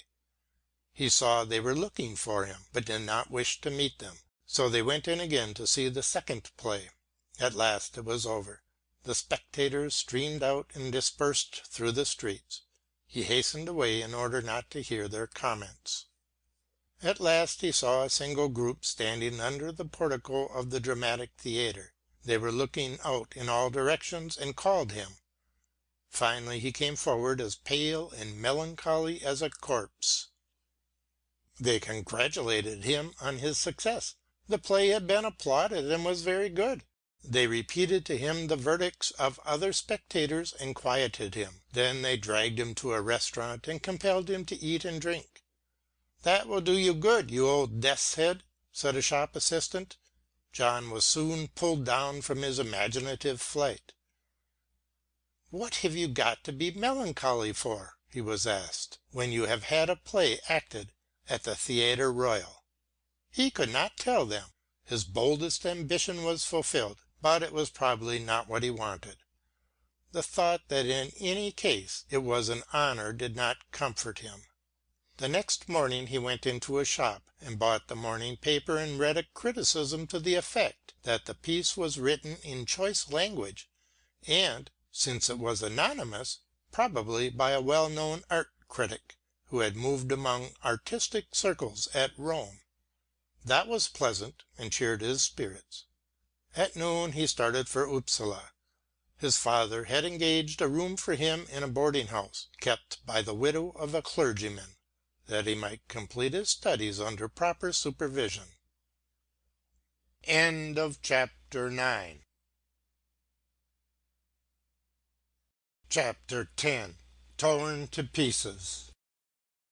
John's entrance into the boarding house secured for him intercourse with a large and varied circle, perhaps too varied. There were students of all ages, of all subjects, from all districts, from clergymen who were reading for their last examination to young medical and law students. There were also ladies in the house, and John was for the 8th time in love. Again the object of his affections was unattainable, being engaged to another. The variety of this social intercourse overloaded his brain with impressions from all circles. His personality became relaxed and distracted through the self-adaptation and compromises with other people's views which are necessary in society. Besides this, a great deal of drinking went on nearly every evening. On one of the first days after his arrival appeared a criticism of his play in one of the evening papers. It was very sharp but just, and therefore hit John hard. He felt stripped and seen through. The critic said that the author had concealed his insignificant personality behind a great name, Thorwaldsen, but that the disguise did not avail him, and so on. John felt altogether bankrupt. In such cases one tries to defend oneself, and he compared his own with other bad plays, which the same severe critic had praised. He felt treated unjustly, and indeed when compared with others it was so, but not when he was regarded by himself alone. The fact that the critic was worse did not make his piece better. John became shy and averse to company. This was increased by the Students' Club starting a paper in which they made merry over him and his play. He fancied he saw grimaces and contempt everywhere, and went preferably by back streets on his walks. Then there came a yet severer blow. A friend had, on his own account, published one of John's first plays, The Free Thinker. While he was spending an evening with Reid, an acquaintance brought in the hated evening paper. It contained a scathing article on the play, which was mocked at and cut to pieces. John was obliged to read the article in the presence of his friends. He had, against his will, to admit that the critic was not unjust, but it upset him terribly. Why is it so hard to hear the truth from others, while at the same time one can be so severe with oneself? Probably because the social masquerade in which we all take part makes everyone fear being unmasked. Probably also because responsibility and unpleasantness are involved in it. One feels oneself overreached and cheated. The critic who sits at ease and unmasks others would feel himself equally scourged and exposed if his secrets were betrayed. Social life is honeycombed with falsity, but who likes to be discovered? That is why at times of solitude, when the past rises up unescapably, we do not feel remorse for our faults, but for our follies and necessary cruelties. Mistakes were necessary and had some use, but follies were merely injurious and should have been avoided. It is for this reason that men pay greater homage to intelligence than to morality, for the former is a reality, the latter an idea. Meanwhile, John felt the same pains which he imagined a criminal must feel. He felt impelled to obliterate as soon as possible the impression made by his stupidity. But he felt also that a kind of injustice had been done him, since he had been criticized simply and solely as a writer, although his production was a year old, and he himself, therefore, maturer than it by a year. But it was not the fault of the critic that there was an incongruity between the criticism and the corpus delicti. He began to compose another tragedy, The Assistant at the Sacrifice. This was intended to deal with Christendom in artistic form, and to handle the same problem and the same questions as his former play. By artistic form at that period was meant the laying of the scene and of the play in a past epoch. John wrote the piece under the influence of Oehlenschläger and the Icelandic sagas, which he had lately read in the original. He had, however, a severe struggle with his conscience, for his father had exacted a promise from him not to write for the stage till he had passed his examination. It was therefore an act of deceit to take help from his father and not to fulfil the condition on which it was granted, but he silenced his scruples by saying to himself, "Father will be pleased enough if I have a speedy and great success." In that he was not far wrong. But another element now entered his life, and had a decided influence both on his views of things and his work. This was his acquaintance with two men, an author and a remarkable personality. Unfortunately, they were both abnormal, and therefore had only a disturbing effect on his development. The author was Kierkegaard, whose book Either Or John had borrowed from a member of the Song Club and read with fear and trembling. His friends had also read it as a work of genius, had admired the style, but not been specially influenced by it, a proof that books have little effect when they do not find readers in sympathy with the author. But upon John the book made the impression intended by the author. He read the first part, containing the Confessions of an Æsthete.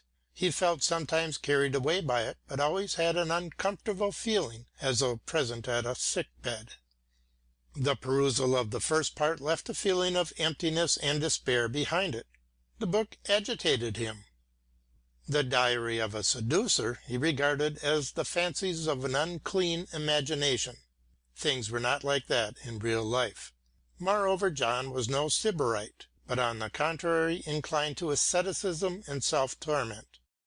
Such egotistic sensuality as that of the hero of Kierkegaard's work was absurd, because the suffering he caused by the satisfaction of his desires necessarily involved him in suffering, and therefore defeated his object.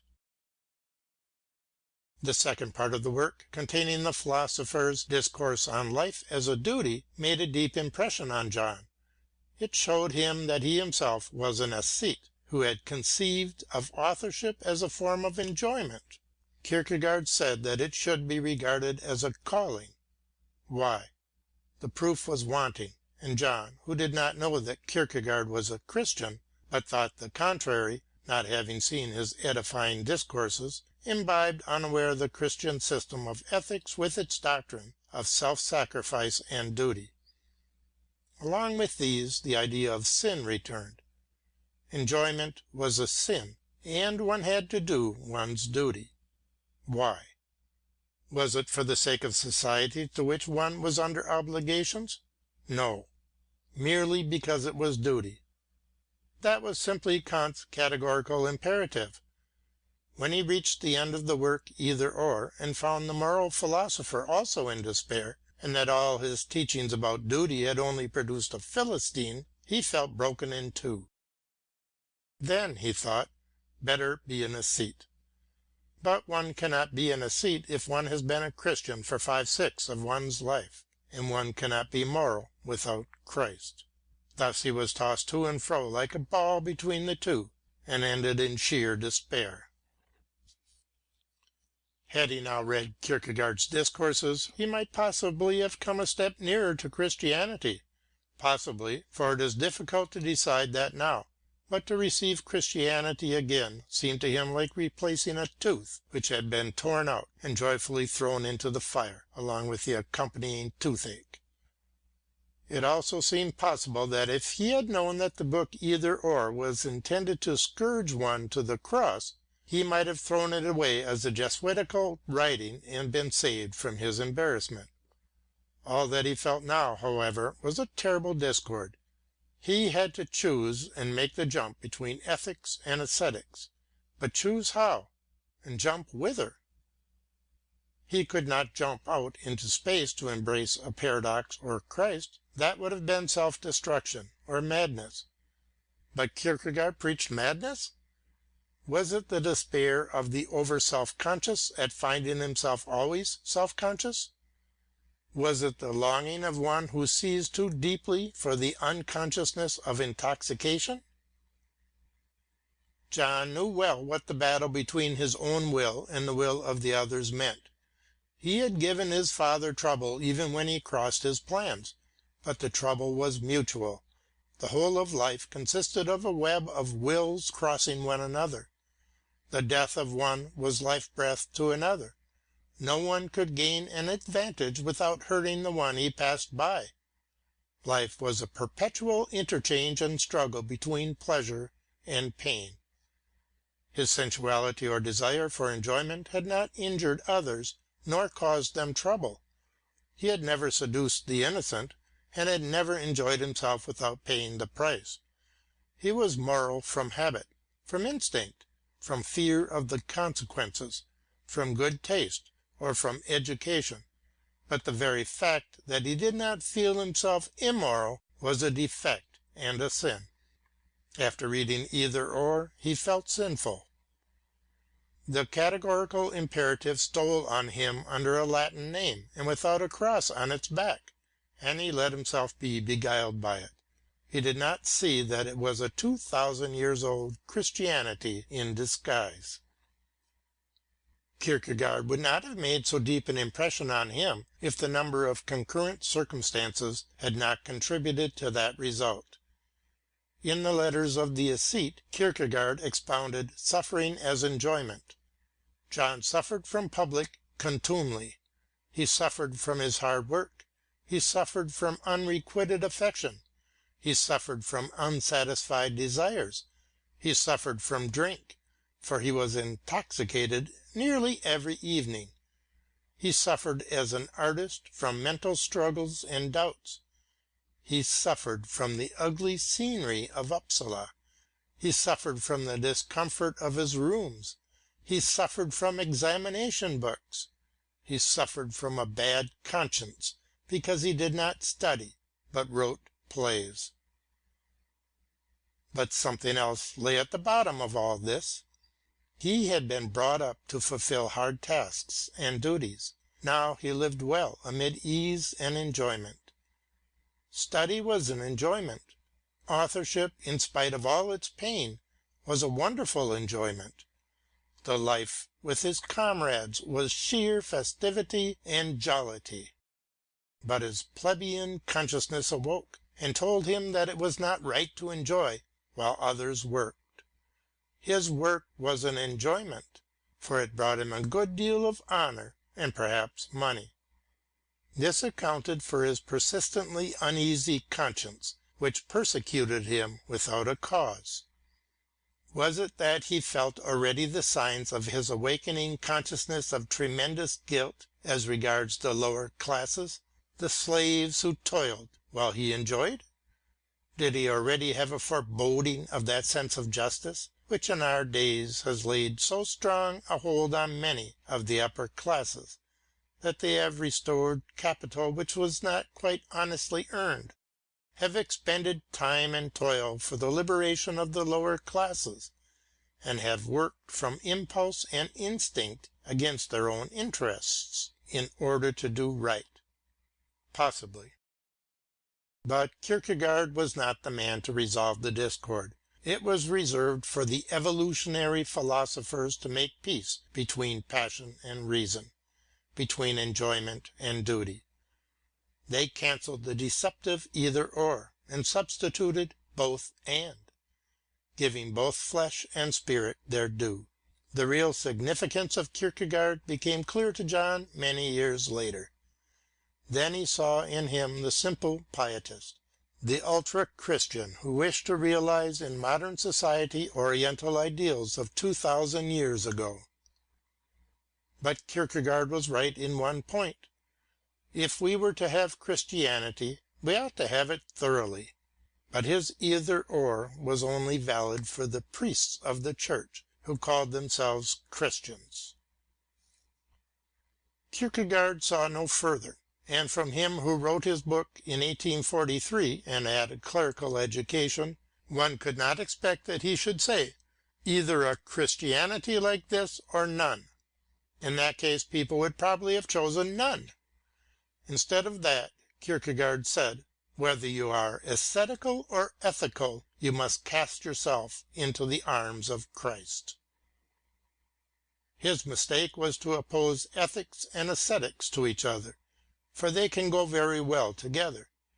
But John did not succeed in harmonizing them till, after endless struggles, at the age of 37, he attempted a compromise when he discovered that work and duty are forms of enjoyment, and that enjoyment itself, well used, is a duty. But at that time the book weighed on him like a nightmare. He was angry when his friends wished to regard it as mere literature. He was not pacified by their regarding it superior in richness, depth, and style to Goethe's Faust, which it certainly did surpass by far. John could not at that time understand that the pillar saint Kierkegaard had himself known what enjoyment was when he wrote the first part, and that the seducer and Don Juan were the author himself, who satisfied his desires in imagination. No, he thought it was poetry. John had been already predisposed to receive Kierkegaard's influence, and now came the other acquaintance, which would not have played a great role in his life if circumstances had not prepared him for that also. His companions merely regarded the person in question as ludicrous. It came about in the following way. Thurs the Jew came one day and told John that he had made the acquaintance of a genius who wished to join the Song Club. Ah, a genius! None of the members of the club believed that they were geniuses, not even John, and it is doubtful whether any poet has really believed or felt that he was one. One can, when one makes comparisons, find that one has produced better work than others, and a clever man will naturally feel that he understands better than others, but genius, that is something else. This title is not generally bestowed on any one till after death, and is now dropping out of common use, since the secret of the evolution of genius has been discovered. The novelty aroused attention, and the stranger was elected to the club under the name of Is. He was not a poet, they were told, but very learned and a powerful critic. One evening, when the club meeting was at Thurs' rooms, he came, a little thin person without an overcoat, dressed like a labourer on his holiday. His clothes looked as though they were borrowed, for their elbows and knees were not in the right places. John, who used to succeed to his elder brother's clothes, noticed this at once. In his hand he held a dirty beer-soup coloured hat, such as is only worn by organ-grinders. His face looked like that of a southern rat-trap seller. His black hair hung on his shoulders, and a black beard fell on his breast. Is it possible, they asked themselves? Can he be the student? He looked 40, but was only 30. He stood with his hat in his hand at the door like a beggar, and hardly ventured to come forward. After Thurs had thrown him into the room and introduced him, the meeting was declared open. Is began to speak, and they listened. His voice was like a woman's, and sank sometimes, without apology, to a whisper, as though the speaker demanded perfect silence or spoke for his own satisfaction. It would be difficult to repeat what he spoke of, for his speech ranged over everything that he had read, and since he had read for 10 years more than the youths of 20, they found his learning wonderful. After that, another member of the club read a poem. Is had to deliver an opinion on it. He began with Kant, quoted Schopenhauer and Thackeray, and finished with a lecture on George Sand. No one noticed that he had said nothing about the poem. Then they went into the restaurant to eat. Is talked philosophy, aesthetics, and history. He spoke sometimes with a melancholy expression in his dark unfathomable eyes, which never rested on those present, as though he sought an unseen audience far in the distance, in unknown space. The club listened reverently with absorbed attention. John was to hear this man's opinion on his work. He, as well as one of the most poetic members of the club, began to have serious doubts as to their vocation. Often when they had drunk a good deal, they asked whether they still believed, meaning whether each thought the other called to be a poet. It was just the same sort of doubt which John had felt when he had wondered whether he was a child of God. Is was to read John's drama, The Assistant at the Sacrifice, and to give his opinion. One morning John went up to his room to hear his verdict. Is spoke till noon. About what? About everything. But he had now taken hold of John's soul. Through conversations with Thurs he knew which strings to pull, and did so as he chose. He burrowed in John's mind, not out of sympathy, but from a spider-like curiosity. He did not speak directly of John's play, but suggested the plan of a new one after his own ideas. He had the effect of a mesmerizer, and John was magnetized. But he felt in a state of despair when he left him, as though his friend had taken his soul, picked it to pieces, and thrown them away after he had satisfied his curiosity. But John came again, sat on the wise man's sofa, listened to his words as though they were an oracle, and felt himself completely under his power. Sometimes he thought it was a ghost who walked on the carpet when his body disappeared in clouds of tobacco smoke. The man exercised what is called demonic influence, for example, inexplicable at first sight. He had no blood in his veins, no feelings, no will, no desires. He was a talking head. His standpoint was nothing and all at the same time. He was a decoction of books and the type of a bookworm who had never lived. Often when the other members of the club were alone, they talked about Is. Thurs was already tired of him and wondered whether he had committed some crime, for he seemed driven about by a constant restlessness. Then it was reported that he was a poet, but never would show his poems, for he had such a high idea of the poetic art. They also wondered why no one ever saw a book in the learned man's rooms. It was also strange that he should seek the company of these youths to whom he was so superior, and whose poetry he must despise. They who were themselves in the full bloom of romanticism did not detect the anemic romantic who had lost his footing on firm ground. They did not see in his long hair and shabby hat the copy of Murger's Bohemian. They did not know that his dilapidated condition was a Parisian fashion, that his hollow wisdom was a web woven out of German metaphysics, that this experimental psychology was derived from a peep into Kierkegaard, and that this interesting air of hinting at uncommitted crimes and secret griefs was Byronic in origin. All this they did not understand. Therefore Is could play with John's soul and catch him in his snare. Yes, John was so thoroughly taken by him that in a speech he called himself Gamaliel, who sat at Paul's, Is's, feet to learn wisdom. The upshot of it all was that John one fine evening burnt his new play. It was the work of 3 months which went up in flames. As he collected the ashes he wept. Is, without saying so directly, had shown him that he was no poet, so everything was a mistake, this also. Then he felt in despair, because he had deceived his father and could take no work home to justify his neglect of his wishes. In a fit of remorse, and in order to be able to point to some definite result, he entered his name for the written examination in Latin, without, however, having written any of the requisite preliminary exercises or essays. The Latin professor saw his name on the list and did not know it. One Saturday evening, when John had returned to his room in good spirits after a supper, the university bedell appeared to summon him.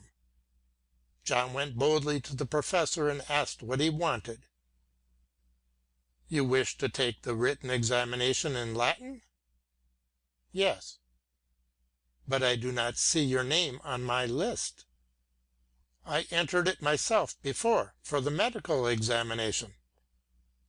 That has nothing to do with this. You must go by the rules."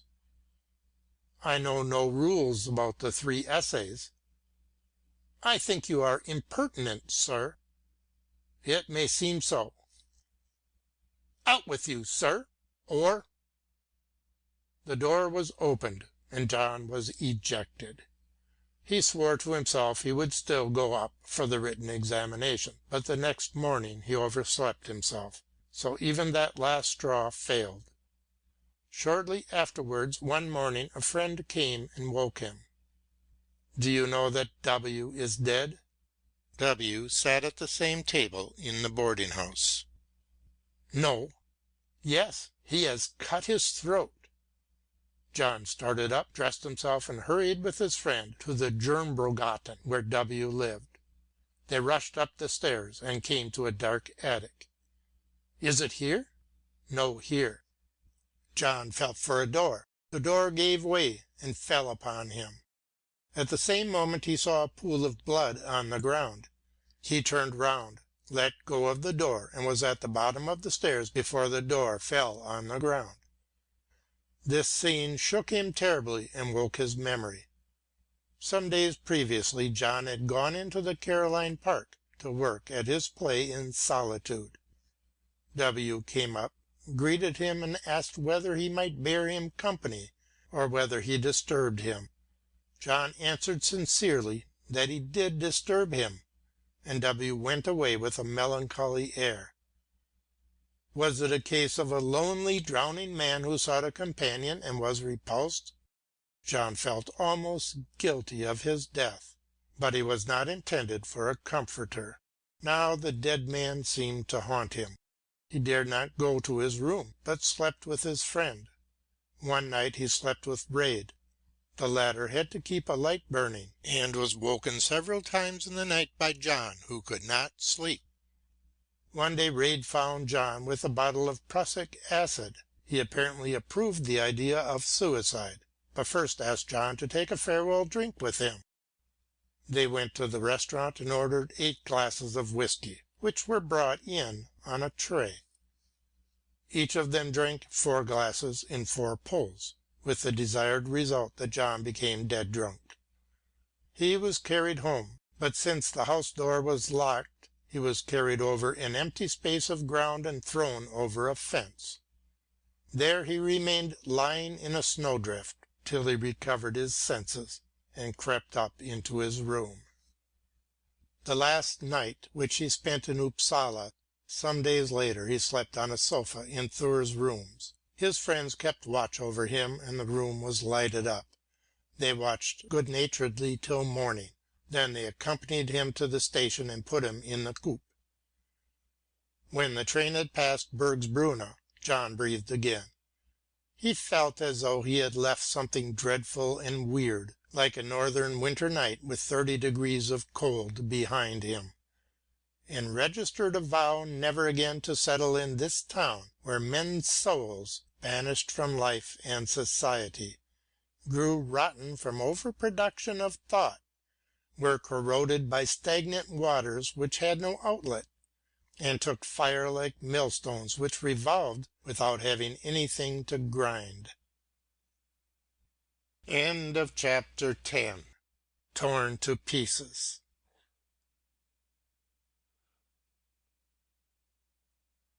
Chapter 11. Idealism and Realism, 1871. When John again reached his parents' house, he felt himself in shelter like one who has reached land after a stormy sea passage by night. Again he had quiet nights in his old tent bed in the brothers' room. Here were quiet, patient men, who came and went, worked and slept at stated times without being disturbed by dreams or ambitious designs. His sisters had grown up into young women and managed the house. All were at work with the exception of himself. When he compared his irregular, dissipated life, which knew no rest or peace, with theirs, he considered them happier and better than himself. They took life seriously, went about their work and fulfilled their duties without noise or boasting. John now looked up his old acquaintances among the tradespeople, clerks, and sea captains, and found intercourse with them novel and refreshing. They led his thoughts back to reality, and he felt firm ground once more under his feet. At the same time he began to despise false ideality, and saw that it was vulgar of the students to look down on the Philistines. He now confessed quite simply and openly to his father, but without remorse, the wretched life he had led at Upsala, and begged him to let him stay at home and prepare for his examination there, otherwise he would be lost. His father granted permission, and now John prepared his plan of campaign for the spring term. In the first place he meant to take lessons in Latin composition with a good teacher in Stockholm, and then go up in spring and pass the examination. Furthermore, he would write his disquisition for a certificate in aesthetics, and prepare for the examination in that subject. With these resolutions he began a quiet and industrious manner of life with the new year. But the failure of his play The Freethinker still weighed upon his mind, and the questions of his friends as to whether they should soon see something new from him stirred him up to rewrite, in the form of a one-act play, the drama he had burned. He finished it, and then continued his studies. Shortly before April he wrote a test composition for his teacher, who declared that he would pass. His father did not disapprove of his plan when he heard that John felt quite confident, but he suggested that it would be more practical if he conformed to custom and wrote exercises for the Upsala professor. "No," said John, "it was now a question of principle and a matter of honour." So he went to Upsala. He called on the professor on his at-home day and waited till his turn for an interview. When the latter saw him, he grew red in the face and asked, "Are you here again?" "Yes." "What do you want?" "I want to go in for the Latin composition examination." "Without having written a test composition?" "I have done that in Stockholm, and I only want to ask whether the statutes allow me to go up for the examination." "The statutes? Ask the dean about that. I only know what I require." John went straight to the dean, who was a young, lively, and sympathetic man. John made known his purpose and described what had passed. "Yes," said the dean, "the statutes say nothing about the matter, but old P can pluck you without their help." "Well, we shall see. Will you allow me, Mr. Dean, to go up for the written examination? That is the question." "Yes, I can't refuse that. You mean then to have your own way?" "Yes, I do." "Are you so sure about the matter?" "Yes." "Very well. Good luck to you," said the dean, and clapped him on the shoulder. So John went up for the examination, and after a week received a telegram to say that he had passed. Some ascribed this result to the professor's generosity, and disapproved of John's rebellious procedure, but John considered his success due to his own diligence and knowledge, although he could not deny that the professor had acted honourably in not plucking him when he had the power to do so. The examination in aesthetics was fixed for May. Contrary to all usage, John sent his disquisition by post to Upsala with the written request that he might stand for the examination. His essay was entitled Håkon Jarl, and treated of idealism and realism. Its object was firstly to convince the professor that the writer was well read in aesthetics, and particularly in Danish literature, and secondly, to clear up to the writer himself his own point of view. The essay, in imitation of Kierkegaard, was in the form of a correspondence between A and B, criticizing Oehlenschläger's Håkon Jarl and Kierkegaard's Either Or. At the appointed time John appeared before the professor, who had the reputation of being liberal-minded, but felt at once that he had no sympathy with him. With an almost contemptuous air the professor handed him back his essay, and declared that it was best suited for the female readers of the Illustrated News. He further stated that Danish literature was not a subject of sufficient importance to be taken up as a special branch of study. John felt annoyed, and asserted that Danish literature had greater interest for Sweden than Boileau and Malesherbes, for example, on whom students wrote essays. His examination then began, and took the form of a violent argument. It was continued in the afternoon, and ended by the professor giving him a certificate which was not so good as he had hoped, and telling him that university studies could only be properly carried on at the university. John replied that aesthetic studies could be best carried on at Stockholm, where one had the National Museum, library, theatre, Academy of Music, and artists. "No," said the professor, "that is nonsense. One ought to study here." John let fall some remarks on college lectures, and they parted, not as particularly good friends. End of chapter 11.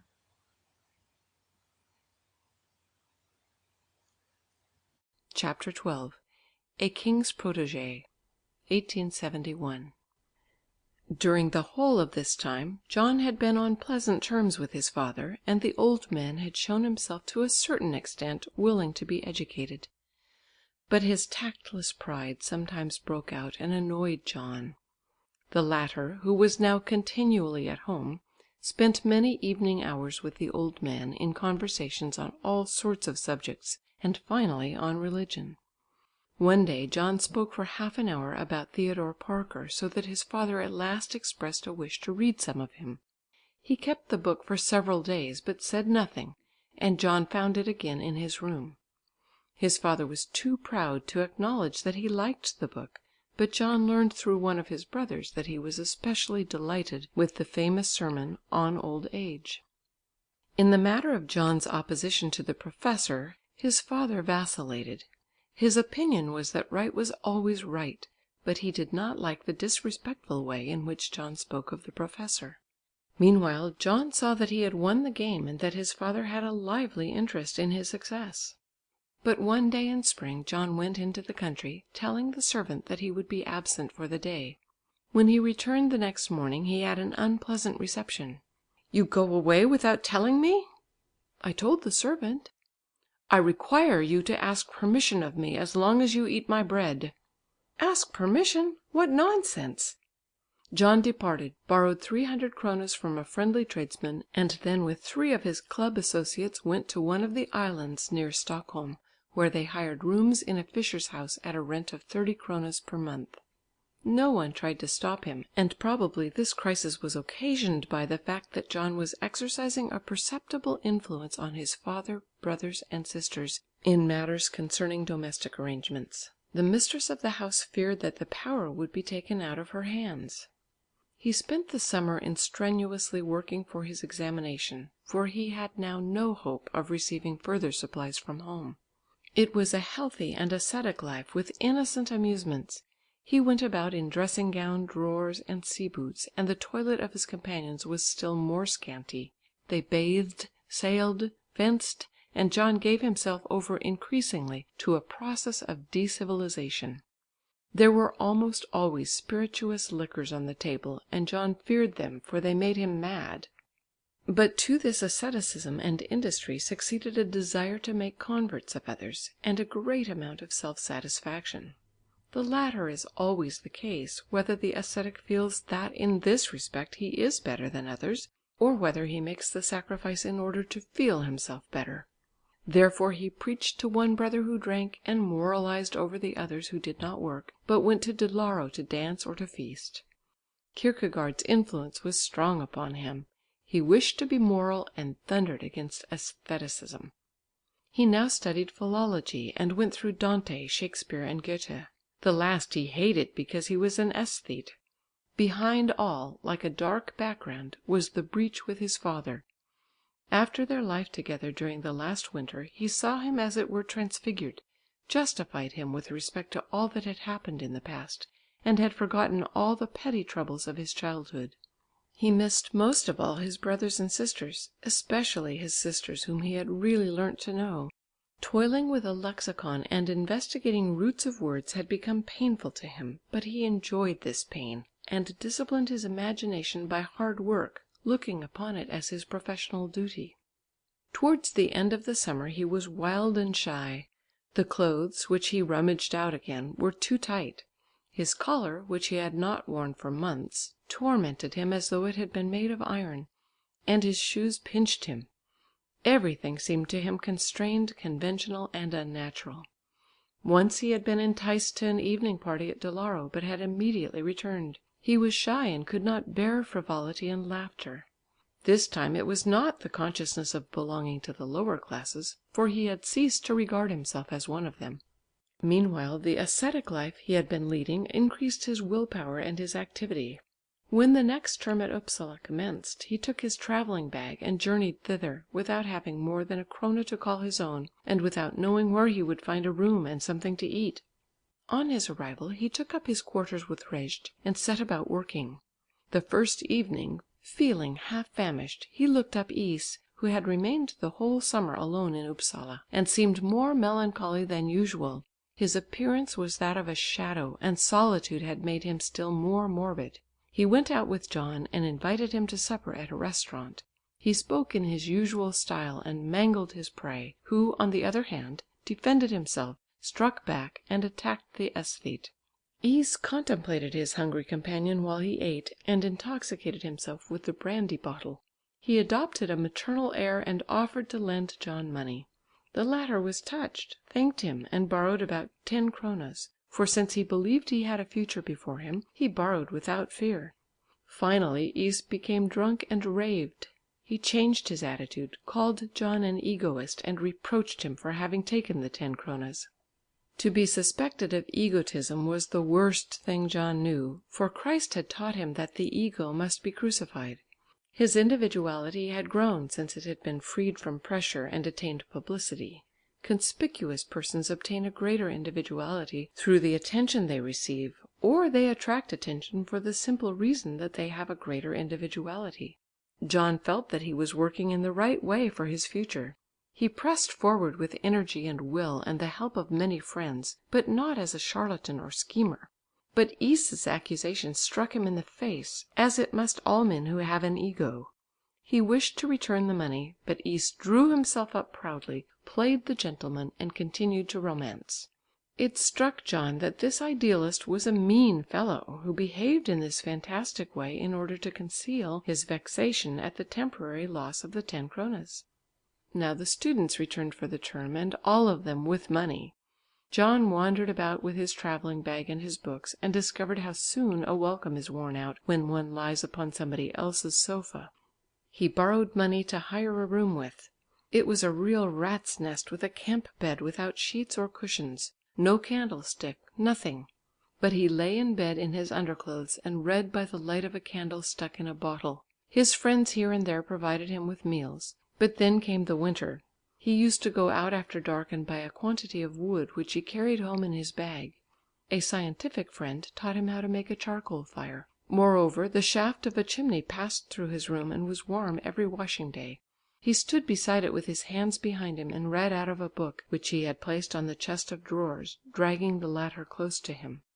In the meantime his drama had been played and coldly received. The subject matter was religious. It dealt with heathendom and Christendom, the former being defended as an epoch-making movement, not as a creed. Christ was placed on one side, and the only true God exalted. The drama also contained a domestic struggle, and after the fashion of the time, women were extolled at the expense of the men. In one passage the author expressed his opinion as to the position of a poet in life. "Are you a man, Orm?" asks the Duke. "I am only a poet," answers Orm. "Therefore you will never become anything," is the rejoinder. In fact, John believed now that the poet's life was a shadow existence, that he had no individuality, but only lived in that of others. But is it then so certain that the poet possesses no individuality because he has more than one? Perhaps he is richer because he possesses more than the others. And why is it better to have only one ego, since in any case a single ego is not more one's own than many egos, seeing that even one ego is a compound product derived from parents, educators, social intercourse, and books? Perhaps it is for this reason that society, like a machine, demands that the single egos shall act each like a wheel, screw, or separate piece of the machine in a limited automatic way. But the poet is more than a piece of a machine, since he is a whole machine in himself. In the drama John had incorporated himself in 5 persons. In the Jarl, who is at war with his contemporaries; in the poet who looks over things and looks through them, in the mother who is angry and revengeful but whose thirst for vengeance is counteracted by her sympathy, in the daughter who for the sake of her faith breaks with her father, in the lover whose love is ill-starred. John understood the motives of all the dramatis personae, and spoke from their varying points of view. But a drama written for the average man who has ready-made views on all subjects must at least take sides with one of its characters in order to win the excitable and partisan public. John could not do this because he believed in no absolute right or wrong, for the simple reason that all these ideas are relative. One may be right as regards the future and wrong as regards the present. One may be wrong in one year and right in the next. A father may justify his son while the mother condemns him. A daughter is right in loving the man she loves, but in her father's view she is wrong in loving a heathen. There comes in doubt. Why do men hate and despise the doubter? Because doubt is the seed of development and progress, and the average man hates development because it disturbs his quiet. Only the stupid man is certain. Only the ignorant one thinks he has found the truth. Doubt undermines energy, they say. But it is better to act without considering the consequences. The animal and the savage act blindly, obeying desire and impulse. In that they resemble our men of action. When John returned to Upsala, he was again followed by disparaging criticisms. To some extent they were true, e.g. the assertion that the form of the piece was borrowed from the Kongsemnerne, but only to some extent, for John had taken the frigid tone and the rough phraseology direct from the Icelandic sagas, and the views of life he expressed were original. Scorn followed him, and he was regarded as a man who was ambitious of being a poet, the worst suspicion under which any one can fall. But in the midst of his toil and needy circumstances, a week after his overthrow, there came a letter from the chamberlain of the Theatre Royal at Stockholm requesting him to go there immediately, as the king wished to see him. Morbidly suspicious, he believed that it was a practical joke, and took the letter to his wise friend, the student of natural history. The latter telegraphed in the evening to a well-known actor of the Theatre Royal, requesting him to ask the chamberlain whether he had written to John. The latter spent a restless night, tossed to and fro between hope and fear. The next morning the answer came that it was indeed so, and that John should come at once. He set off forthwith.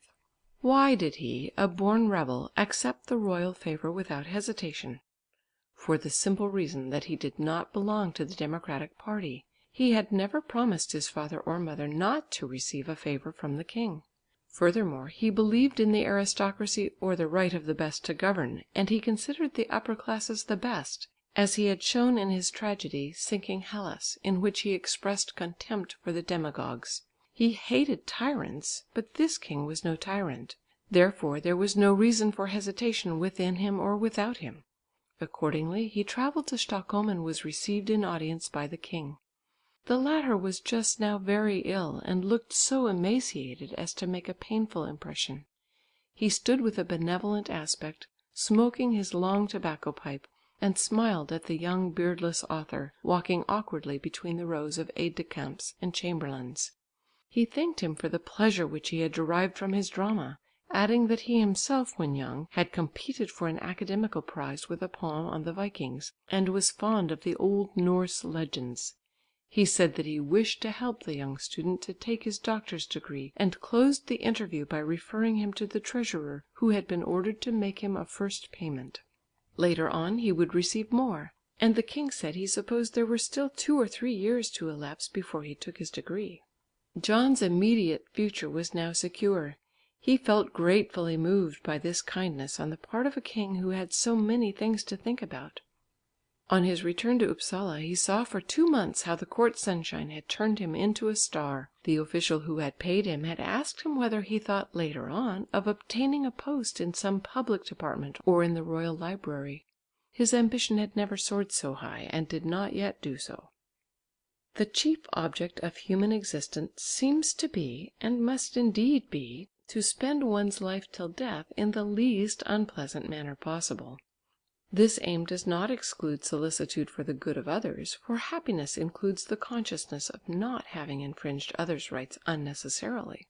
Therefore ill-gotten wealth cannot secure a pleasant life, nor can any path which leads over the prostrate bodies of others.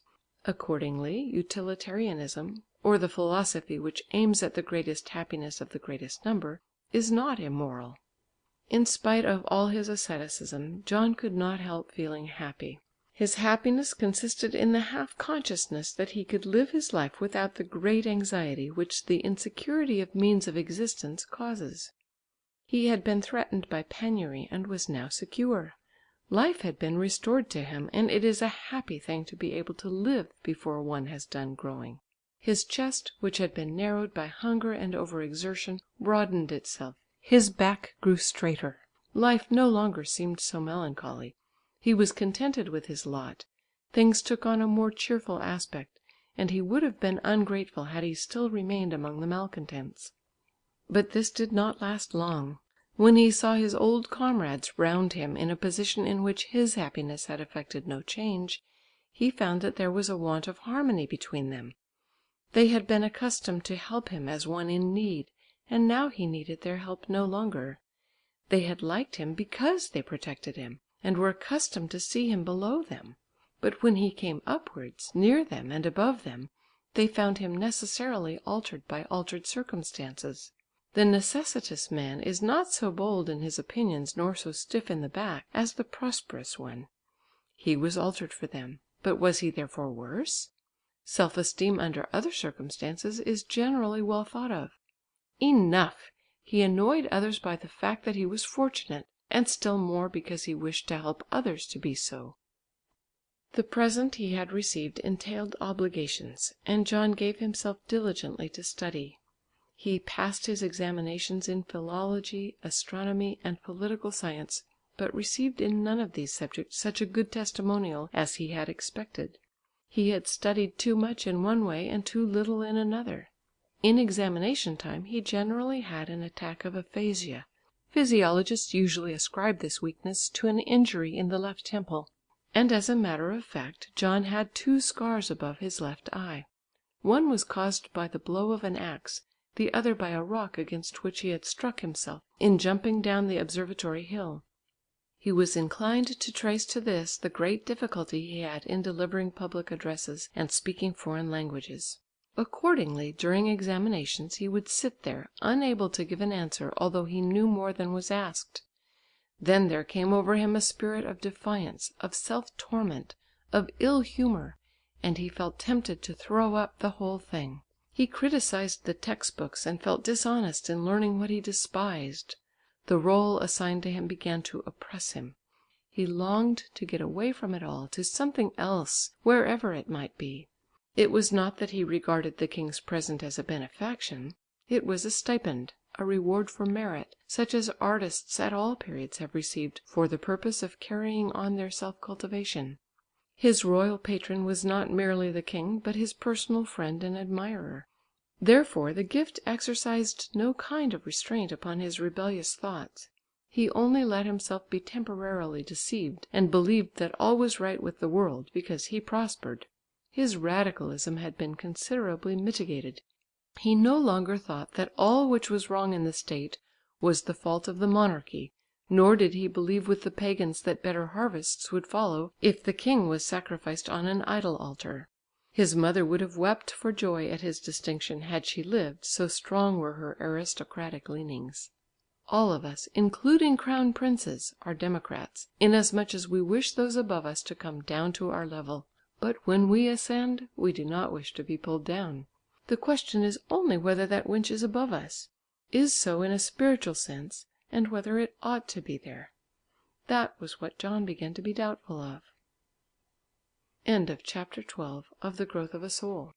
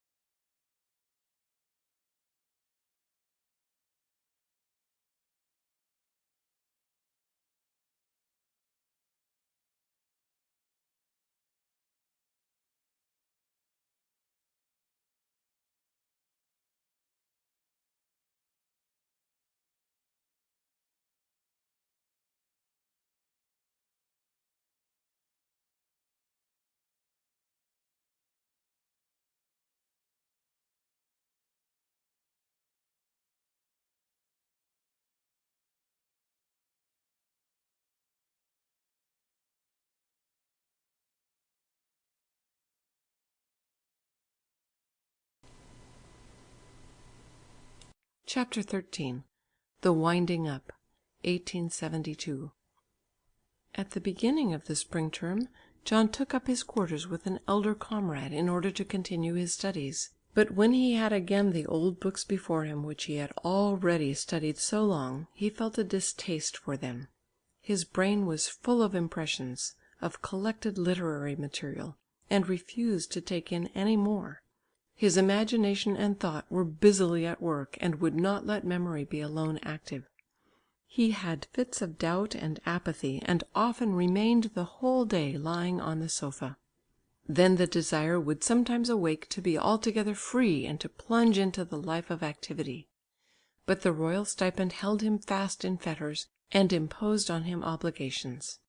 Having received it, he was bound to go on studying for his doctor's degree, the course of reading for which he had half completed.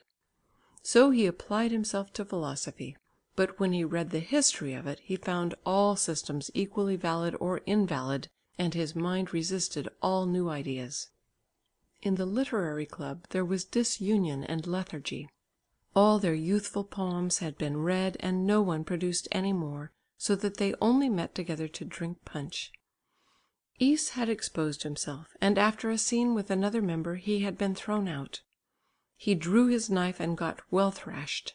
He saved himself from worse by affecting to treat the affair as a joke, and was now a mere laughing stock, since it had been discovered that his wisdom consisted in quotations from the students' periodicals which the others had not had the wit to utilise. At the beginning of term, an æsthetic society had been founded by the professor of æsthetics, and this made their own literary society, the Runa, superfluous. At one of the meetings of the former, John's discontent with classical authorities broke out. He had been drinking that evening and was half intoxicated. In conversation with the professor, dangerous ground was touched upon, and John was enticed so far out of his reserve as to declare Dante without significance for humanity and overestimated. John had plenty of reasons to allege for his opinion, but could not express them to advantage when the professor set upon him, and the whole company gathered round the disputants who were squeezed into a corner by the stove. He wanted in the first place to say that the construction of the Divine Comedy was not original, but a very ordinary form which had already been employed shortly before in A Vision of Albericus. Furthermore, his opinion was that in this poem Dante did not reflect the culture and thoughts of his period, because he was so uncultured that he did not even know Greek. He was not a philosopher, for he hampered thought by the fetters of revelation, and therefore he was no precursor of the Renaissance or the Reformation. He was no patriot, for he venerated the German Empire as established by God. He was at most a local patriot of Florence. Nor was he a democrat, for he always dreamt of a union of the empire and the papacy. He did not attack the papacy, but only individual popes who lived immoral lives, as he himself had done in his youth. He was a monk, a truly idiotic child of his age, for he sent unbaptized children to hell. He was a narrow-minded royalist who put Brutus next to Satan in the deepest hell. He was entirely wanting in the power of self-criticism. While he reckons ingratitude to friends and betrayal of one's fatherland among the worst of crimes, he places his own friend and teacher, Brunetto Latini, in hell, and supports the German Emperor, Henry VII, against his native city, Florence. He had bad literary taste, for he reckoned as the 6 greatest poets of the world, Homer, Horace, Lucan, Ovid, Virgil, and himself.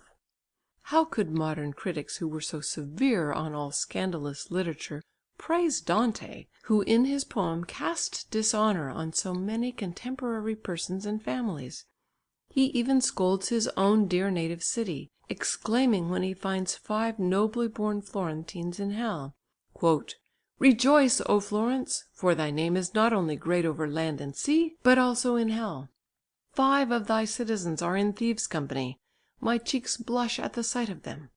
But one thing I know, punishment will light upon thee, Florence, and may it happen soon." As is usual in such debates, the attacked and the attacker often changed their ground. John wished to prove to the professor that from his point of view the Commedia was a political pamphlet, But then the professor veered round, adopted the enemy's point of view, and said that he should value it as such. Whereupon John answered that it was exactly as such that he designated it, but not as a magnificent poem of everlasting value, which the professor had declared it to be in his lectures. Again the professor changed his ground and said that the poem should be judged by the standard of the period at which it was composed. "Exactly so," answered John, "but you have judged it by the standard of our time and all succeeding times, and therefore you are wrong. But even with regard to its own time, the work is not an epoch-making one. It is not in advance of its period, but belongs strictly to it, or rather lags behind it. It is a linguistic monument for Italy, nothing more, and should never be read in a Swedish university, because the language is antiquated, and finally because it is too insignificant to be regarded as a link in the development of culture." The result of the controversy was that John was regarded as shameless and half-cracked. After this explosion he was exhausted and incapable of work. The whole of the life in a town where he did not feel at home was distasteful to him. His companions advised him to take a thorough rest, for he had worked too hard, and so, as a matter of fact, he had. Various schemes again presented themselves to his mind, but without result. The grey, dirty town vexed him. The scenery around depressed him. He lay on a sofa and looked at the illustrations in a German newspaper. Views of foreign scenery had the same effect as music on his mind, and he felt a longing to see green trees and blue seas. He wished to go into the country, but it was still only February, the sky was as grey as sackcloth, the streets and roads were muddy. When he felt most depressed, he went to his friend the natural science student. It refreshed him to see his herbarium and microscope, his aquarium and physiological preparations. Most of all he found a pleasure in the society of the quiet, peaceable atheist, who let the world go its way, for he knew that he worked better for the future, in his small measure, than the poet with his excitable outbreaks. He had a little of the artist left in him and painted in oils. To think that he could call up as if by enchantment a green landscape amid the mists of this wintry spring and hang it on his wall! "Is painting difficult?" he asked his friend. "No, indeed, it is easier than drawing. Try it." John, who had already, with the greatest calm, composed a song with a guitar accompaniment, thought it not impossible for him to paint, and he borrowed an easel, colours and a paint brush. Then he went home and shut himself up in his room. From an illustrated paper he copied a picture of a ruined castle. When he saw the clear blue of the sky he felt sentimental, and when he had conjured up green bushes and grass he felt unspeakably happy, as though he had eaten hashish. His first effort was successful, but now he wished to copy a painting. That was harder. Everything was green and brown. He could not make his colours harmonize with the original and felt in despair. One day when he had shut himself up, he heard a visitor talking with his friend in the next room. They whispered as though they were near a sick person. "Now he is actually painting," said his friend in a depressed tone. What did that mean? Did they consider him cracked? Yes. He began to think about himself, and like all brooders came to the conclusion that he was cracked. What was to be done? If they shut him up, he would certainly go mad. Better anticipate them, he thought, and as he had heard of private asylums in the country, where the patients could walk about and work in the garden, he wrote to the director of one of them. After some time he received a friendly answer advising him to be quiet. His correspondent had received information about John through his friend, and understood his state of mind. He told him it was only a crisis which all sensitive natures must pass through, etc. That danger then was over. But he wished to get out into active life whenever it might be. One day he heard that a travelling theatrical company had come to the town. He wrote a letter to the manager and solicited an engagement, but he received no answer and did not call on the manager. Thus he was tossed to and fro, till at last fate intervened and set him free. 3 months had passed and he had received no money from the court treasurer. His companions advised him to write and make a polite inquiry. In reply he was told that it had never been his Majesty's intention to pay him a regular pension, but only a single donation. However, in consideration of his needy circumstances, by way of exception he had made him a grant of 200 kronas, which would shortly be sent. John at first felt glad, for he was free, but afterwards the turn which affairs had taken made him uneasy, for the papers had stated that he was the king's stipendiary, and the king had really promised him a stipend during the year that he must read for his degree. Besides this, the court-martial had given him a sort of half-promise for the future, which could hardly be considered as adequately fulfilled by a donation of 200 kronas. Different opinions were expressed on the matter. Some thought that the king had forgotten, others that the state of his finances did not allow of a further gift, or that his good wishes exceeded his powers. No one expressed disapproval, and John was secretly glad, had he not felt a certain disgrace in the withdrawal of the stipend, so that he might be suspected of having groundlessly boasted of it. Those who believed that John was in disfavour at court ascribed this to the fact that he had omitted to wait upon the king in person when he was in Stockholm at Christmas and the New Year. Others attributed it to the fact that he had not formally presented his tragedy, Sinking Hellas, but had simply sent it to the palace instead of going with it, which his sense of independence forbade him to do. 10 years later he heard quite a new explanation of this disfavour. He was said to have composed a lampoon on the king, but this was a pure legend, probably the only one of its obscure fabricator which would reach posterity. Anyhow, facts remained as they were, and his resolve was quickly taken. He would go to Stockholm and become a literary man, an author if possible, should he prove to possess sufficient capacity for that calling. The student who shared his room undertook to pay his return journey, and alleged as a pretext that John must wait some time in Stockholm lest the landlord should be uneasy. Meanwhile he could collect enough money to pay the rent which was due at the end of the term. His friends gave John a farewell feast, and John thanked them, acknowledging the obligations which each owes to those he meets in social intercourse. Every personality is not developed simply out of itself, but derives something from each with whom it comes in contact, just as the bee gathering her honey from a million flowers appropriates it and gives it out as her own.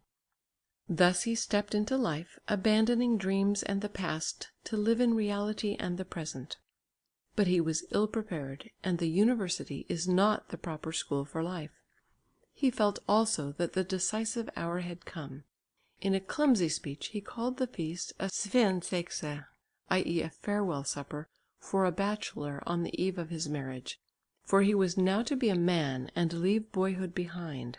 He was to become a member of society, a useful citizen, and eat his own bread.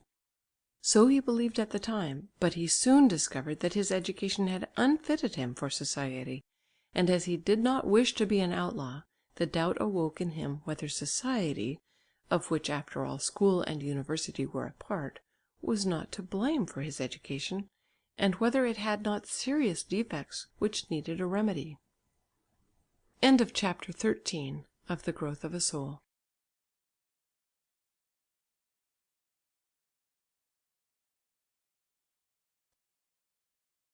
Chapter 14 Among the Malcontents, 1872. When John came to Stockholm, he borrowed money in order to hire a room near the Ladugarslandet. Always under the sway of sentiment, he chose this quarter of the town because he always used to walk there in his childhood on the 1st of May, and the High Street especially had something of a holiday air about it. Moreover, it was soon opened into the zoological gardens, which became his favourite place for walks.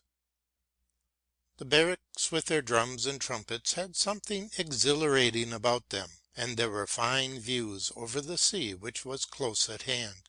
There was plenty of light and air. When he went for his morning walk he could choose his route according to his mood.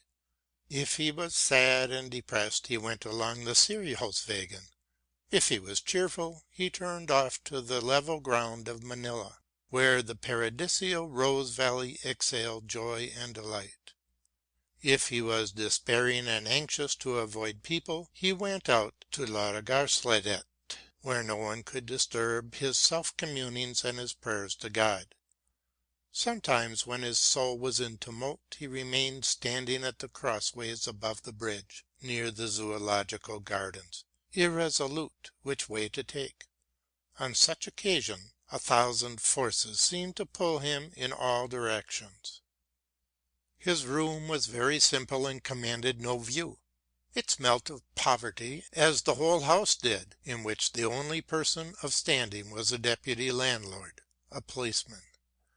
John began his active career by painting, out of a sense of need to give his feelings shape and to express them in a palpable way.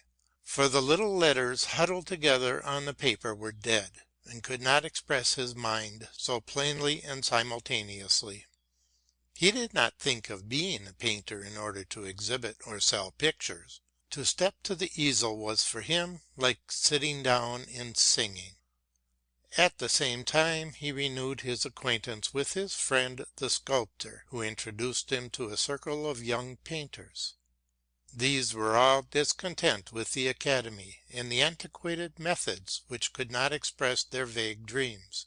They still preserved the Bohemian type. So late did the waves of modern ideas beat on the far coasts of the north.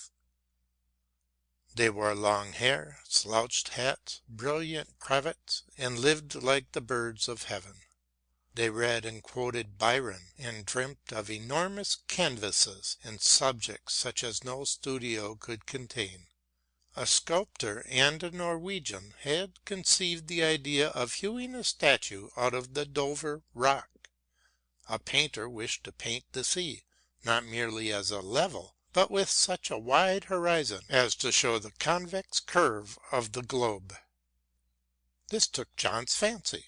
One should give expression to one's inner feelings and not depict mere sticks and stones which are meaningless in themselves, till they have passed through the alembic of a percipient mind. Therefore the artists did not make studies out of doors, but painted at home from their memory and imagination.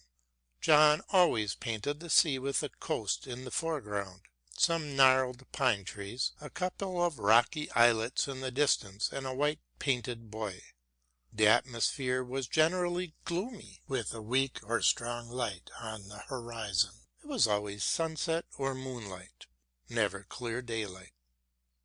But he was soon woken out of this dream life partly by hunger, partly by recollecting the reality which he had sought in order to save himself from his dreams. Although John knew little of contemporary politics, he knew that the democracy or peasant class had arrived at power, that they had declared war on the official and middle classes, and that they were hated in Upsala. And now he himself was to enter the ranks of the combatants and attack the old order of things. The only item of the knowledge which he had brought with him from Upsala which was likely to be useful here was the small amount of political science which he had studied. Of what use were astronomy, philology, aesthetics, Latin, and chemistry here? He knew something about the land laws and communal laws, but he had no idea of political economy, finance, or jurisprudence. When he now began to look about for a suitable paper to which to attach himself, it did not occur to him to make use of his old connection with the Aftonbladet, but he wrote for a small evening paper which had lately appeared, which was regarded as radical, and was issued by the New Liberal Union. The editor held receptions in the La Croix Café, and here John was introduced into the society of journalists. He felt ill at ease among them. They did not think as he did, seemed uncultivated, as indeed they were, and rather gossiped than discussed important matters. They certainly busied themselves with facts, but these were rather trifles than great questions. They were full of phrases, but did not seem to have a proper command of their material. John, though against his will, was too much of an academic aristocrat to sympathize with these democrats, who for the most part had not chosen their career, but been forced into it by the pressure of circumstances. He found the atmosphere stifling for his idealism and came no more to the reception after he had done his business and been invited to write for the paper. He made his debut as an art critic. His first criticism concerned Winge's Thor with the Giants and Rosen's Erik XIV and Karin Monsdotter. The young critic naturally wished to display his learning, though all he had was what he had picked up in lectures and books. Therefore his criticism of Winge was a mere eulogy. His remarks chiefly regarded the subject of the picture as a Norse one and treated in the grand style. The painters did not like this sort of criticism, as they considered the only point to be criticized in a work of art was the execution. Erik XIV he judged from his monomaniacal point of view, "aristocrat or democrat," and found fault with the incorrect conception of Göran Persson, whom in his own tragedy Erik XIV (subsequently burnt) he had represented as an enemy of the nobility and friend of the people. Descended from his own height as a promising student, author, and royal protégé to the then less regarded class of journalists, he felt himself again one of the lower orders. After the editor had struck out his learned flourishes, the articles were printed. The editor told him they were piquant, but advised him to employ a more flowing style. He had not yet caught the journalistic knack. Then John planned a series of articles in which, under the title "Perspective," he treated of social and economic questions. In these he attacked university life, the divisions of the classes, the injurious over-reading and the unfortunate position of the students. Since the labor question at that time was not a burning one, he ventured on a comparison between the prospects of a student and that of a workman, declaring the latter to be far better off. The workman was generally in good health, could support himself at 18 and marry at 20, while the student could not think of marriage and making a livelihood before 30. As a remedy he recommended doing away with the final examinations, as Jabach had already done in Norway, and the transference of the university to Stockholm, in order that the students might have a chance of earning something during their course. As an example he adduced the case of modern students at Athens who learned a trade while they study. This was all clear to him as early as 1872, yet when he made similar suggestions 12 years later, he was thought to have conceived them on the spur of the moment. At the same time he took an engagement on a small illustrated ladies' paper and wrote biographical notices and novelettes. The ladies were very kind, but let him work too hard, and gave him all kinds of commissions to execute. After he had spent 2 or 3 days in paying visits, dived into the publisher's place of business, read biographical romances in 3 or 4 volumes, made researches in the library, run to the printing office, and finally written his columns carefully, setting each person treated of in a proper historical light, and analyzing his career, he received, for all that work, 15 kronas. He calculated that this was less pay per hour than a servant earned. The bread of the literary man was certainly hardly earned, and that this is the common lot of authors does not make matters better. But the profession was also despised, and John felt that in social position he stood below his brothers, who were tradesmen, below the actors, yes, even below the elementary school teachers. The journalists led a subterranean existence, but they styled themselves "we," and wrote as though they were sovereigns of God's appointment. They had men's weal or woe in their hand, since the chief weapon in the struggle for existence in our civilized days is social reputation. How was it that society had given these free lances such terrible power without taking any guarantees? But when one comes to think, What assurance is there for the capacity and insight of the lawgivers in Parliament, in the ministry, on the throne? None whatever. It is therefore the same all round. There were, however, two classes of newspapers: the conservative, which wished to preserve the social condition with all its defects, and the liberal, which wished to improve it. The former enjoyed a certain respect, the latter none at all. John instinctively sided with the last, and at once felt that he was regarded as everyone's enemy. A liberal journalist and a chronicler of scandals were synonymous terms. At home he had heard the usual phrase that "no one was honourable whose name had not appeared in the paper Fatherland." In the street they had pointed out to him a man who looked like a bandit, with the mark of a dagger stab between his eyes, and said, "There goes the journalist X." In the Café La Croix he felt depressed among his new colleagues, but none the less chose to associate with this unpopular group. Did he choose really? One does not choose one's impulses, and it is no virtue to be a democrat when one hates the upper classes and has no pleasure in their company. Meanwhile, for social intercourse he went to the artists. It was a strange world in which they lived.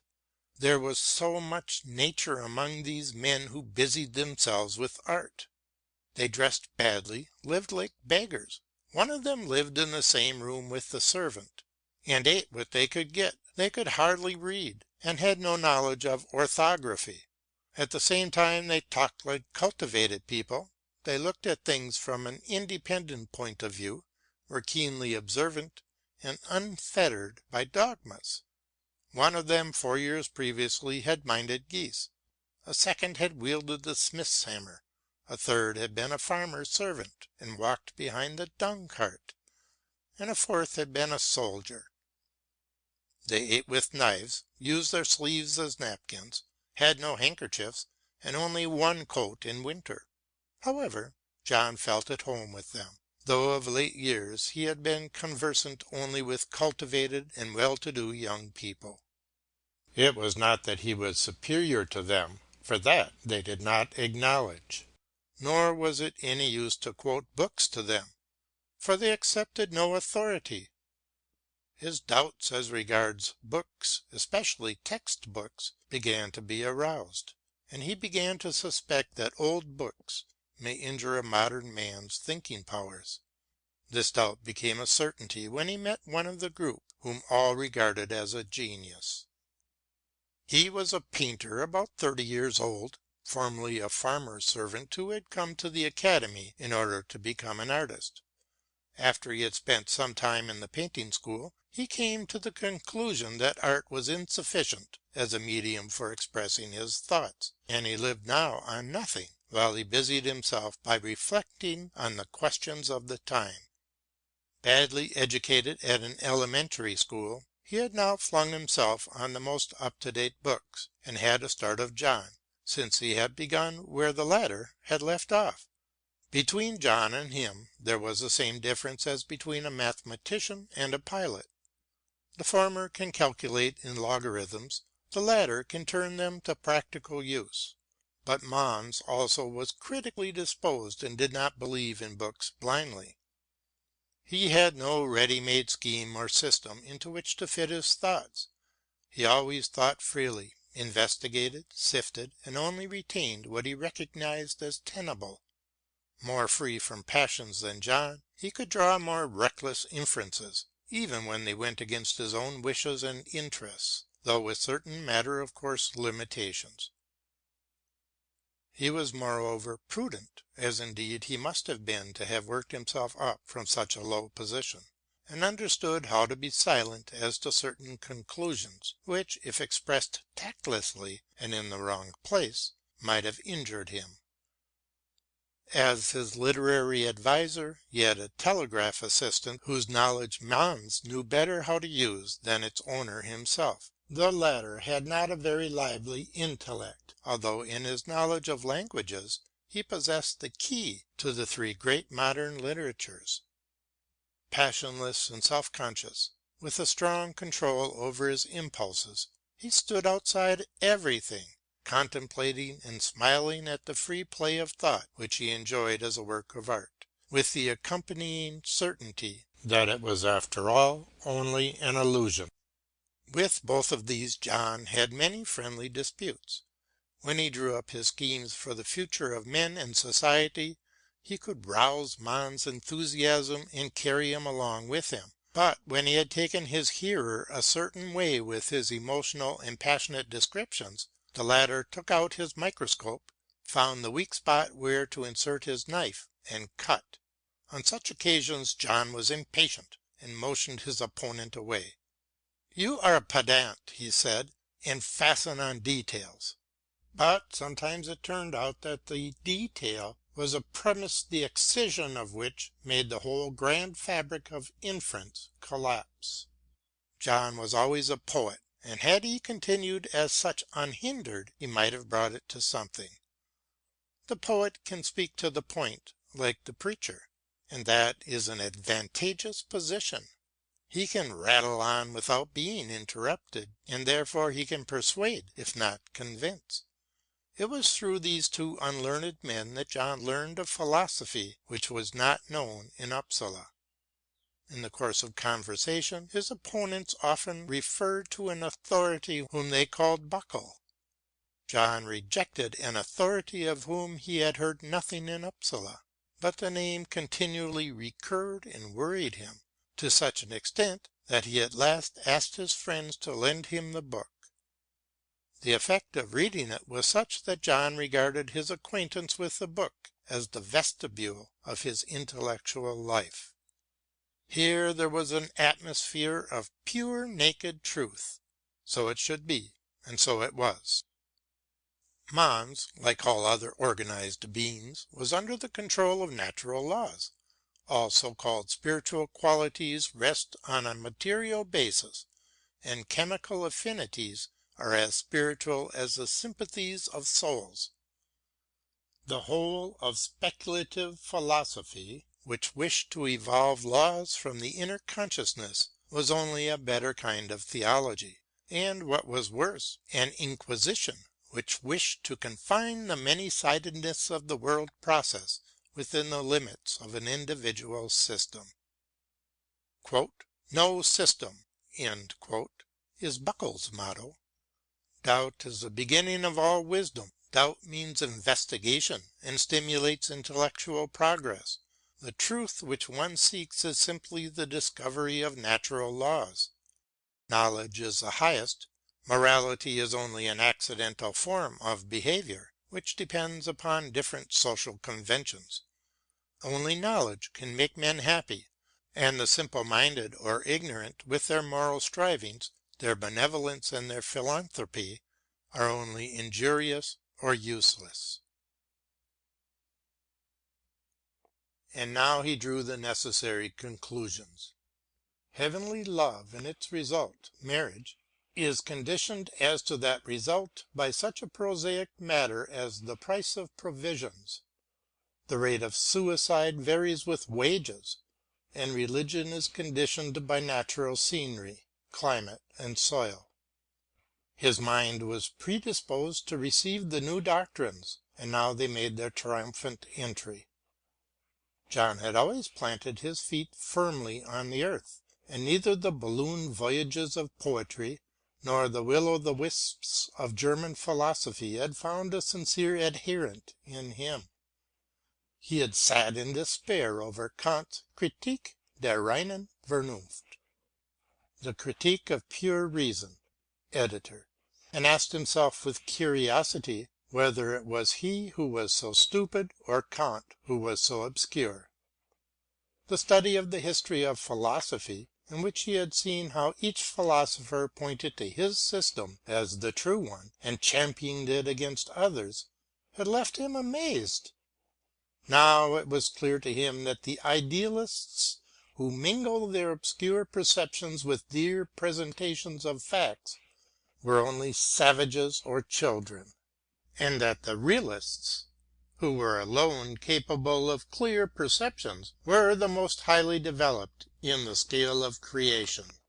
The poets and philosophers are somnambulists, and the religious, who always live in fear of the unknown, are like animals in a forest, who fear every rustic in the bushes, or like primitive men who sacrifice to the thunder instead of erecting lightning rods. Now he had a weapon in his hand to wield against the old authorities, and against the schools and universities which were enslaved by patronage. Buckle himself had run away from school, had never been at a university, and hated them. Apropos of Locke he remarks, "Were this deep thinker now alive, he would inveigh against our great universities and schools, where countless subjects are learnt which no one needs, and which few take the trouble to remember." Accordingly Upsala has been wrong and John right.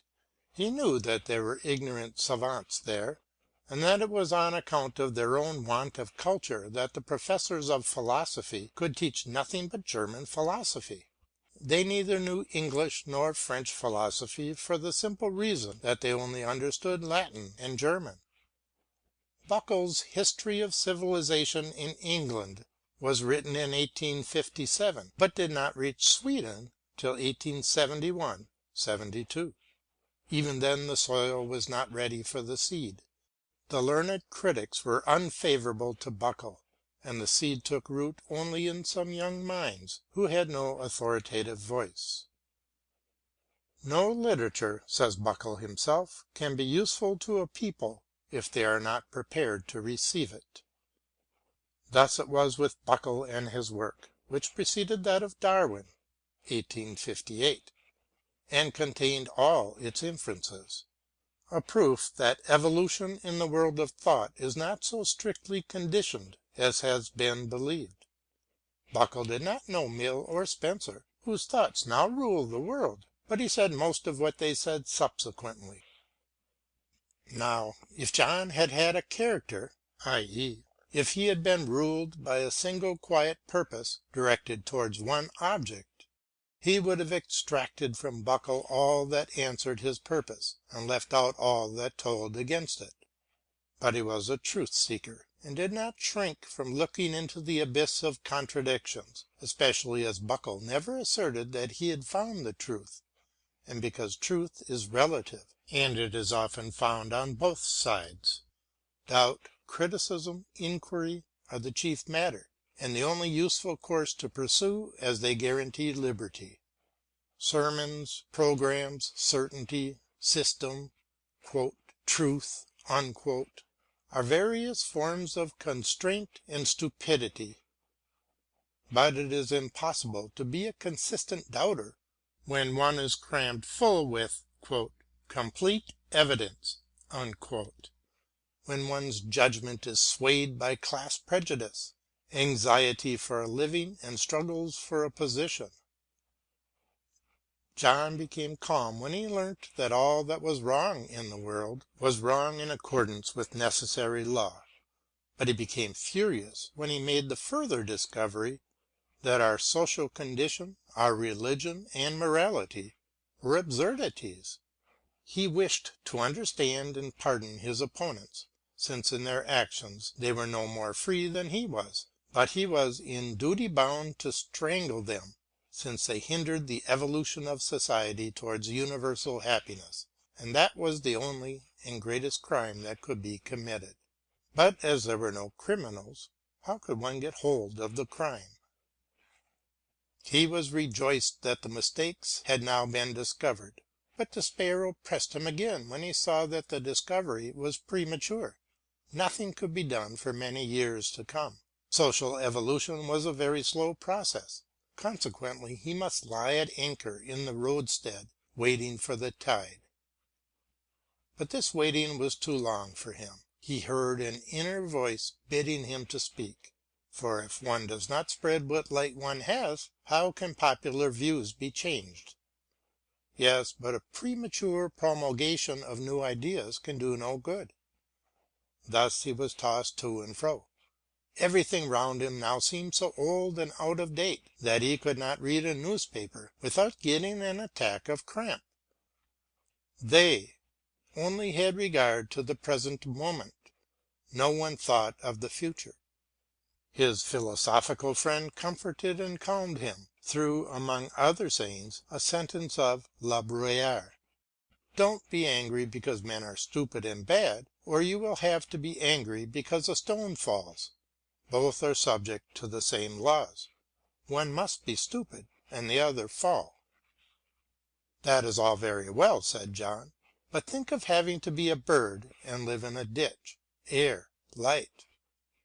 "I cannot breathe or see," he exclaimed.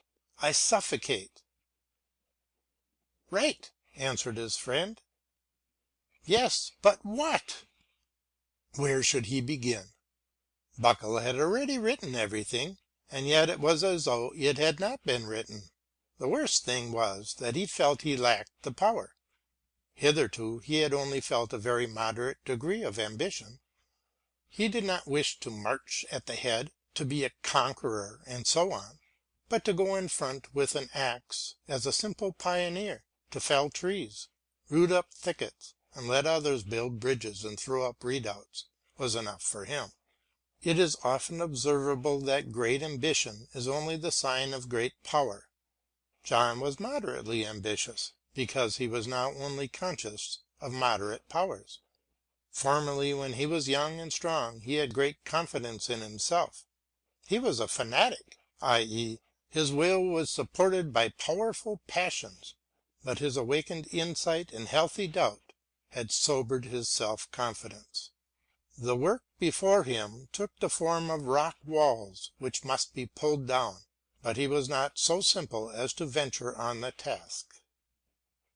Now he began to habituate himself forcibly to doubt in order to be patient and not to explode. He entrenched himself in doubt as in a fortress, and as a means of self-preservation he determined to depict his struggles and doubts in a drama. The subject matter which he had been turning over in his mind for a year he took from the history of the Reformation in Sweden. Thus was composed the drama later on known as The Apostate. End of chapter 14.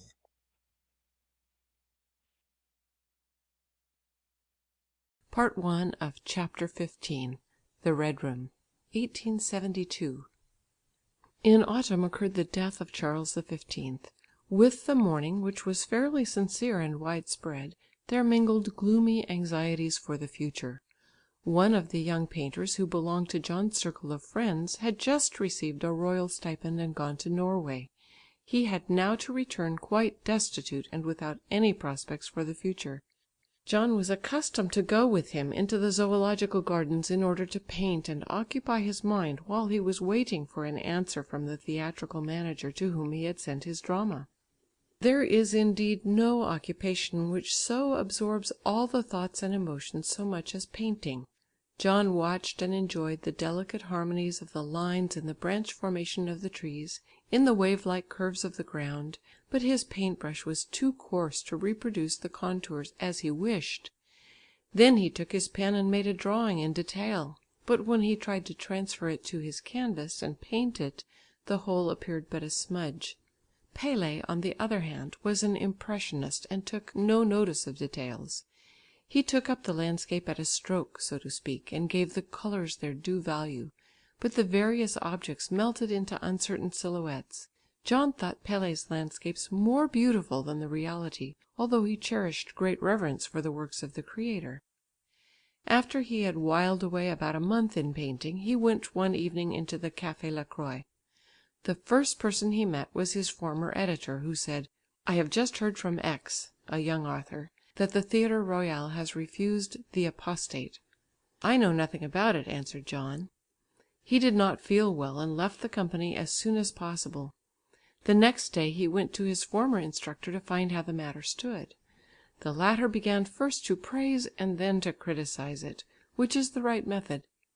He said that the characters of Olaus Petri and Gustav Vasa had been brought down from their proper level and distorted. John, on the other hand, held that he had given a realistic representation of them as they probably were, before their figures had been idealized by patriotic considerations. His friend replied that that was no good; the public would never accept a new reading of their characters till critical inquiry had done its preliminary work. That was true, but the blow was a heavy one, although dealt with as much consideration as possible, and the author was invited to remodel his drama. He had again been premature in his attempt; there was nothing left for him but to wait and while away the time. To think of remodelling it now was not possible for him, for he saw, when he read it through again, that it was all cast in one piece, and that the details could not be altered. He could not change it unless he changed his thoughts, and therefore he must wait. Now he took to reading again. Chance brought into his hand two of the best books which one can read. They were de Tocqueville's Democracy in America and Prévost Paradol's The New France. The former increased his doubts as to the possibility of democracy in an uncultivated community. Written with sincere admiration for the political institutions of America, which the author holds up as a pattern for Europe, this work points out so sincerely the dangers of democracy as to make even a born hater of the aristocracy pause. John's theories received terrible blows, but this time his good sense triumphed over his prejudices. His loss of faith in his own powers, however, had a demoralizing effect upon him, and he was soon ripe for absolute scepticism. Sentences such as the following admitted at that time of no contradiction: "The moral power of the majority is based partly upon the conviction that a number of men have more understanding, intelligence, and wisdom than an individual, and a great number of lawgivers more than a selection of them. That is the principle of equality applied to intellectual gifts. This doctrine attacks the pride of humanity in its innermost citadel." An individualist like John did not perceive that this pride can and must be overcome. Nor did he see that wisdom and intelligence can be spread by means of good schools among the masses. "When a man or a party in the United States suffers injustice, to whom shall he turn? To public opinion? That is the opinion of the majority. To the legislative officials? They are nominated by the majority and obey it blindly. To the executive power? That is chosen by the majority and serves it as a passive instrument. To the military forces of the state? They are simply the majority under arms. To juries? They are formed by a majority which possesses the right to judge." De Tocqueville goes on to say that the happiness of the majority which consists in maintaining its rights deserves recognition, and that it is better for a minority to suffer from pressure than a majority. But the sufferings which an intelligent minority suffer from an unintelligent majority are much greater than those which an intelligent minority inflict upon a majority. On the other hand, the minority understands much better than the majority what conduces to their own and the general happiness, and therefore the tyranny of the minority is not to be compared with that of the majority. Yes, but, thought John, did not the European peoples generally suffer from the tyranny of a minority? The mere fact that there were upper classes lay like a heavy cloud on the life of the masses. Nowadays the question may be raised, why should a different class education result in an intelligent minority and an unintelligent majority? But such questions were not raised then. Moreover, had such a state really ever been seen in which an intelligent minority had the power to oppress?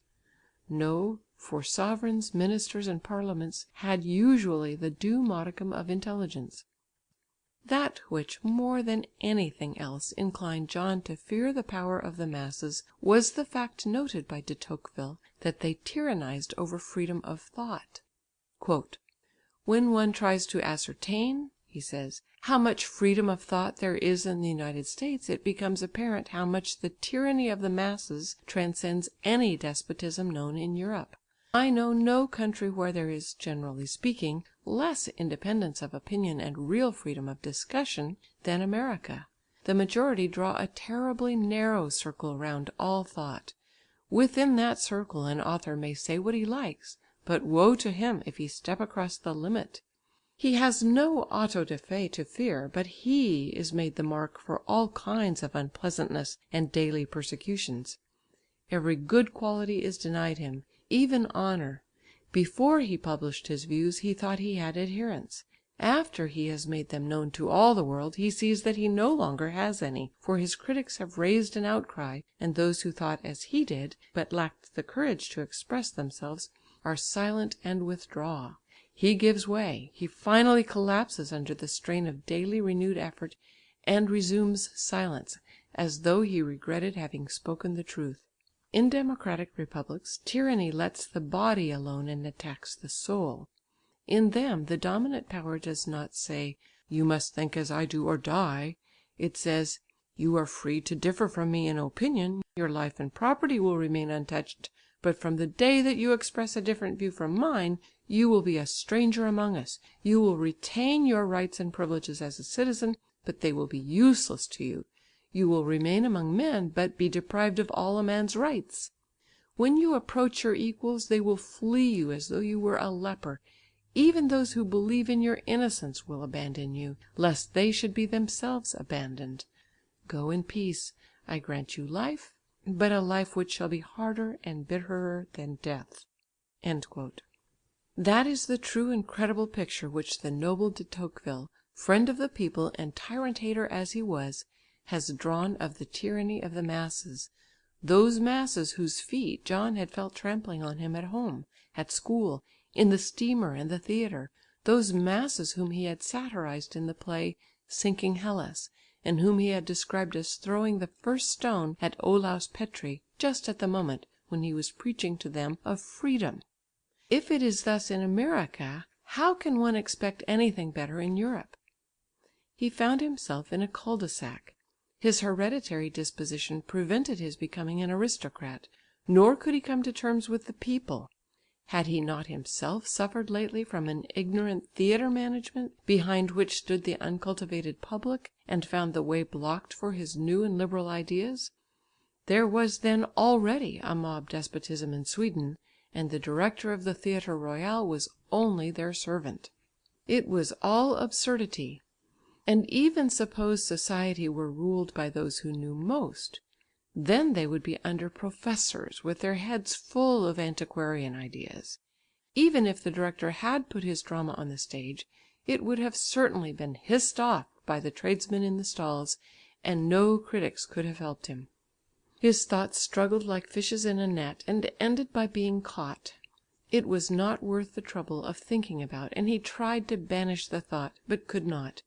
He felt a continual trouble and despair in his mind that the world was going idiotically, majestically, and unalterably to the devil. Unalterably, he thought, for as yet a large number of strong minds had not attacked the problem, which was soluble after all. 10 years later it was provisionally solved, when knowledge on the subject of this Sphinx riddle had been so widely spread that even a workman had obtained some insight into it, and in a public meeting had declared that equality was impossible, for the blockheads could not be equal to the sharp-sighted, and that the utmost one could demand was equality of position. This workman was more of an aristocrat than John dared to be in the year 1872, though he belonged to no party which claimed the right to muzzle him.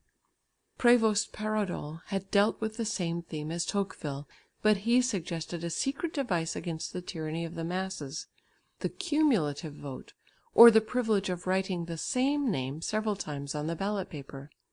But John considered this method, which had been tried in England, doubtful.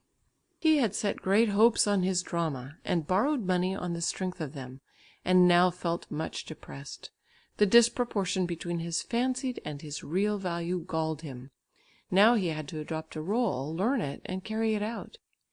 He composed one for himself, consisting of the sceptic, the materialist, and the liar, and found that it suited him excellently. This was for the simple reason that it was a sceptical and materialistic period, and because he had unconsciously developed into a man of his time. But he still believed that his earlier discarded personality, ruled indeed by wild passions, but cherishing ideals of a higher calling, love to mankind and similar imaginations, was his true and better self, which he hid from the world. All men make similar mistakes when they value sickly sentimentality above strong thought, when they look back to their youth and think they were purer and more virtuous then, which is certainly untrue. The world calls the weaker side of men their better self, because this weakness is more advantageous for the world, and self-interest seems to dictate its judgment. John found that in his new rôle he was freed from all possible prejudices, religious, social, political and moral. He had only one opinion, that everything was absurd, only one conviction, that nothing could be done at present, and only one hope, that the time would come when one might effectively intervene and when there would be improvement.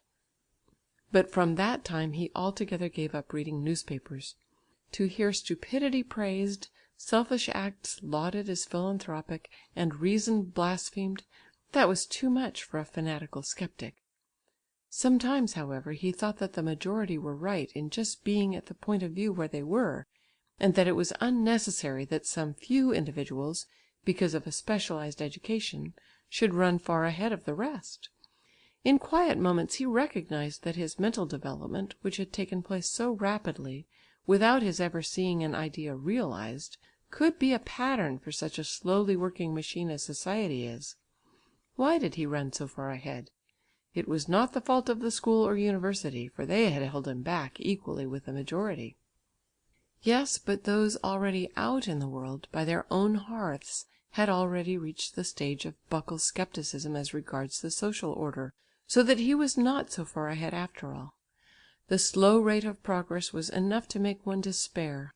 What Schiller's Karl Moor had seen 100 years previously, what the French Revolution had actually brought about, were now regarded as brand new ideas. After the Revolution, social development had gone backwards, religious superstitions were revived, belief in a better state of things lost, and economic and industrial progress was accompanied by sweating and terrible poverty. It was absurd. All minds that were awake at all had to suffer like every living organism when hindered in growth and pressed backward. The century had been inaugurated by the destruction of hopes, and nothing has such a paralysing effect on the soul as disappointed hope, which, as statistics show, is one of the most frequent causes of madness. Therefore all great spirits were, vulgarly speaking, mad. Chateaubriand was a hypochondriac, Musset a lunatic, Victor Hugo a maniac. The automatic pygmies of everyday life cannot realise what such suffering means, and yet believe themselves capable of judging in the matter. The ancient poet is psychologically correct in representing Prometheus as having his liver gnawed by a vulture. Prometheus was the revolutionary who wished to spread mental illumination among men. Whether he did it from altruistic motives or from the selfish one of wishing to breathe a purer mental atmosphere may be left undecided. John, who felt akin to this rebel, was aware of a pain which resembled anxiety, and a perpetual boring toothache in the liver. Was Prometheus then a liver patient who confusedly ascribed his pain to causes outside himself? Probably not. But he was certainly embittered when he saw that the world is a lunatic asylum in which the idiots go about as they like, and the few who preserve reason are watched as though dangerous to the public safety. Attacks of illness can certainly colour men's views, and every one well knows how gloomy our thoughts are when we have attacks of fever. But patients such as Samuel Oedmann or Olaf Eneroth were neither sulky nor bitter, but on the contrary mild, perhaps languid from want of strength. Voltaire, who was never well, had an imperturbably good temper, and Musset did not write as he did because he drank absinthe, but he drank from the same cause that he wrote in that manner, i.e. from despair. Therefore it is not in good faith that idealists who deny the existence of the body ascribe the discontent of many authors to causes such as indigestion, etc., the supposition of which contradicts their own principles. But it must be against their better knowledge, or with worse knowledge. Kierkegaard's gloomy way of writing can be ascribed to an absurd education, unfortunate family relations, dreary social surroundings, and alongside of these, to some organic defects, but not to the latter alone. Discontent with the existing state of things will always assert itself among those who are in process of development, and discontent has pushed the world forwards, while content has pushed it back. Content is a virtue born of necessity, hopelessness, or superfluity. It can be cancelled with impunity. Catarrh of the stomach may cause ill temper, but it has never produced a great politician, i.e. a great malcontent. But sickliness may impart to a malcontent's energy a stronger colour and greater rapidity, and therefore cannot be denied a certain influence. On the other hand, a conscious insight into grievances can produce such a degree of mental annoyance as can result in sickness. The loss of dear friends through death may in this way cause consumption, and the loss of a social position or of property, madness. If every modern individual shows a geological stratification of the stages of development through which his ancestors passed, so in every European mind are found traces of the primitive Aryan, class feeling, fixed family ideas, religious motives, etc. From the early Christians we have the idea of equality, love for our neighbour, contempt for mere earthly life. From the medieval monks, self-castigation and hopes of heaven. Besides these, we inherit traits from the sensuous cultured pagans of the Renaissance, the religious and political fanatics of the 16th century, the sceptics of the Illumination period, and the anarchists of the Revolution. Education should therefore consist in the obliteration of old stains which continually reappear, however often we polish them away. John proceeded to obliterate the monk, the fanatic, and the self-tormentor in himself as well as he could, and took as the leading principle of his provisional life, for it was only provisional till he struck out a course for himself, the well understood one of personal advantage, which is actually, though unconsciously, employed by all, to whatever creed they belong. He did not transgress the ordinary laws because he did not wish to appear in a court of justice. He encroached on no one's rights because he wished his own not to be encroached upon. He met men sympathetically, for he did not hate them, nor did he study them critically till they had broken their promises and shown a want of sympathy to him.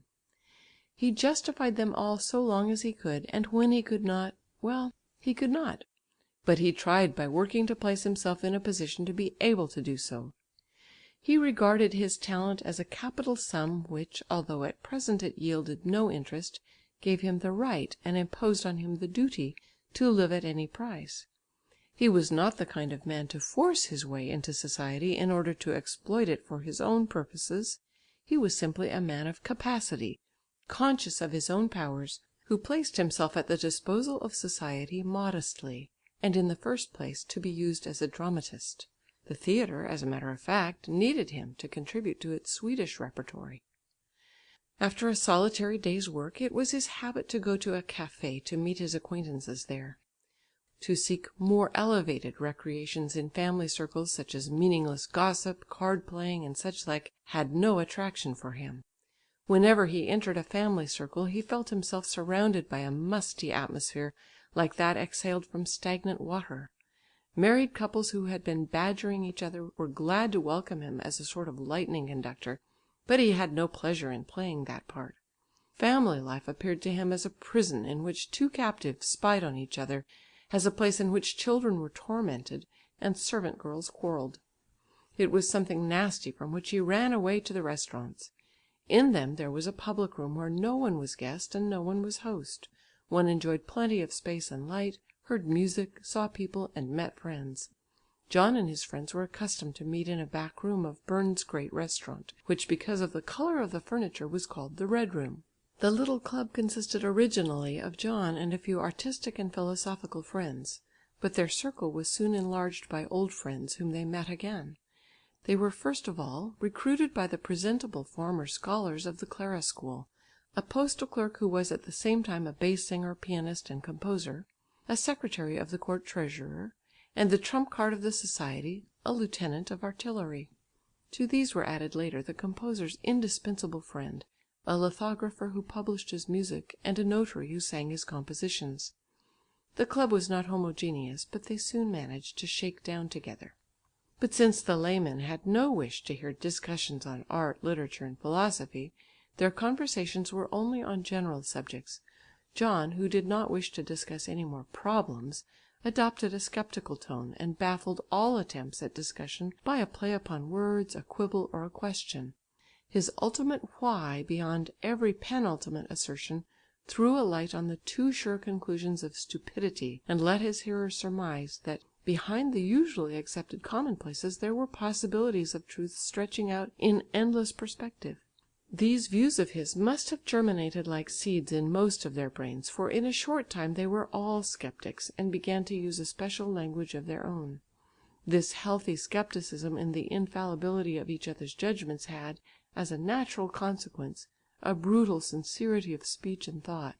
It was of no use to speak of one's feelings as though they were praiseworthy, for one was cut short with, "Are you sentimental, poor devil? Take bicarbonate." If any one complained of toothache, all he received by way of answer was, "That does not rouse my sympathy at all, for I have never had toothache, and it has no effect upon my resolve to give a supper." They were disciples of Helvetius in believing that one must regard egotism as the mainspring of all human actions, and therefore it was no use pretending to finer emotions.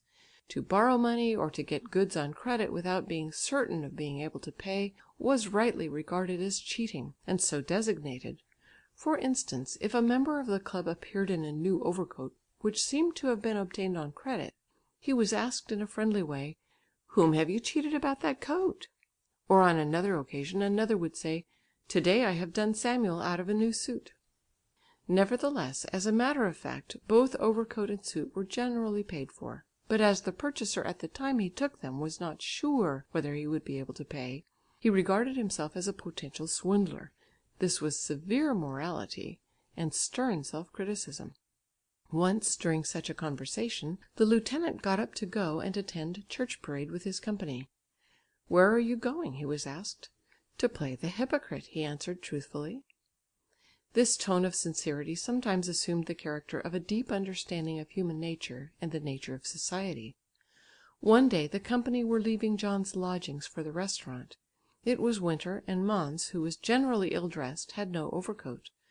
The lieutenant, who wore his uniform, was, it is true, somewhat uneasy, but did not wish to hurt any one's feelings that day.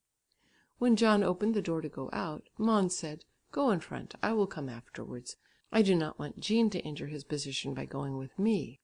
John offered to walk with Måns one way while the others should go by another, but Jean exclaimed, "Ah, don't pretend to be noble-minded. You feel as embarrassed at going with Måns as I do."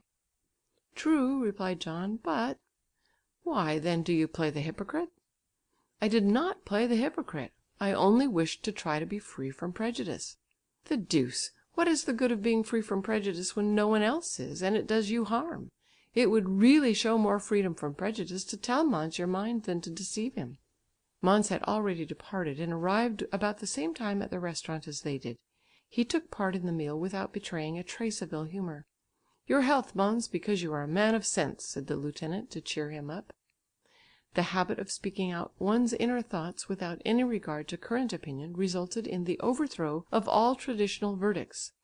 The terrible confusion of thought in which men live, since freedom of thought has been fettered by compulsory regulations, has made it possible for antiquated views of men and things to continue. Thus to-day a number of works of art are considered unsurpassable in spite of the great progress made in technique and artistic conception. John considered that if in the 19th century he was to give his views on Shakespeare, he was not at all bound to give the opinion of the 18th century, but of his own 19th, as it had been modified by new points of view. This aroused a great deal of opposition, perhaps because people fear being regarded as uncultivated a great deal more than they fear being regarded as godless. End of chapter 15, part 1.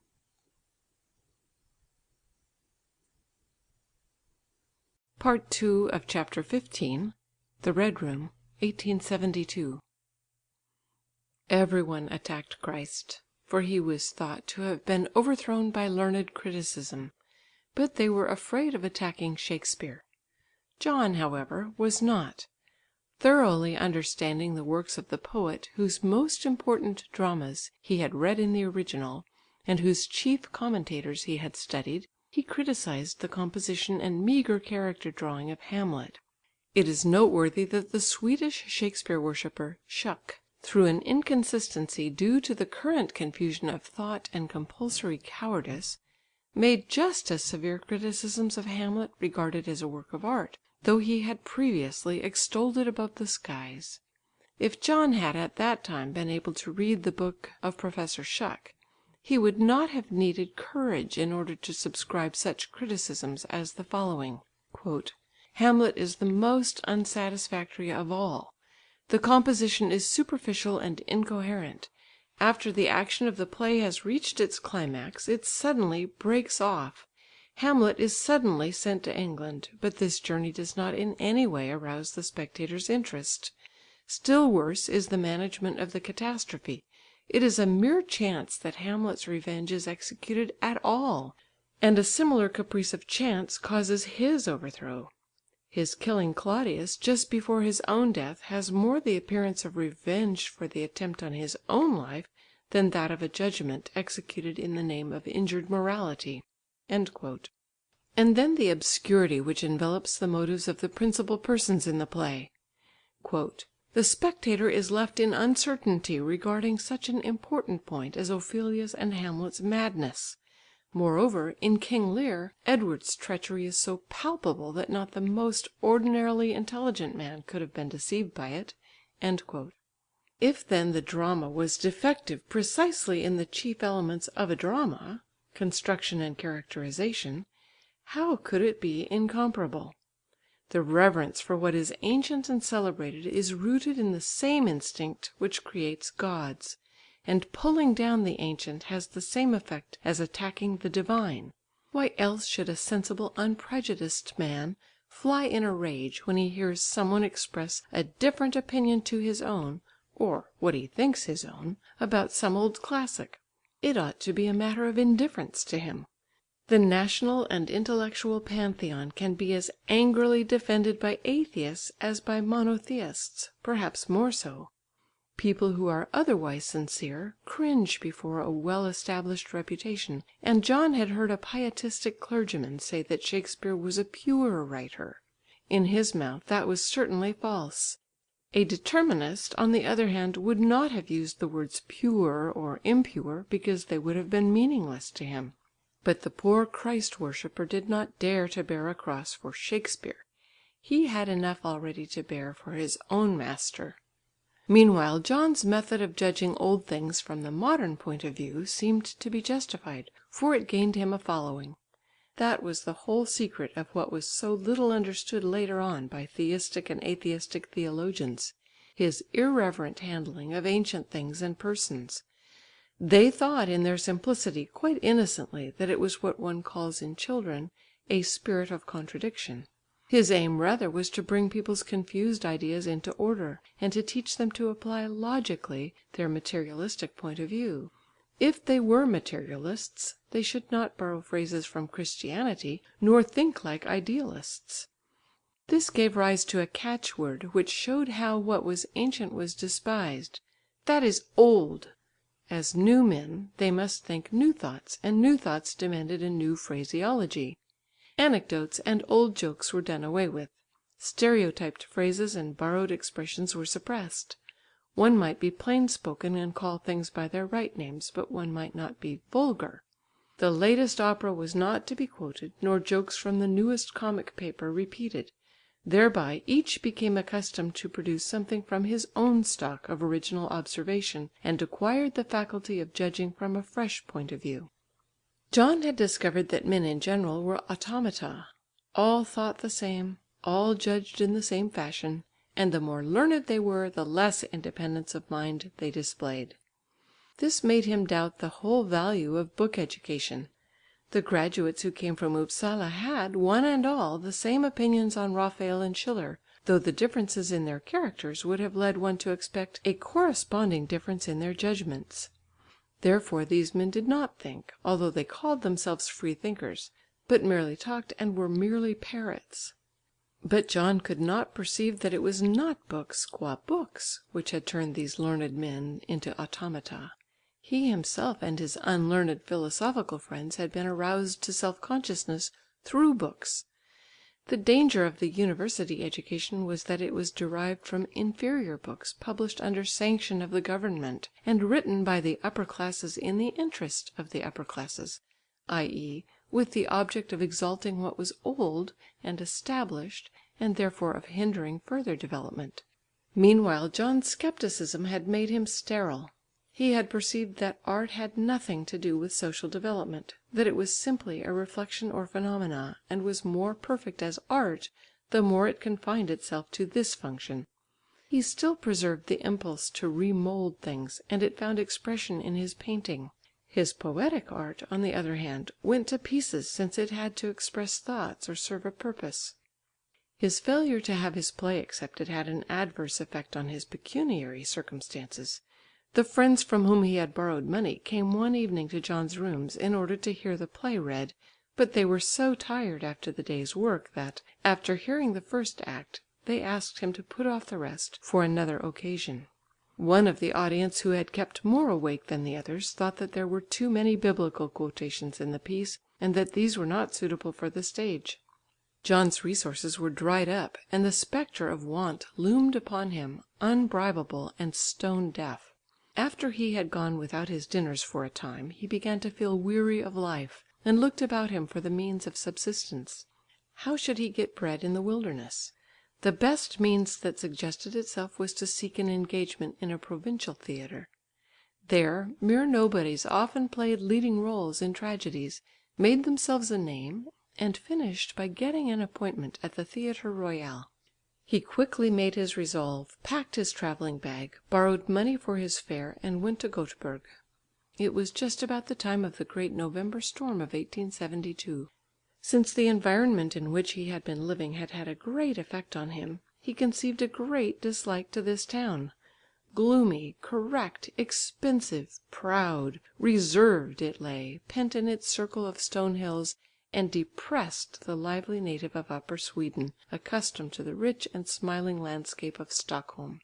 It was a copy of the capital, but on a small scale, and John, as one of the upper class, felt alienated from its inhabitants who were in a lower stage of development. But he noticed that there was something here that was wanting in the capital. When he went down to the harbour he saw ships which were nearly all destined for foreign parts, and large vessels kept up continual communication with the continent. The people and buildings did not look so exclusively Swedish. The papers took more account of the great movements which were going on in the world. What a short way it was from here to Copenhagen, Christiania, London, Hamburg, Havre! Stockholm should have been situated here in a harbour of the North Sea, whereas it lay in a remote corner of the Baltic. Here was in truth the nucleus of a new centre, and he now understood that that position was no longer occupied by Stockholm, but that Göteborg was about to be the centre of the North. At present, however, this reflection had no comfort for him, since he was only in the insignificant position of an actor. John sought out the theatre director and introduced himself as a person who wished to do the theatre a service. The director, however, considered himself very well served by his present staff, but he allowed John to give a trial performance in the rôle in which he wished to make his début. This was Dietrichson's Workman, the great success of the day. John had discovered a certain likeness between Stevenson's first locomotive and his rejected play. He wished to show how he, like the engineer, had to face the ridicule of the ignorant crowd, the apprehensions of the learned, and the fears of a wasted life on the part of relatives. He gave his trial performance one evening by the light of a candle and between bare walls.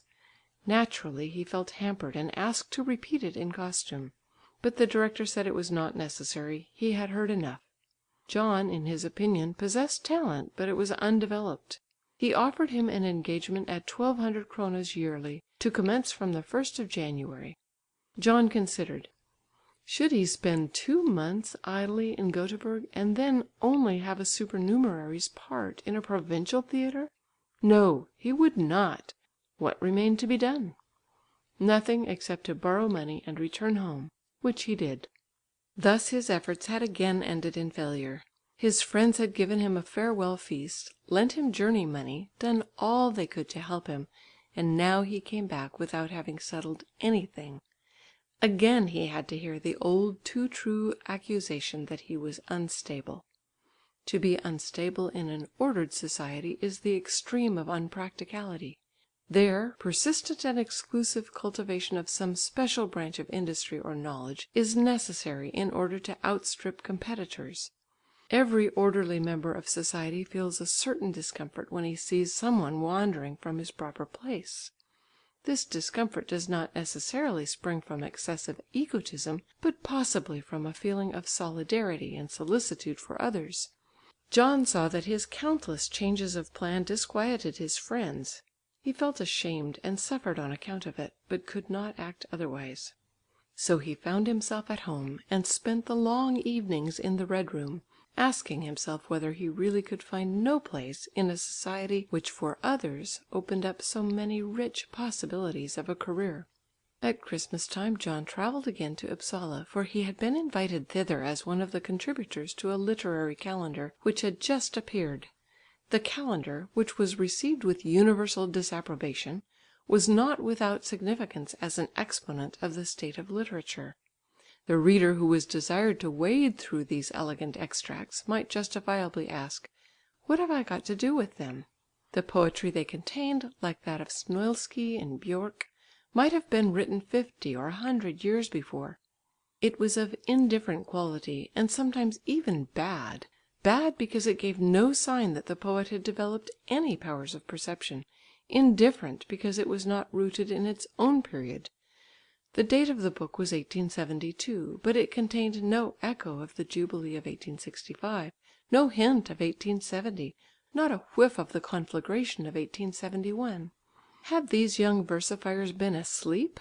Yes, certainly. The great mass of students were realists, sceptics, mockers, as befitted the children of the time. But the poets were credulous fools with the ideals of Snoilsky and Björk in their hearts. Their poetry was that of superannuated idealists in form and thought, for the new views of things had not reached these isolated individualists who still lived the bohemian life of the romantics. Their poetry consisted of nothing but echoes. In fact, it was a question whether Swedish poetry had hitherto been anything else, or could be anything else. Was Tegner's poetry anything but an echo of Schiller, Oehlenschläger, the Eddas, and the old Norse sagas? Was Atterbom anything else than a musical box pieced together out of Tieck, Hoffmann, Wieland, Burger, and so on with all the Swedish poets? But this literary calendar was composed of echoes and dreams of dreams. Realism, which had already made a premature entry into Sweden with Kramer's Diamonds and Coal, and had subsequently triumphed in Snoilsky, had left no trace on these young poets. The poetry of Snoilsky's school had been the careless expression of a careless time, but these poems simply displayed the incapacity of their writers. John had contributed to the calendar a free version of An Besvig Saga. In this he had glorified himself as a kind of male Cinderella, or ugly duckling of the family. He was moved to do this by the contempt which had been evinced towards him by his patrons and middle-class friends on account of his failure as an author. The language of the piece was marked by a certain bluntness of expression and an attempt to dignify low things, or at least to rub off the dirt from things which were not really so, but were called so. Since the word naturalism had not yet come into fashion, his language was called coarse and vulgar. But an acquaintance which John happened to make during his stay in Upsala was of greater importance than the calendar or Christmas dinner. He lodged with a friend on whose writing table he found one day a number of the Svensk Tidskrift containing a notice of Hartmann's Philosophy of the Unconscious. It was an exposition of Hartmann's system by a Finn, A.V. Bolin, and betrayed throughout a half-concealed admiration of it. But the editor, Hans Forssell, had appended to the essay a note written in his usual style when he came across something that his brain could not take in. Hartmann's doctrine was pessimism. Conscious life is suffering because unconscious will is the motive power of evolution, and consciousness obstructs this unconscious will. It was the old myth of the tree of knowledge of good and evil. It was the kernel of the Buddhistic faith and the chief doctrine of Christianity, vanitas vanitatum vanitas. Most of the greatest and conscious minds had been pessimists and had seen through and unmasked the illusions of life. Only wild animals, children, and commonplace people could therefore be happy, because they were unconscious of the illusion, or because they held their ears when one wanted to tell them the truth and begged not to be robbed of their illusions. John found all this quite natural and had no important objection to make. It was true then, what he had so often dreamt, that everything was nothing. It was the suspicion of this which had governed his point of view and made all the great and all greatness appear on a reduced scale.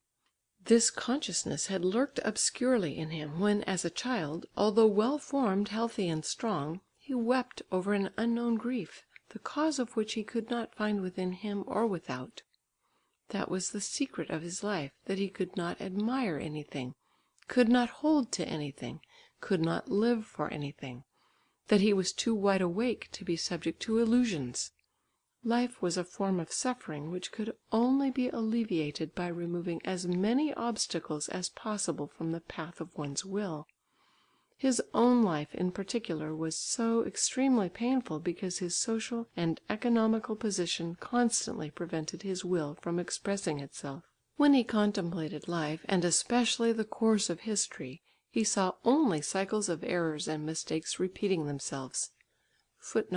In his pamphlet, The Conscious Will in the World History, 1903, Strindberg takes the opposite view to that expressed here. The men of the present dreamt of a republic as Greeks and Romans had done 2000 years before. The civilization of the Egyptians had decayed when they perceived its futility. Asia was wrapped in an eternal sleep after it had been impelled by an unconscious will to conquer the world. All nations had invented narcotics and intoxicants in order to quench consciousness. Sleep was blessedness and death the greatest happiness. But why not take the last step and commit suicide? Because the unconscious will continually enticed men to live through the illusion of hope of a better life. Pessimism, regarded as a view of the world's order, is more consistent than meliorism, which sees in natural development a tendency which makes for men's happiness. This latter view seems to be a disguised relic of belief in divine providence.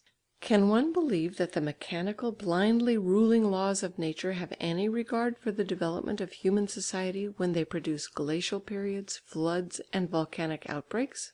Must an intelligent man be called conservative in a contemptuous sense, because he has brought under his yoke and rules the laws of nature, as Stuart Mill facetiously expresses it?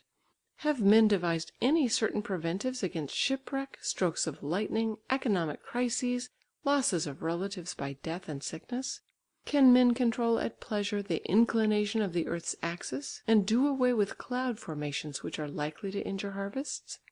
In spite of the present advanced state of science, have men been able to put an end to the grape pest, to stop floods, eradicate superstitions, remove despots, prevent war?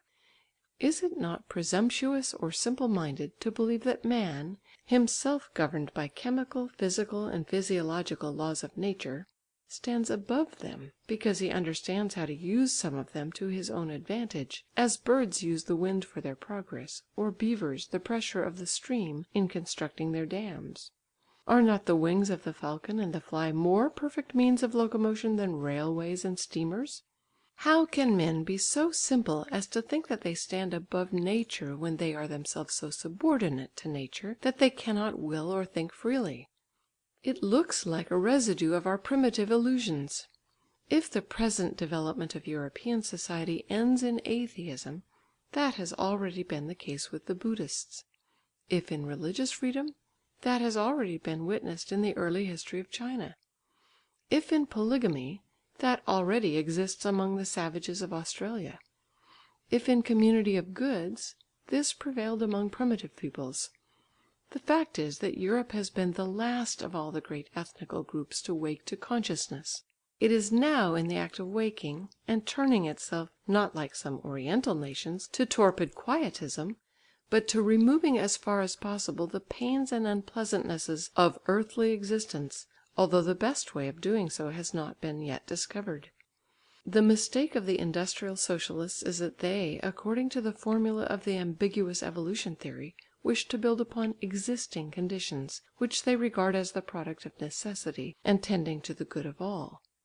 But existing conditions rather tend to the happiness of the few, and are therefore something abnormal to build on, which means erecting a house on ground from which the water has not been drained off.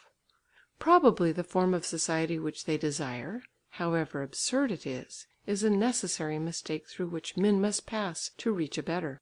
Both the danger and the hope of progress consist in the fact that the socialistic system already has its programme drawn up, and consequently works automatically, i.e. like a blind, irresistible mass. If it reconstitutes society after the pattern of the working class who are a minority, and makes all men mechanics, one may venture to doubt, without being regarded as quite mad, whether that will be happiness. Socialism as a social reform is inevitable, for Europe in its self-idolatry has not perceived how far backward it is. Provided with an Asiatic form of government, which interferes in details, supporting ancient superstitions, living under the terrible tyranny of capital, which is maintained by force of arms, it sets on foot political and religious persecutions.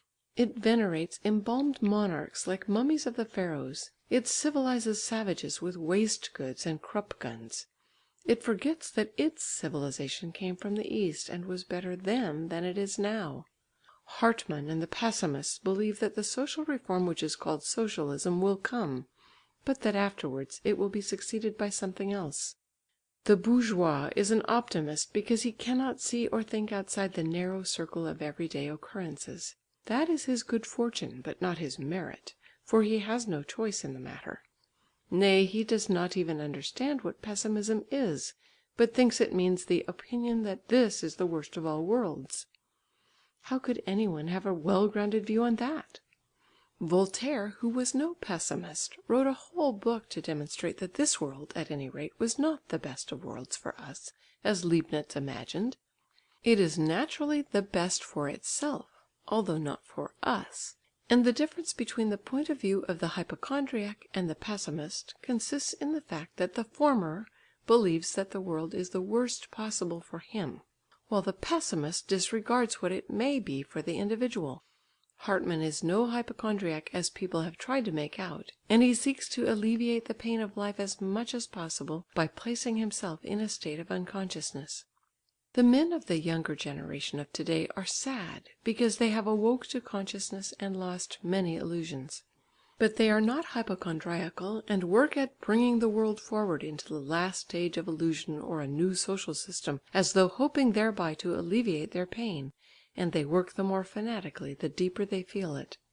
Meanwhile, supposing that Hartmann's philosophy may be a mistake (and a sceptic must be willing to entertain that possibility, although it has every probability on its side, since the instinct of self-preservation, the first condition of life, consists in the removal of pain, which is the first motive power), we must seek to explain historically how this philosophy has come to the birth and spread. Superficial observers, like the mystic Caro, do not hesitate, inconsistently enough, to attribute it to bodily ill health. The socialists, who wished to arouse the expectation that their teaching was practicable, explained it as the foreboding of overthrow in a class, of whom Hartmann was the representative. But Hartmann believes in socialism and the new social system, although only as transitional forms. He is not despairing, not even melancholy. He seems to be the first philosopher who, quite independently of Christianity, European culture and idealism, tries to explain the world's progress from the purely materialistic point of view. He states facts and processes exactly as they are. From unconscious minerals we have developed into globules of albumin, acquired conscious nerve centres, and finally brains with ever-increasing self-consciousness.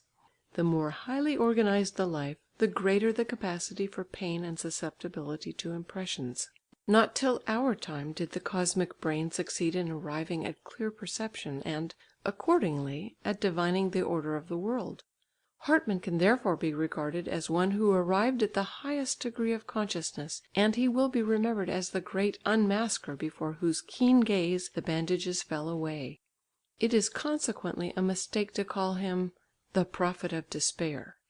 Idealists may feel empty and despairing when confronted by the naked truth, but the meliorist feels an inexpressible calm. Man will be modest when he takes the measure of his littleness as an atom of the cosmic dust. He will no longer build his happiness on a future life, but will be impelled by pessimism to order the only life he has as well as he can for himself and for others. He will see how useless it is to lament over the misery of existence. He will accept pain as a fact and alleviate it as well as he can. Hartmann is a realist, and the title pessimist in its old significance has been fastened on him out of malice. He shudders at the misery of the world, but does not even call it misery. He only shows that life is not so great and beautiful as men like to make out, and pain in his view is not a mere bodily ailment, but an impelling motive. His is a sound and healthy view of things, in contrast to which socialism may sometimes look like idealism, since it wishes to remodel society according to its desires, not according to the possibilities of the case. Meanwhile the review article on Hartmann had a quickening effect on John. There was then a system in the apparent madness of the universe, and his consciousness had rightly foreboded that the whole scheme of things was something very insignificant. But a new philosophic system is not absorbed by a brain in a day. It only left a certain deposit and gave a keynote to his thoughts. As a theoretical point of view it was still obscured by his idealistic education, darkened by his inborn and acquired hatred of the upper class, and his natural tendency to seek his point of equilibrium somewhere outside himself. Taken on the large scale, life was meaningless, but if one wanted to live, one had to come to grips with reality and adopt an everyday point of view, which, alas! one very readily did. Enormous difficulties stood in the way of earning a living or making a name. Honour, viewed absolutely, was nothing, but in relation to the petty circumstances of life, it was something great and worth striving for. The Philistines did not understand that, and derived much amusement when they saw him, pessimist as he was, toiling after distinctions. They with their clockwork brains thought this inconsistent, since they did not understand that the term honour has two values, an absolute and a relative. End of part 2 of chapter 15 of The Growth of a Soul. End of The Growth of a Soul by August Strindberg, translated by Cloud Field.